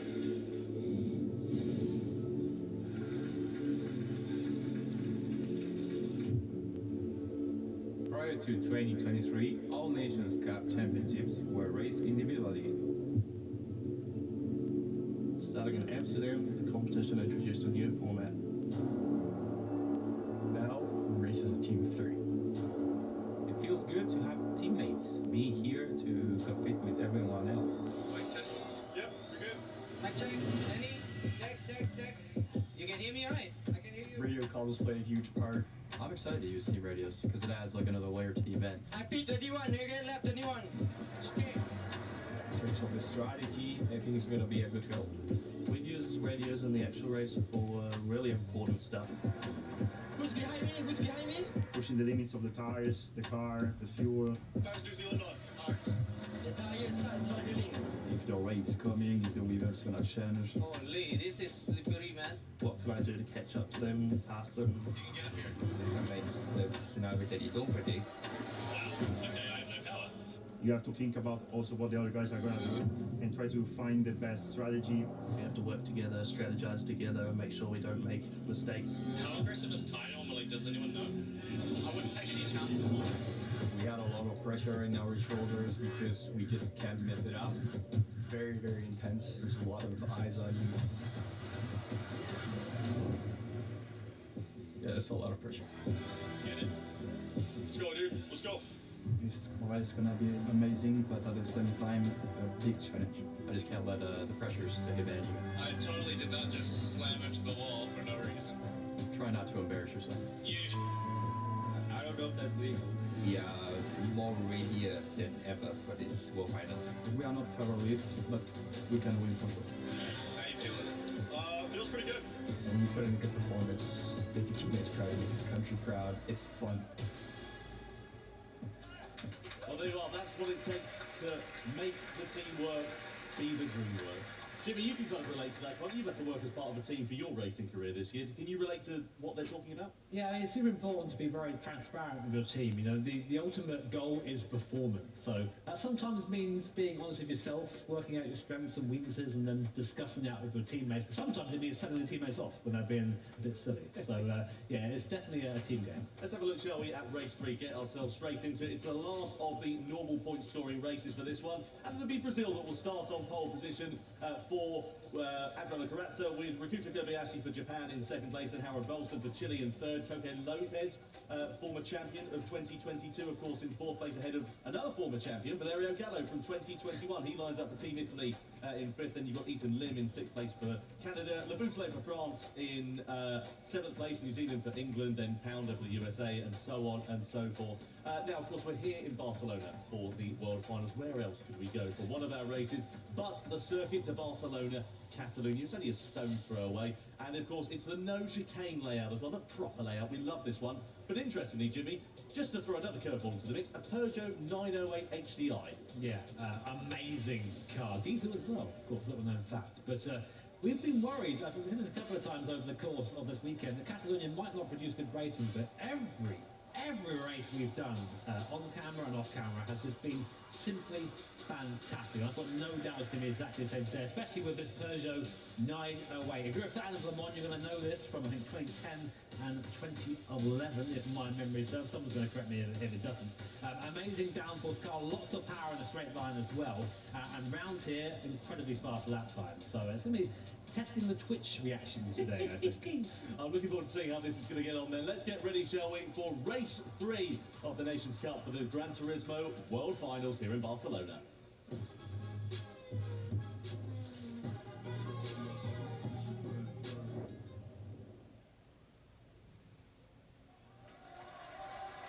Once again, the applause of the crowd there. Coque Lopez it is for Team Spain, who will take to the helm. There is Valerio Gallo as well, two former champions to kick us off here tonight for the third race. The last of the normal point scoring ones, 12 on offer as a maximum here for this race, all the way down to 10th position. And here is how the grid will line up. Of course, it is a reflection on the results of race 1. So, Brazil have got pole position with Adriano Carrazza at the helm. And then second place on the grid, it will be Rikuto Kobayashi. Let's see how he is going to fare. Of course, only 2 drivers for Team Japan in second place. Harold Velson lining up at the head of the second row for Team Chile. And then Spain, Coque Lopez, the reigning champion. Italy, Valerio Gallo, 2021 champ. What can he do with Canada's Ethan Lim for company alongside Team France, Thomas Labousse, fast driver. Let's see what he can achieve with Thomas England for Team New Zealand lining up 8th. The USA's Kevin Pounder lines up in 9th position, and completing the top 10 is Ivan Suji for Malaysia. The Netherlands, Rick Kevelen, great to see him back in the World Series. Completing the grid is Quinten Hall, Team Belgium, who had a bit of a dog stay at the office here so far tonight.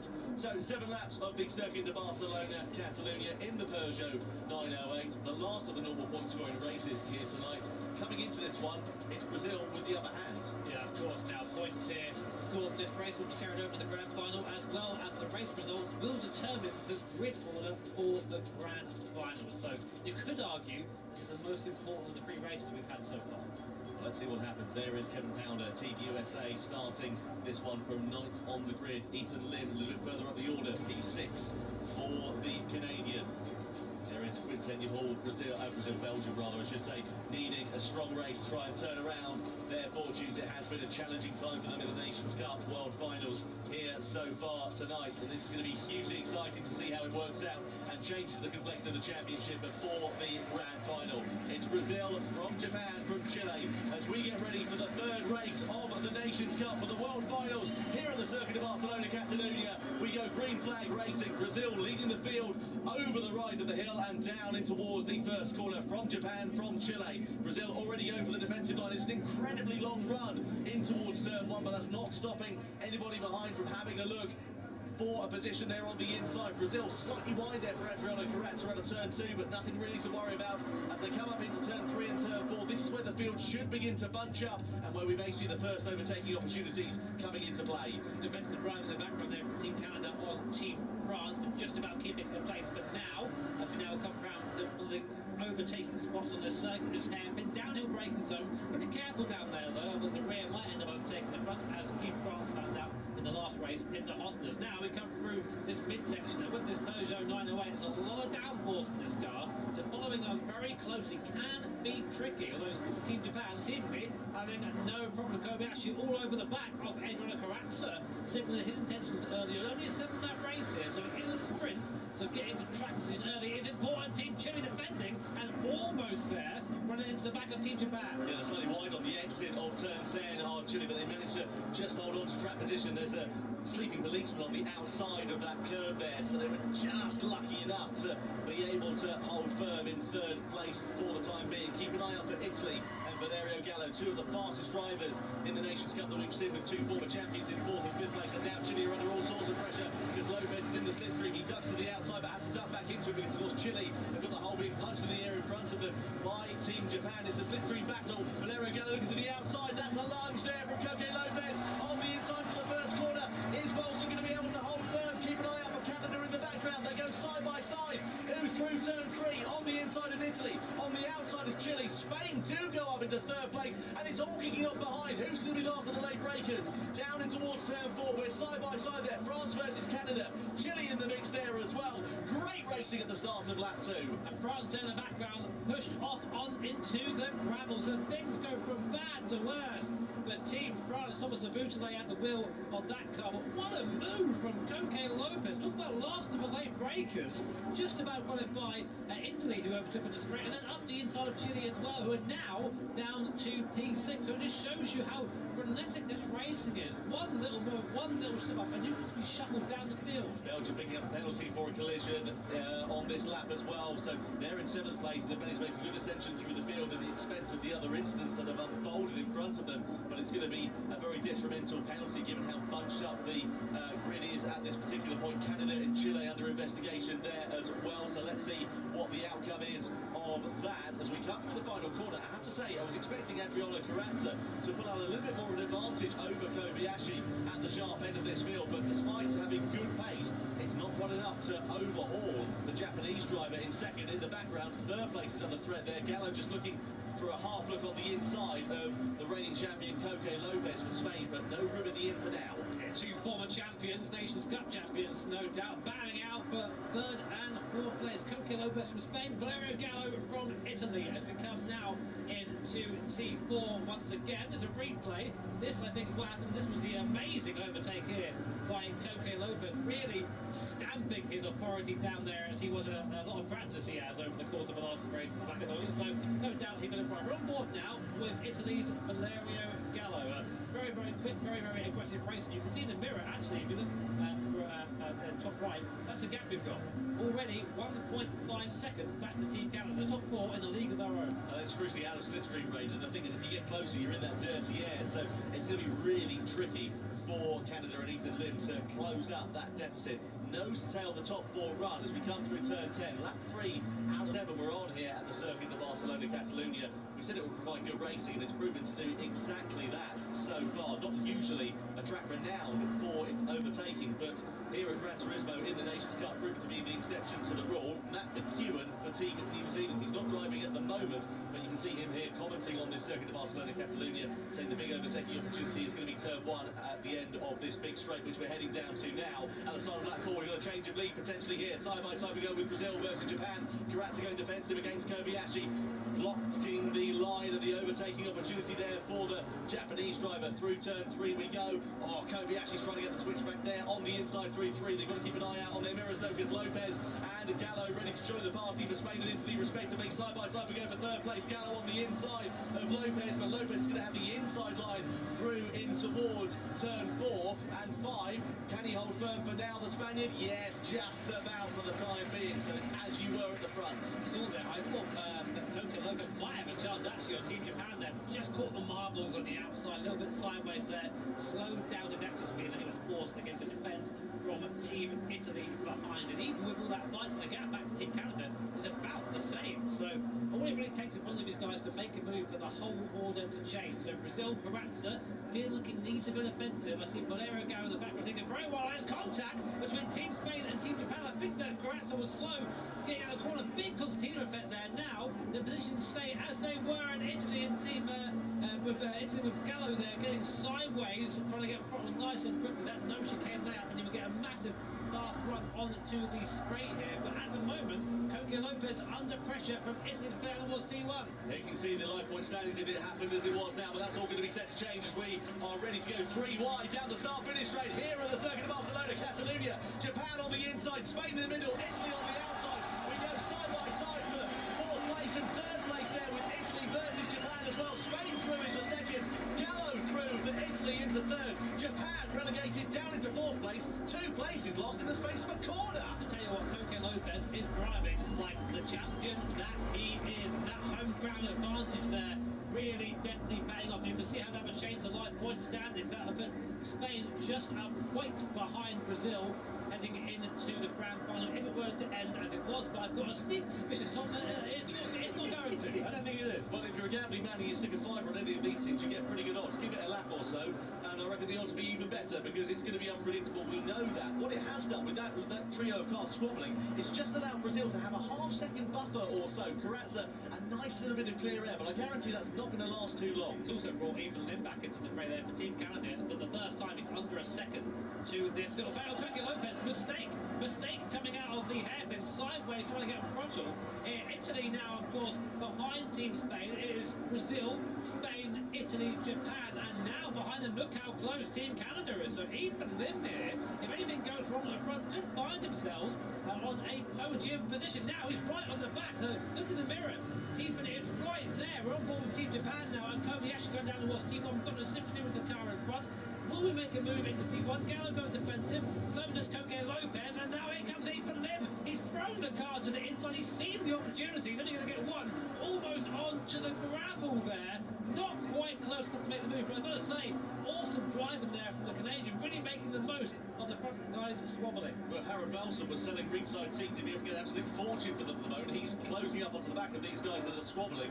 In 6th place at the moment is the Chilean driver. Down in towards 5 we go then. So penultimate lap, Brazil and Adriano Carazza pulling out and extending their advantage just under 0.8 of a second. Final warning for Team USA as well. We saw them have a bit of contact in the opening stages of that race. The steward saying, if you do that again, well, we're going to slap you on the wrist with a penalty. They're down in 10th position, and that is the last point scoring place in this race. So let's see what the stewards do deem if they do get involved in any further dramas. Down in towards 10 we go. Meanwhile, Koke Lopez, the reigning Nations Cup champion here for Spain, in 2nd place, soaking up the pressure by Valerio Gallo for Italy. Now, a reminder, of course, that the finishing results from this race will determine the grid positions for the grand final, as well, of course, as a few extra points if you finish well. So that's why everyone is so keen to try and get as far up the grid as possible. We come on to the final lap now, and Valerio Gallo locks on to the back of Koke Lopez, a 2021 champion versus a 2022 champion,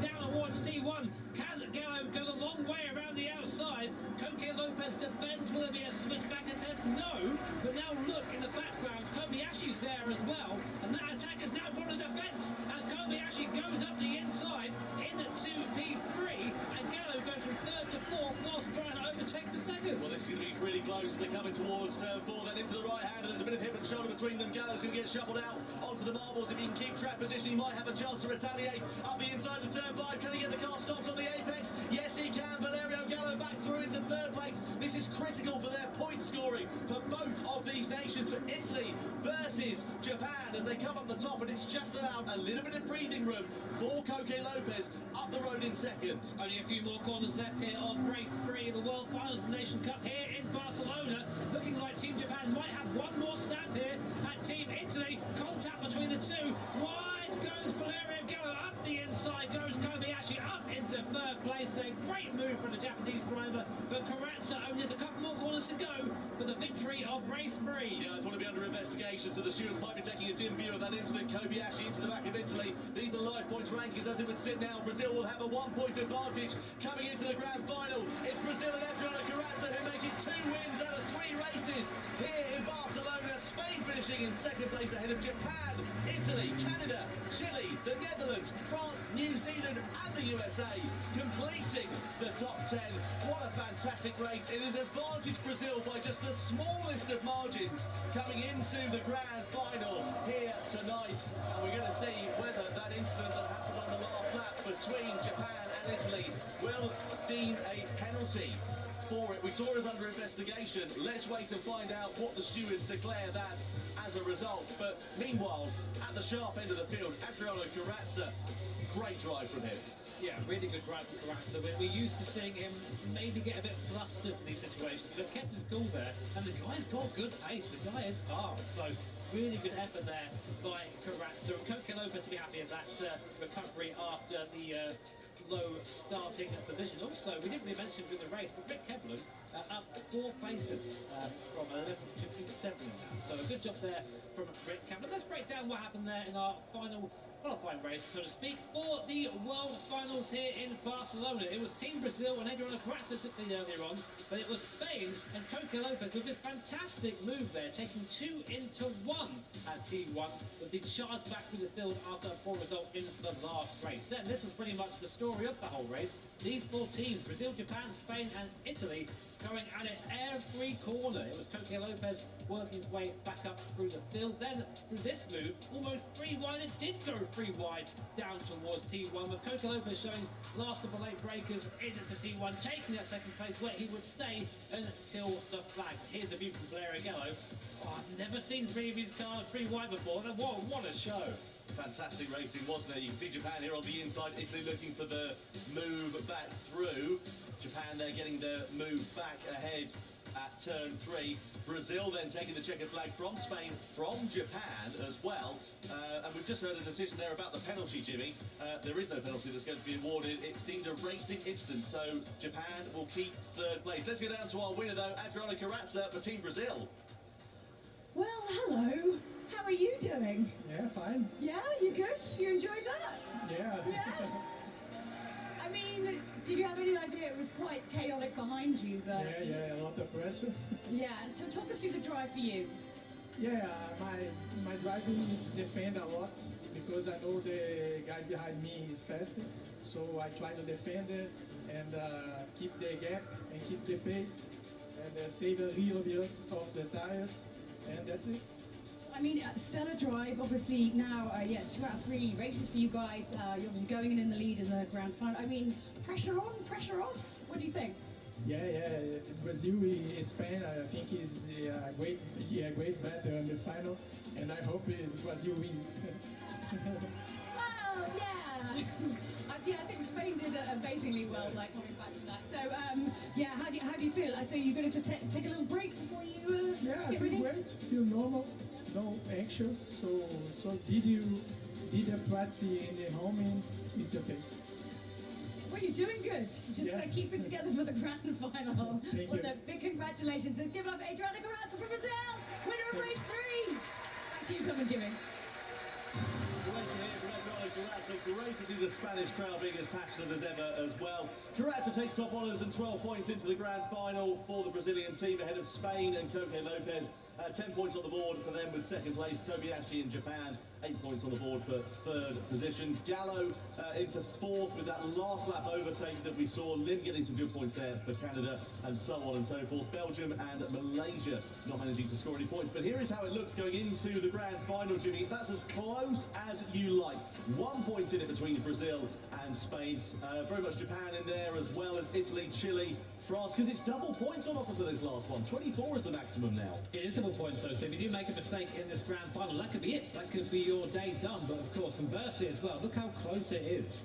I think realistically at the point, it's between 4 teams, Brazil, Spain, Japan, Italy, but if there is a poor race from any of those guys, Chile and France, they're still there, Cameron's not too far behind either. So definitely a chance of a podium for pretty much anyone down 7th place at the moment. Yeah, it was hugely exciting, that race. Loads and loads of action up and down the field, as we've seen at the Circuit of Barcelona and Catalunya. Over the course of this weekend, it's not just the Nations Cup races we've had here, we've had some manufacturers races, we've had a lot of Pro-Am races. That was chaos earlier on here tonight. Make sure to keep an eye on our YouTube channel for that. And of course, it's not just about us here on the ground here in Barcelona, it's about you at home as well. And on Gran Turismo 7, there are plenty of campaigns to keep you interested. Take a look at this and find out what you can get yourself involved with ahead of our grand final for the Nations Cup. If you've opened up GT7 in the past couple of days, you'll see that it's been updated for the GT World Finals in Barcelona. It's your chance to get rewarded with amazing gifts all weekend. If you think you can predict who'll be our 2023 winners, click the bonus campaign button on the GT7 map screen to join the Predict the Winner campaign by Brembo. Receive 1 million credits every time you predict correctly. You can vote right up until the start of the grand final race of each event. You can also get rewarded by watching the World Finals directly in GT7. Click the button on the GT7 map screen and join the Viewers campaign by BBS. You will automatically receive a new Vision GT concept car for every show that you watch. While you're in GT7, participate in the final celebration race to experience the same races as the drivers competing at the World Finals this weekend. Keep practicing and who knows, it could be you going head-to-head here next year. Well, there we are. Don't say we don't try and keep you entertained on Gran Turismo 7 over the course of this one. Some brilliant prizes there. My only wish is that we could get involved. We're stuck here talking about it. I'm not complaining, I'd like to. Oh, what a shame. Here we are on the live venue. Oh, what a shame. It's a Greek tragedy of all things, isn't it? Right, now, team to watch going into this grand final. Brazil, of course, have got a 1-point swing, but I have to say, I think Spain just 1 point away. I mean, there is a lot of support for Spain here tonight in Barcelona, and we are really looking forward to seeing what they're going to be able to do. Yeah, I mean, they've been incredibly consistent, all of them across the last few events we've had here at Barcelona. As you say, just 1 point off, and in the grand final, that's really nothing. That's basically just finishing ahead of the next guy. And they've incredibly strong lineup. Tirana, of course, Pedro Lopez, Pol. Here, however, is one of the bad highlights so far for Spain. You must wonder what could have been if not for this incident, Tom, in race 2. Quite, you call it a highlight rather than a low light, but it was a great highlight of a recovery for Jose Serrano in that second race of the evening. You can see them making their way through up into 5th place, then eventually they would go on to finish in 4th position with this move on Canada coming down into the right-hander. It's been really interesting, and we've challenged the drivers quite a lot coming into this one because, of course, there are different car and circuit combinations. Let's go down to talk to Jules, who she's got Team Spain ahead of the grand final. Well, yes, I'm down here with 2/3 of Team Spain. Let's hear it for Team Spain. Come on, 1 point difference going into the grand final. I mean, 1 point, what does that even mean in a grand final? It's nothing. How do you feel going into this final race? You feeling confident? Yeah, we think we have chances, but we don't want to be overconfident. Everyone will be fast. We have to be careful with everyone. I mean, it's been amazing driving, and everything you've done has been perfect. The only reason of difference was nothing to do with you, do you know what I mean? So you must feel really, really confident. I'm excited to see how this is going to go. Who's your biggest, are you most worried about Brazil? Like, who's your, or Italy? Is it revenge? We actually have more than one worries. So yeah, we have to be careful with some teams. They are very fast. Also be careful about the strategy, because everyone's gonna be on a different strategy, and yeah, we have to really take that into account. How are you feeling, Jose? Bueno, la verdad que me siento muy bien. Bastante complicada la carrera de antes. Y bueno, lo hemos hecho lo mejor que hemos podido en mi carrera, y muchas gracias a la afición por todo el apoyo que nos estáis dando, y ahora viene la hora de la verdad.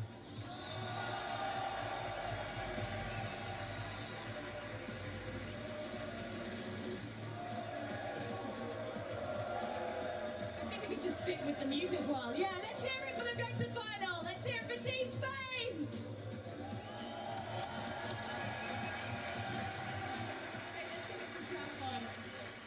My goodness me, I tell you what, you can't get closer than the battle. My Spanish isn't great, but it doesn't need to be, because all you needed to hear were the cheers from the crowd here in Barcelona, just to show you exactly how excited they are for this. Yeah, I mean, I cannot predict what would happen if Spain do walk away with this night. It would just be an absolutely insane scenes here at Barcelona. So here is your grand final, starting with the drivers there, not necessarily in order they are going to be driving it. It'll be Brazil starting on a pole position with Spain in second. Japan, very quick, although still down, of course, the driver in third position. And Italy in fourth with Gallo, Mangano and Busnello. Canada, I've got to say, my sort of surprise pick so far. There in P5 could be an outside chance. Yeah, really interesting to see how they are going to fare with this one. Of course, double points on offer, as we know, for the grand final. And here is the car and circuit combination for the first time then. The Circuit de Spa-Francorchamps at the Red Bull X 2019. Racing hard, medium and soft tyres. They must use each tyre compound for a continuous 6 laps, which means each of the drivers gets one go on any of those tyre compounds. But this is the car.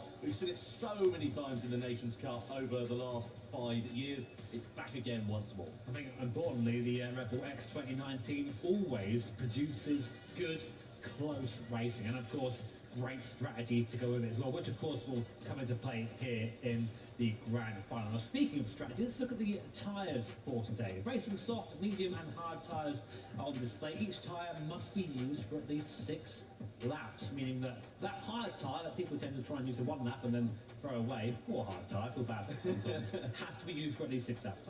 Well, if you're the likes of Brazil and Spain and you're starting at the sharp, are you going to go soft early on, do you think, or are you going to go for the hard tyre? How are you going to play this? I mean, sort of traditionally, the best strategy really is if you are stuck in traffic, you use a tyre that's not going to wear a bit more quickly, so the medium tyre or the hard tyre. If you are at a problem, say, Spain and Brazil, use a soft tyre. Get away early, build that gap, put no one in front of you. So the starting tyre choice is important. We have seen that in the past, so we'll wait and see what both Spain and Brazil go for. Well, don't forget, of course, you can get involved in the action as well and predict the winner campaign. that's on board with GT7 at the moment. You can win 1 million in-game credits, as you can see. And, well, I mean, you can go to Rupert's tuning shop, buy yourself some suspension, a new turbo, something along the lines of that. Anyway, let's get the grand final underway for the Nations Cup here in Barcelona.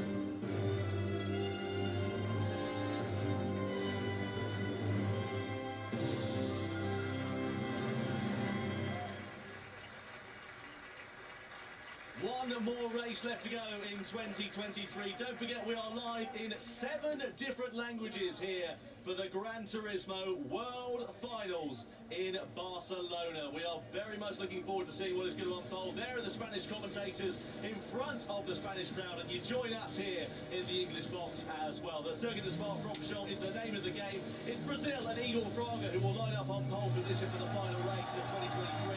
Koke Lopez for Spain alongside on the front row of the grid. Kobayashi heads Japan's charge from 3rd. Then you've got Mangano for Italy in 4th position. Canada and Trent Jeffrey line up P5. Then 6th is Chile and Fabian Portilla at the helm.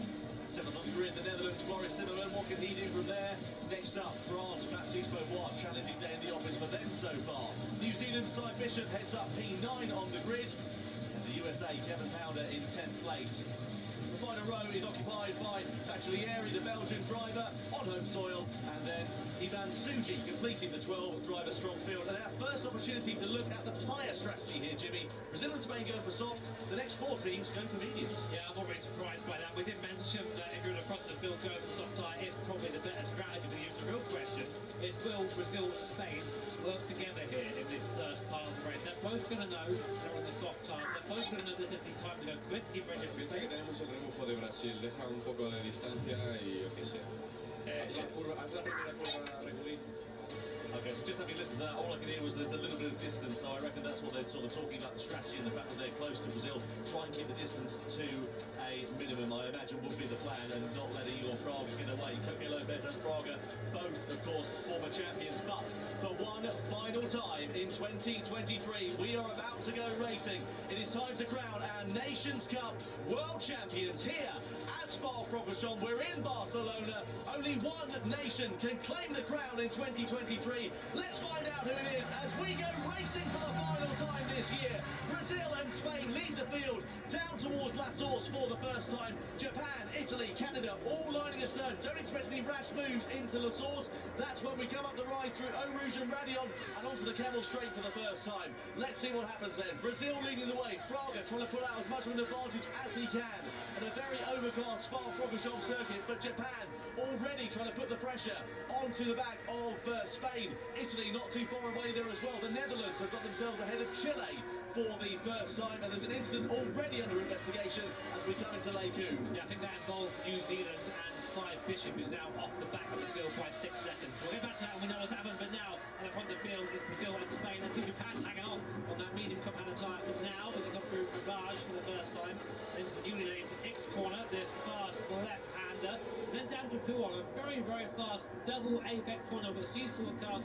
Absolutely love. There's a little blip of the throttle, off you go, and then back on again, full throttle.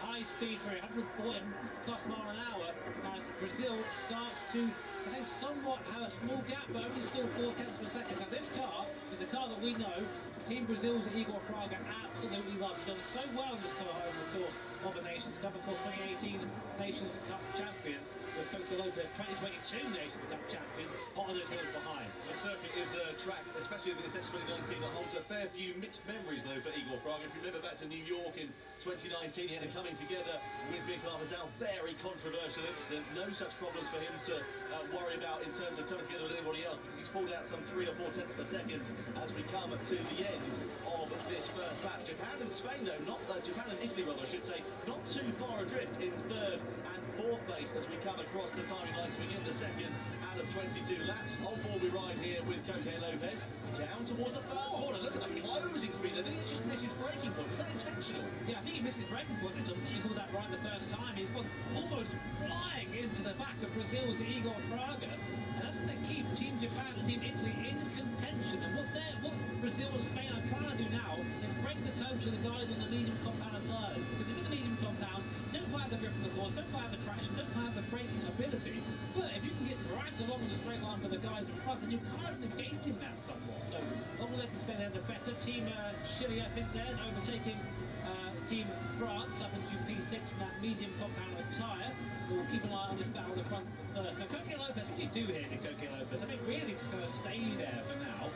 If there's any divergence on Saturday, that's when things really start to get interesting. It's not only tyre strategy that needs to be considered in this one, fuel is going to be a consideration as well over the course of this. So if he can sit there in the slipstream, Coque Lopez, he can just afford to save that little bit of fuel compared to Igor Fraga, who is punching that hole in the air.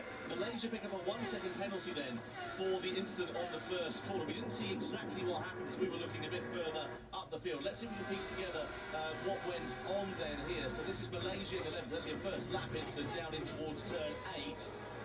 What's going to happen here between Malaysia and the USA? Just wondering what goes on. They come through in towards the left-hander of turn 9. Malaysia just sitting behind the USA. They go to the inside line, coming down in towards Prawn. Belgium getting themselves ahead of the Netherlands as well, so that's actually a bit further up the order, a little bit later on, so that's actually nothing in relation to the penalty that Malaysia have picked up.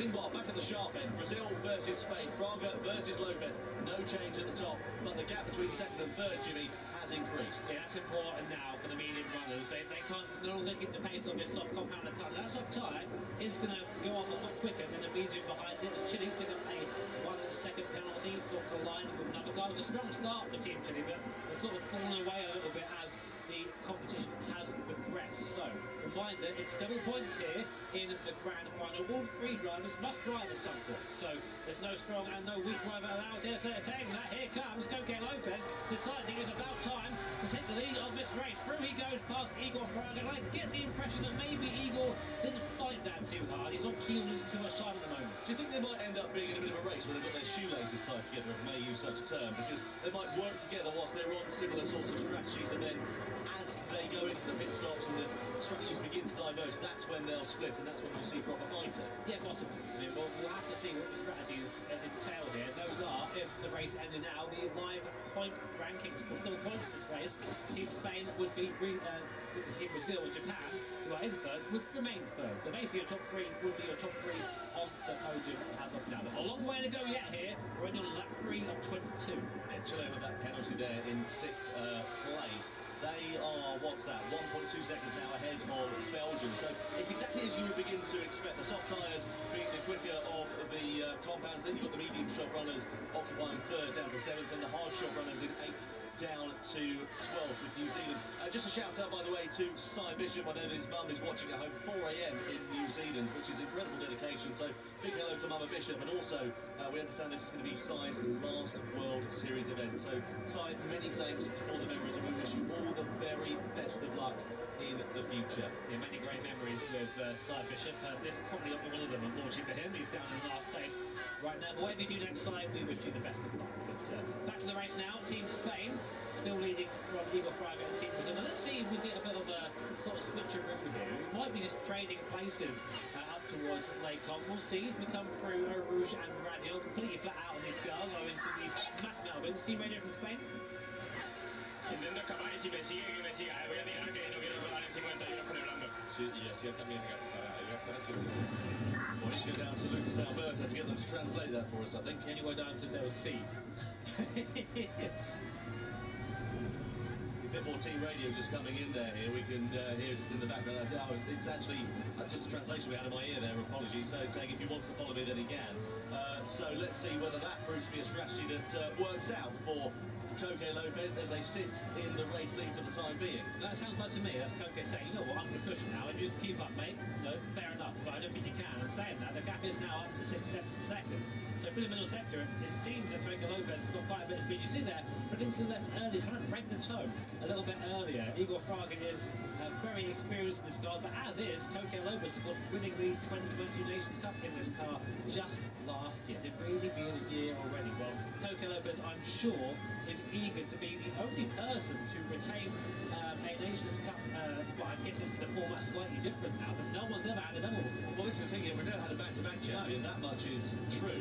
But of course, we do have a different element. Normally, we're used to talking about individual drivers who are divulging on their own strategies and so on. Now, of course, we've got this team element where you've got three drivers all working head-to-head with one another. What do you make of this format now, Jimmy? Of course, it's been a big shake-up to the order for 2023.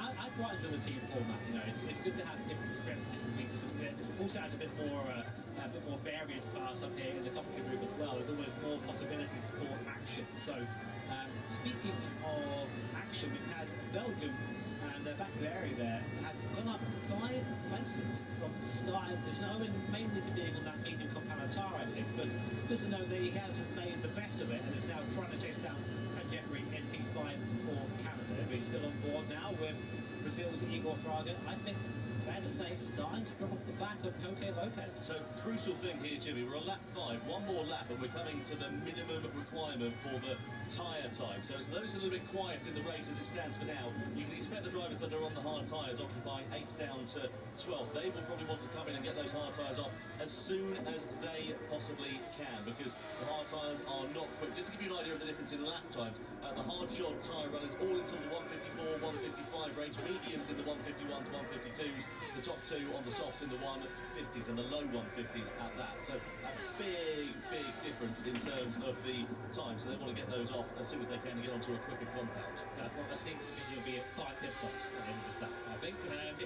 But we go out through the last part with Stub 01 and Stub 02 of the circuit here at Spa-Francorchamps. I think the circuit has seen some fantastic racing over the course of the series here. The Fabio Bortia basically saying, Spain are going to win. But no, I think it's good to have that respect for your fellow team, fellow drivers. Bortia's been around for a very long time. You've seen the landscape here. There's no doubt that the Spain lineup is a very strong one indeed. Yeah, exactly. You saw that in the World Series Showdown a couple of months ago. They won in Amsterdam in commanding fashion. Some 16 seconds they had at the checkered flag over Japan and Brazil. How ironic it is that it was Spain, Japan, Brazil. That was your top three at the grand final in Amsterdam. And we've got the same three nations on the podium as it sits so far. I think the speed is speed, you know. These guys are fast and they're at the top of the field because they deserve to be there. So, are we going to see some pit stops now from those hard runners? Or they're going to give it one more turn, of course. There's a little bit of limited practice before this, get an idea of tyre wear, etc., but not a lot. So, maybe some of the drivers choosing, I think they've all chosen to go around again there, Tom. So, end of this lap, I think they'll be boxing. Yeah, this now is the first opportunity because, of course, the leaders... Sorry, I can't count. We know that already, though. So Japan versus Italy here in 3rd and 4th place now, respectively. Looking at fuel for the first time, you can see Spain have used 3 litres more. Doesn't sound like a lot, but that's a fair chunk that they're going to have to put in the tank, and it could be the difference between managing to hold on to the position that they occupy when they come into the pits. It doesn't necessarily mean they're going to do it on the first stop. They may do it on the second stop when they need to put some more juice in the car. So, Italy there, Giorgio Mangano at the wheel. Great resurgence for form. As you said earlier on, Jimmy, the winner of the first World Tour event back in 2018 at the Nürburgring. Since then, he's had good results online, but when it comes to the World Tour, World Series events, as we've had, he's not necessarily shone in the way that we've been expecting, but he has been a critical part of the Italians' form so far this weekend. Yeah, he's been very quick. It's good to see him sort of back at the sharp end, where I think he belongs as well. So, also Team Japan did a great job. Kobayashi, very young driver, but as you say, very experienced, taking part in Japanese Formula 4 it is there. So we know he's got the real-life racing ability, which I think, you know, we're seeing more and more. They both translate both ways. People are quick in real life, quick in sim, people are quick in real life. It's great to see just how close these sims are now. In comes Team Italy. Maybe a bit early there, Tom, on lap 7. Yeah, that's on the medium compound of tyre, so I wonder exactly what that strategy is all about. So they're really changing over their drivers. Out of the car will go Giorgio Mangano, but who crucially is going to get in? It's Gallo. So they've gone for Gallo. Is he going to go on the soft tyre? Is he there, ace up the sleeve, as it were, to get them as quick as they can in this middle stint? Or are they going to go for the harder compound of tyre? Let's see what happens here. Gallo, of course, does go onto the soft tyre, so they think that Gallo is their best chance of making hay whilst the sun shines. France, Malaysia, USA USA, Netherlands, New Zealand also to the pits. That's all of the hard runners critically there as well. So all the hard runners are going to come in as Gallo exits the pit lane, and crucially for him here, Jimmy, nice bit of clear air. That's exactly what he needed. Interesting bit of fuel going in as well as Ridgely gets in for Team France. I've got to say, Gallo lighting up the rear tyres on exit there. Good idea, I'm not sure. Those soft tyres are pretty fragile. So anyway, front of the field remains Team Spain from Igor Fraga. Fraga, I think, basically just dropped to about 8 tenths and has just chosen to stay there. But like he has had the pace to move forward a little bit, but hasn't done so for now. And with that, we're saying goodbye to Cy Bishop, his last stint here at the GT World Series all over the time. Again, thank you, Cy. It's been a pleasure, mate. So Matt McEwen takes over with Team New Zealand as we watch Team Spain now with a 9/10 of a second advantage over Team Brazil in second place. Of course, Spain and Brazil have not yet pitted at this point, but Coque Lopez has been driving very consistently. He was about a 10.5 or so quicker than Igor Fraga last time around, was Coque Lopez. Meanwhile, Team USA very close with Malaysia in front and the Netherlands behind. Donovan Parker now